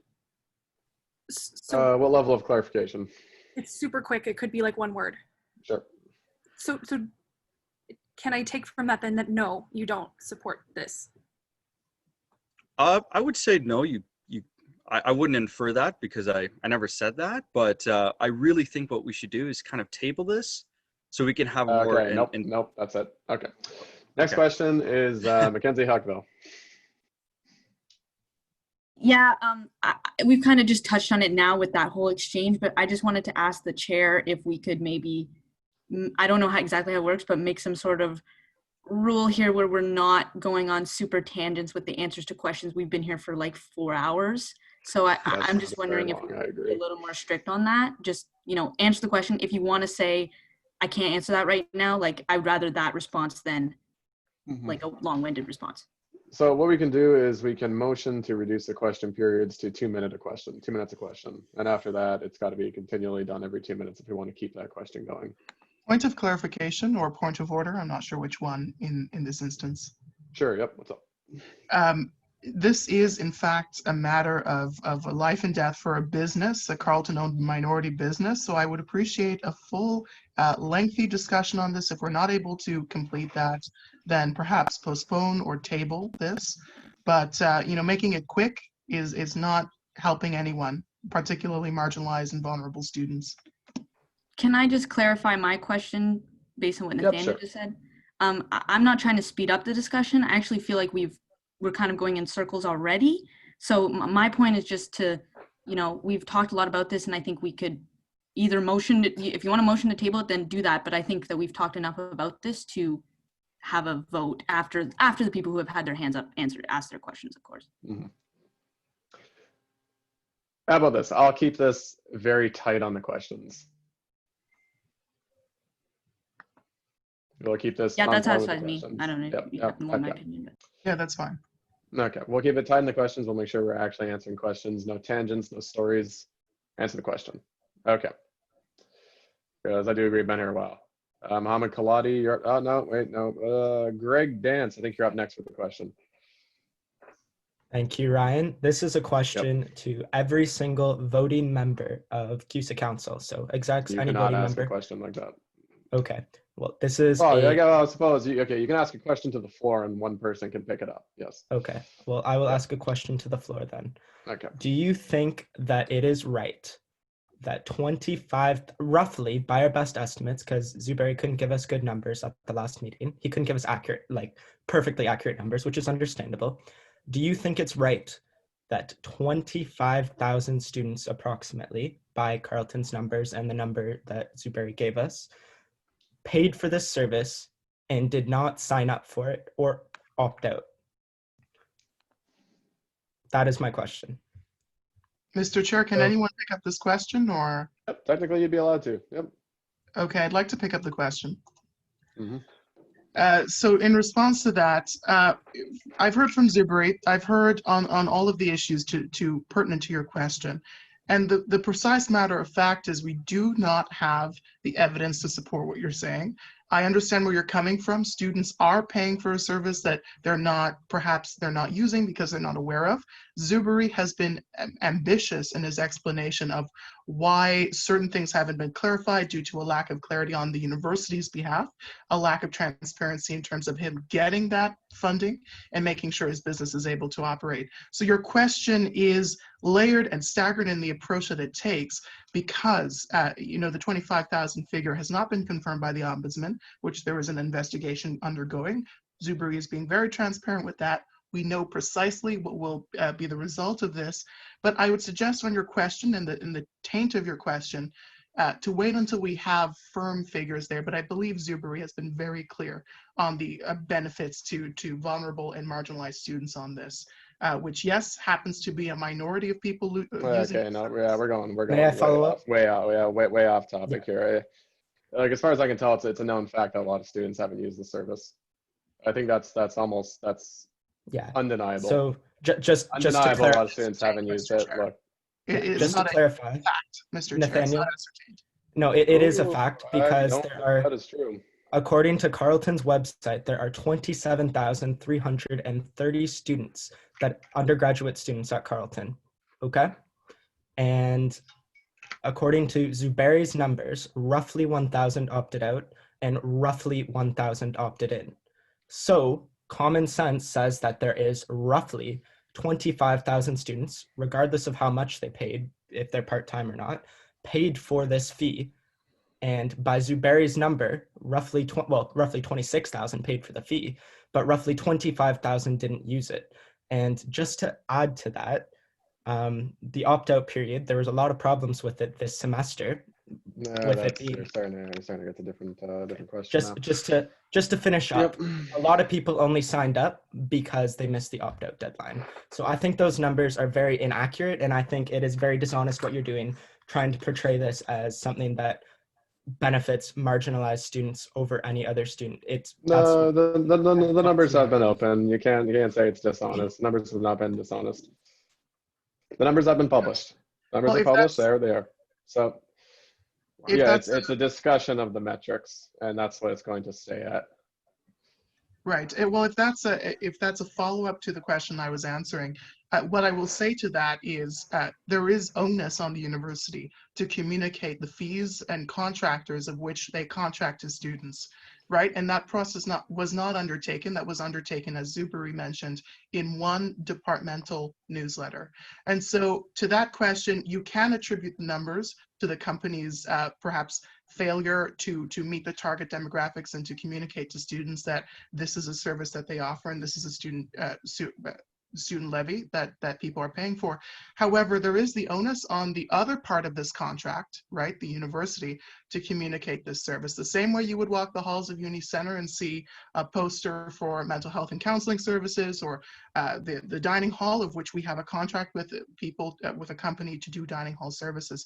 That's the same theory that applies to this. If no one knew there was a cafeteria, if the university did not advertise there was a cafeteria, students can't be expected to use that cafeteria. That's a contract that the university has. Similarly, Funding QI is a contract. There are two parts here, and there needs to be communication. So I take your point, and that is something that Zuberi has an onus to address. But there's also an onus to ensure that the university, that CUSA, that all factors involved are communicating this to the people who voted in favor of the referendum last year. Okay. Thank you, Mr. Chair. Do I have a follow-up to that, Ryan? Who said that? That was me, Greg. Was that Greg? Unfortunately not, but you do have you have another question coming up. You can, make these points again. Farouk, you raised your hand. Yeah, if you don't mind, Chair, I have a couple things I want to say, but then I'll end it off with a question to Cameron just about the motion. One, I understand it's getting late, and I just want to say thank you to everyone for sticking with us. But with that being said, this is what the students wanted, and we're all here just serving our students. We have that privilege and that responsibility. So thank you again for all sticking around. Another thing, please keep it appropriate. No attacking anybody personally. That's not what we're here for. We're here for a better cause. We're here for our students. So let's just keep that in the back of our heads. And then lastly, I try to understand this, but I'd rather ask it and get it clarified.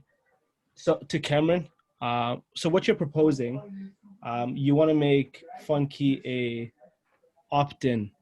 So my question to you is, if the referendum was to be held and everyone was to vote in favor of the referendum, would Funky starting the next academic year be an opt-in referendum, opt-in service for all new students coming in, or will all students currently enrolled at Carleton University be automatically opted out and have to opt in back in if they want that service? So my vision is that all students would be automatically opted out, and then it would be up to Funky to get students to sign up. Obviously, with the support of CUSA to help advertise, or any other groups that are willing to help advertise for Funky. But my intention is that everyone would be opted out, and then it would be up to them to opt in, so that they have the choice of whether they think this is valuable or not. Because I think that many people who are currently opted in are using it as a test phase, and I don't think it's fair to keep them opted in. Fair, and I respect what you said. I just want us to make sure that it's written in it, just to avoid any future misunderstanding. Yeah. Thank you. Okay. Thank you. Okay, now we're going to be looping up. Pierce, you have a question?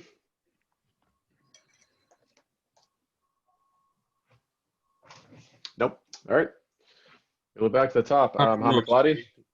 my question got answered already. Thank you so much. Oh, okay, sure.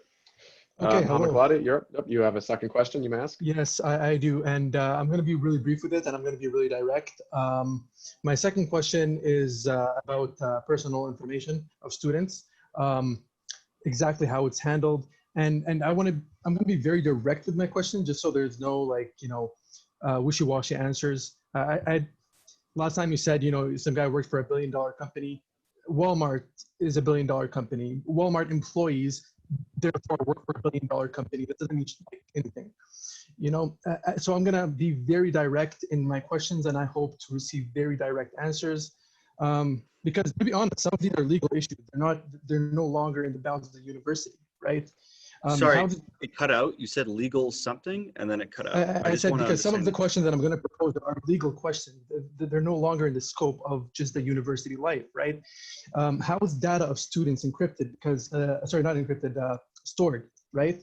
Because when you are registering for the Funky service, you are putting in a lot of information about your ethnicity, about your race, about your social economic status, right? How is Funky protecting that information of students?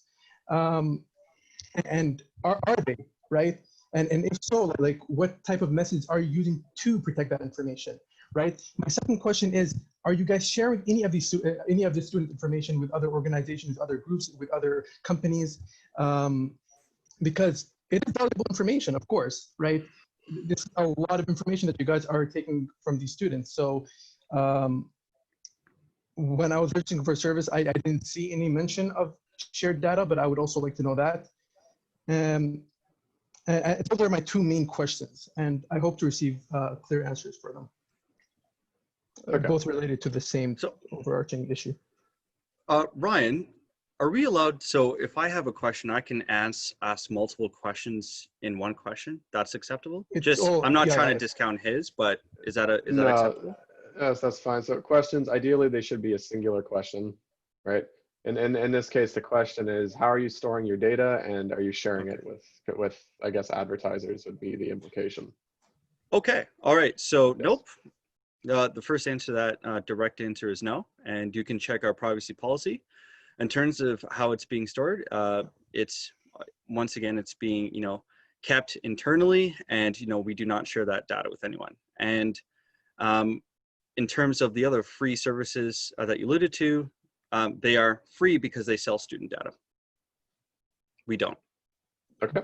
No, there's one that directly takes grants from the government, the one that I shared in the group chat, but you completely disregarded my Why does he keep getting, okay, sorry, just saying I usually have to go through Ryan, but I just. Yeah. It's a follow-up, yep. Yeah, so again, when you're allowed to ask one question, you give your response. There's a follow-up, you get to respond. Yeah. All right, Mohammed, so yes, you can respond. You didn't answer my question about how PI is stored. How you're protecting student data. I'm sorry, would you like me to repeat my answer? You mentioned sharing data. How are you storing data? If someone wants to hack you right now, how hard is it for them to hack you?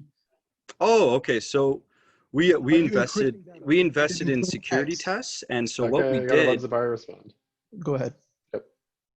Okay, so what we actually did is we hired a security company to try to, since you're talking about hacking, try to hack into our software, you know, and really expose any possible vulnerabilities to it, and then our developers kind of worked on those any possible vulnerabilities that could ever occur, and you know, once again, I said it is kept internally. Okay. Sure. Up next is Matt Gagne.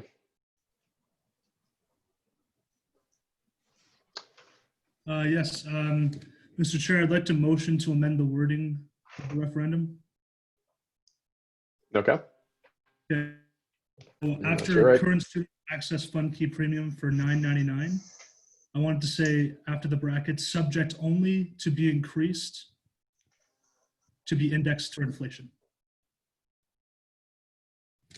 So the $9.99 only to be indexed for inflation. $9.99 per semester, so it's not subject to be raised by anything else except for inflation. Okay. Well, you're allowed to propose that amendment. Farouk, would you like to add that amendment?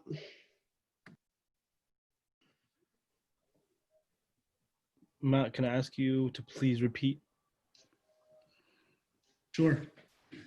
So after the brackets, subject, I wanted to say subject only to be increased to be indexed for inflation. Point of order, Mr. Chair. Or Yep. point of clarification, sorry. Sure, yeah. The price of the product is up to the contractor. Now, the price of the levy, of course, is up to whomever is deciding the levy. However, the price of the product, which is $9.99, if that goes up by $2 or down by $3, that is up to Zuberi, in my opinion. Am I allowed to address that? You may address that, yes.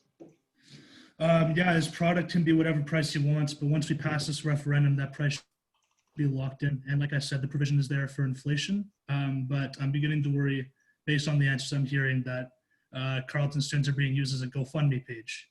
So this is not to be increased. Okay. Right, I'm going to ask you one more I'd time. be careful with the personal text, but yes. Matt, I apologize. Can you repeat?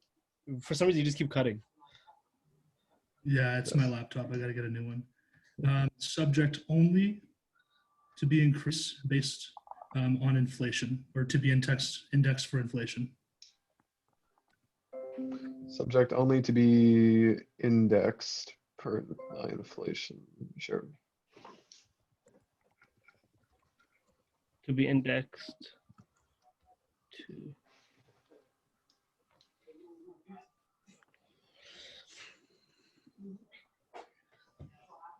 Matt, they say third time's the charm. How about it? The official amendment, the amendment would say current students access fund key premium for $9.99, subject only to be indexed to increase. No, it's a little off. Subject only to be increased to be indexed based on inflation. Or if there's someone has a better way of wording that, as long as it's saying that $9.99 per semester does not go up.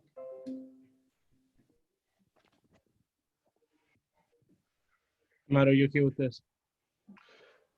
Only to be indexed to increase to be indexed. No, that's not Does English. index have to be there twice? I'm just trying to make sure this is perfectly worded for everyone's simplicity's sake.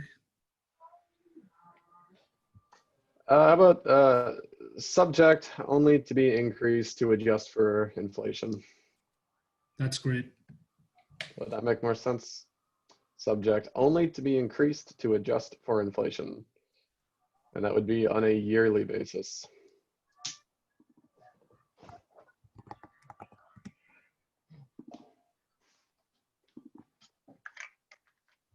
Subject only to be increased to adjust to inflation?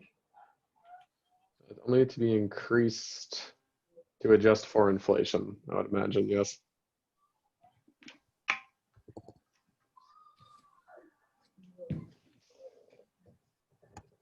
All right, there's a proposed amendment. And there's a lot going on in the chat. Okay. This is the amendment. Theoretically, someone could make a point on this. This can be discussed, going once. And I see hands raised. Who here has got a hand raised because they want to discuss this amendment?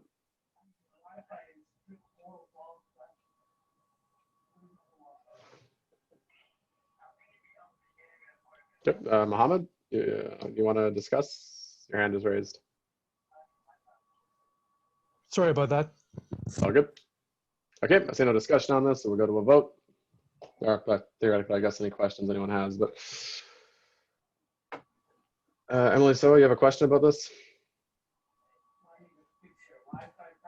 I just was raising my hand because I would like to motion something, but I was thought we were done. I will. Motion, sorry. That's okay. All right. So this is the amendment. We're going to motion the amendment.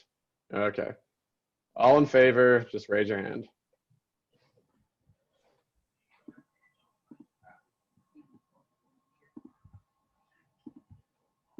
Any opposed?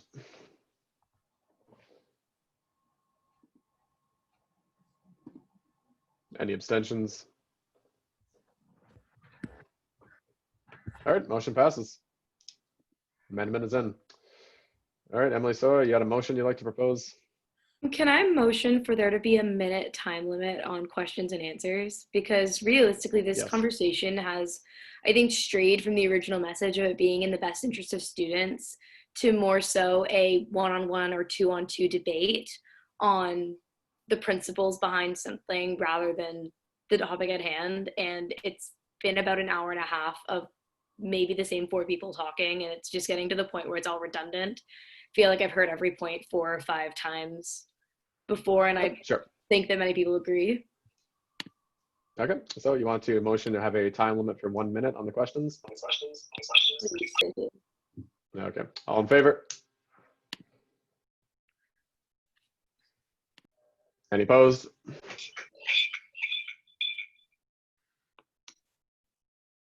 Any abstentions? Motion passes. All right, 1 minute timer. The timer. Now, next person have a question. Put your hands up.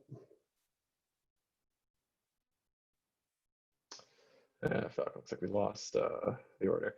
All right, Jordan, you have a question? Oh, no, I'm so sorry. I might have left my hand up. Totally fine. Definitely no question. Thank you. Mackenzie Huckville, you have a question? Yeah, I was just wondering if we could motion to vote on this. You would like to motion to vote? Yeah. Yep, you can motion to vote. Can I motivate that at all? Can I explain why, or can I just motion to vote? Yeah, sure, if you'd like to motivate why you think that's important. Yeah, I just think like what Emily said, what some people have said, I feel like we've talked about this enough, and I just feel like we've kind of been going in circles, and I feel like there's been a lot of discussion about this outside of this meeting as well. So if you feel like, oh, maybe we should keep talking about this, whatever, I feel like there's been enough discussion both in this meeting and outside this meeting that voting right now is doable and possible with all the information we have. Okay. Alrighty. So Mackenzie is motioning to vote. Can I second that? Thank you, Pierce. All right, beat me to it. All right, all in favor?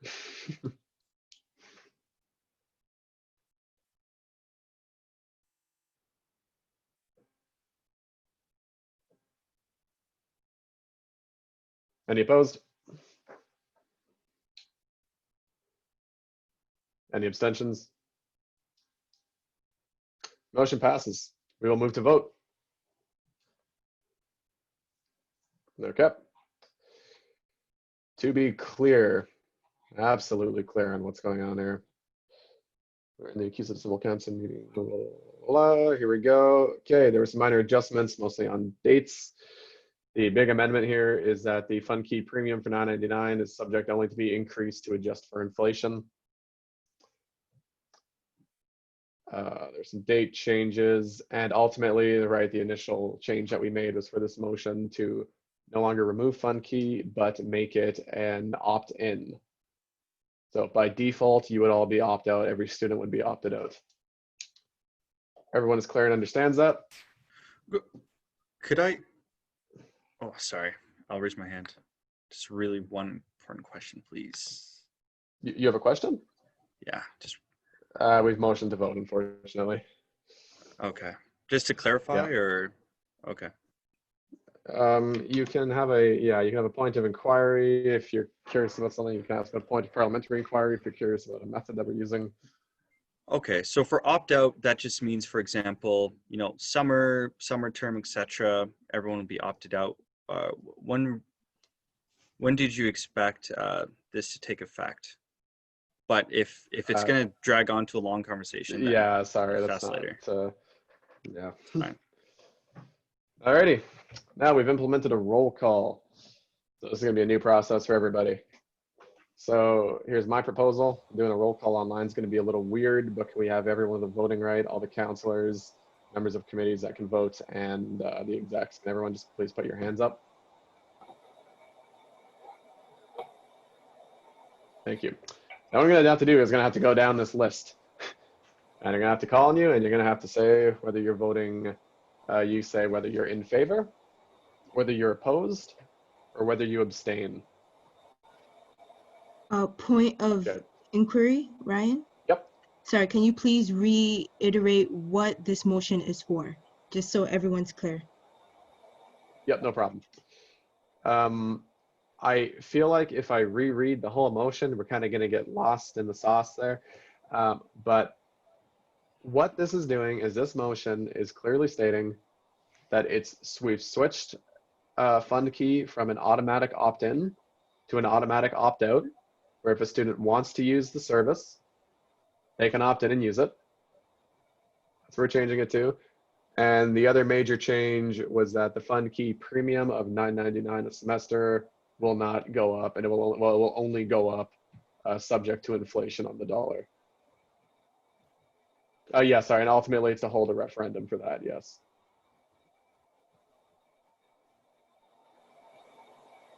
So yes, nothing is actually going through when we pass this. This then becomes a vote that the students take. Everyone's aware it's a referendum.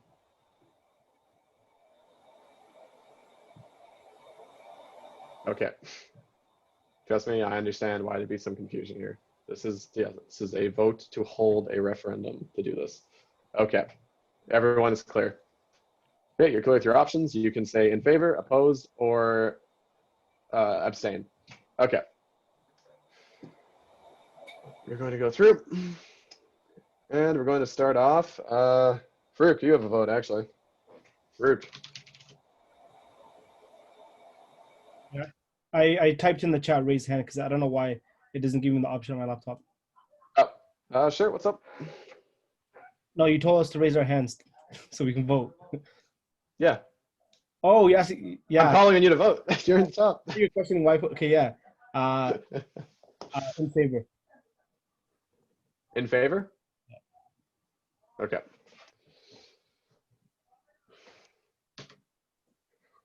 After that, we have Pierce. In favor. Olivia. In favor. Sarah.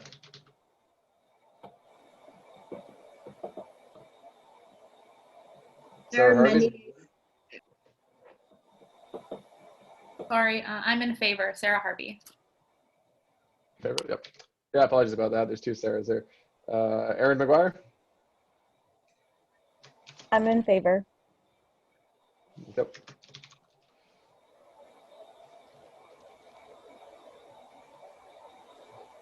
Jacob Howell. In favor. You, Tinu. I am in favor. You, Cameron Davis. I'm in favor. Quayla.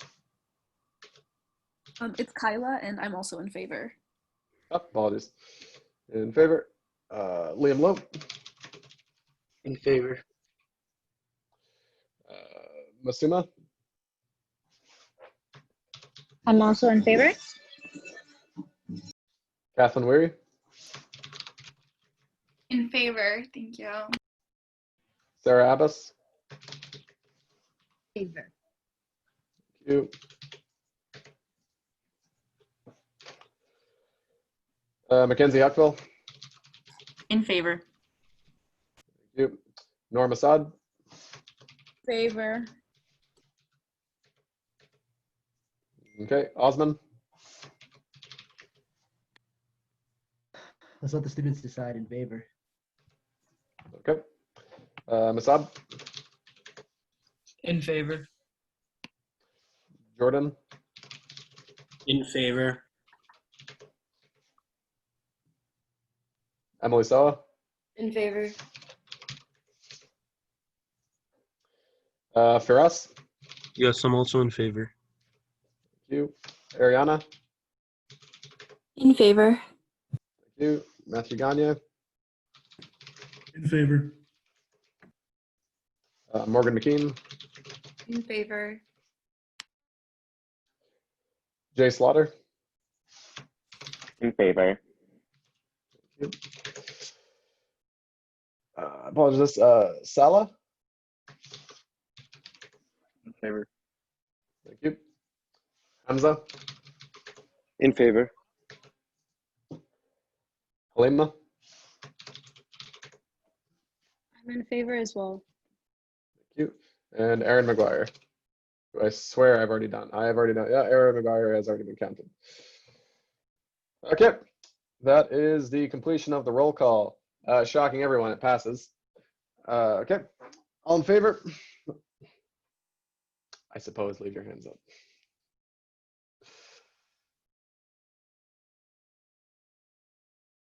Cameron, to answer your question, we counted everyone that was here and raised their hand as they were present. Any opposed?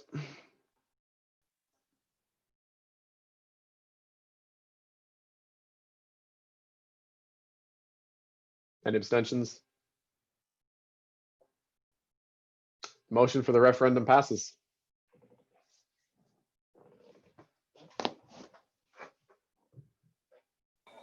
Okay. And I think that is it for the night. Yeah, I lied. Well, that's sort of it for the night. All right, Farouk, would you like to quickly move to the next motion?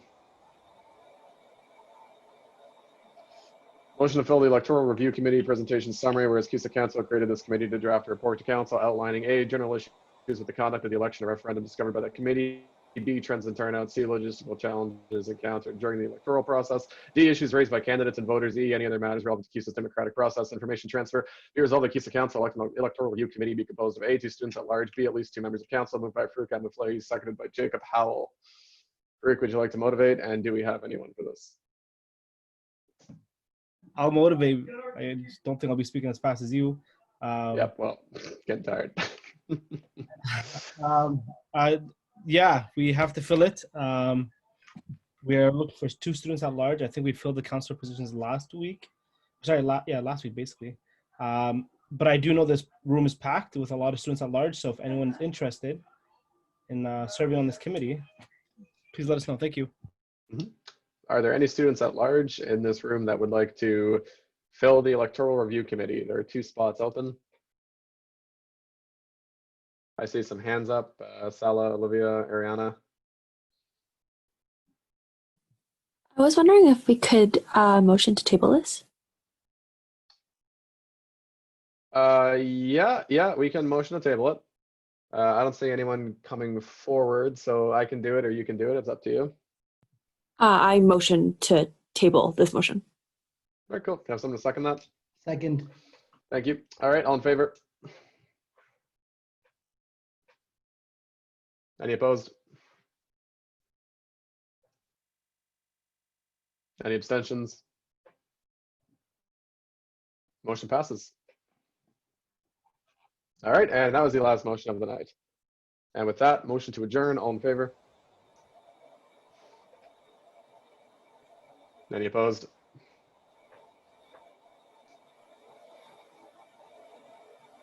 Any abstentions? Motion passes, meeting adjourned. I feel like I could have watched the whole Hobbit trilogy in that time. I would just like to say thank you everyone so much. I would like to do the Krusty Krab, Mr. Krabbeam saying 5 hours because y'all really held on here. Thank you so much.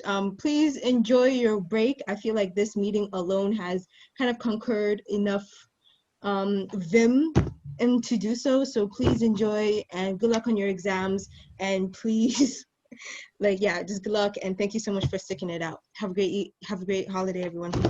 Pineapples not belong in pizza. Just wanna state the facts. For no reason at all. We're just gonna state that. If you have a problem with that, let me know. This is Farouk. I would just like to second that. It's coming from me. I was like, oh shit. No, not at all. Pineapples are an abomination on a pizza. I can't support that. Millie, I have a question for you. So I was speaking to some people on my stream, and they said that tomatoes are a fruit because they have a seed. That's true. It's true. No, but then the pumpkins, are pumpkins fruits? They have seeds. Yes, they are. I think they are a fruit. Yeah. Does that make ketchup a smoothie? I think it does. No, it doesn't. Yeah, ketchup's a smoothie. Brooke, you're playing two sides then. You have to pick one side. It's either it's a fruit or it's a smoothie, or you can't pick both. I don't think they're a fruit. I'm pretty sure I just learned that cucumbers are technically a berry, although I might be getting that wrong, and that might be the most disruptive thing I've learned in science. Classifies as a berry. What classifies as a berry? Aren't strawberries technically not berries? What? I heard that. You might be right there. I think a banana is a berry and a strawberry isn't. A banana is a berry. Can confirm. Are you guys giving Yeah, that's me wrong. your mind fuck the council meeting right now? No, but here's A my cucumber is a berry. That is confirmed. Sorry, guys. Name one spot you can walk into, and they'll give you a ketchup smoothie. Saying ketchup. Canada is a has smoothie. ketchup chips. What are you talking about? Everybody has weird things. They have bacon chips. Like, bro, you know what? This is about to be more heated than council. Let's go. Tomato smoothie. Fuck everyone, I'm gonna head out. Please. Yeah, Go enjoy your beds, please. Thanks for coming, Millie. Nice to see you. Bye, everybody. Kathleen, you don't get to end this meeting. Okay. I shall end it.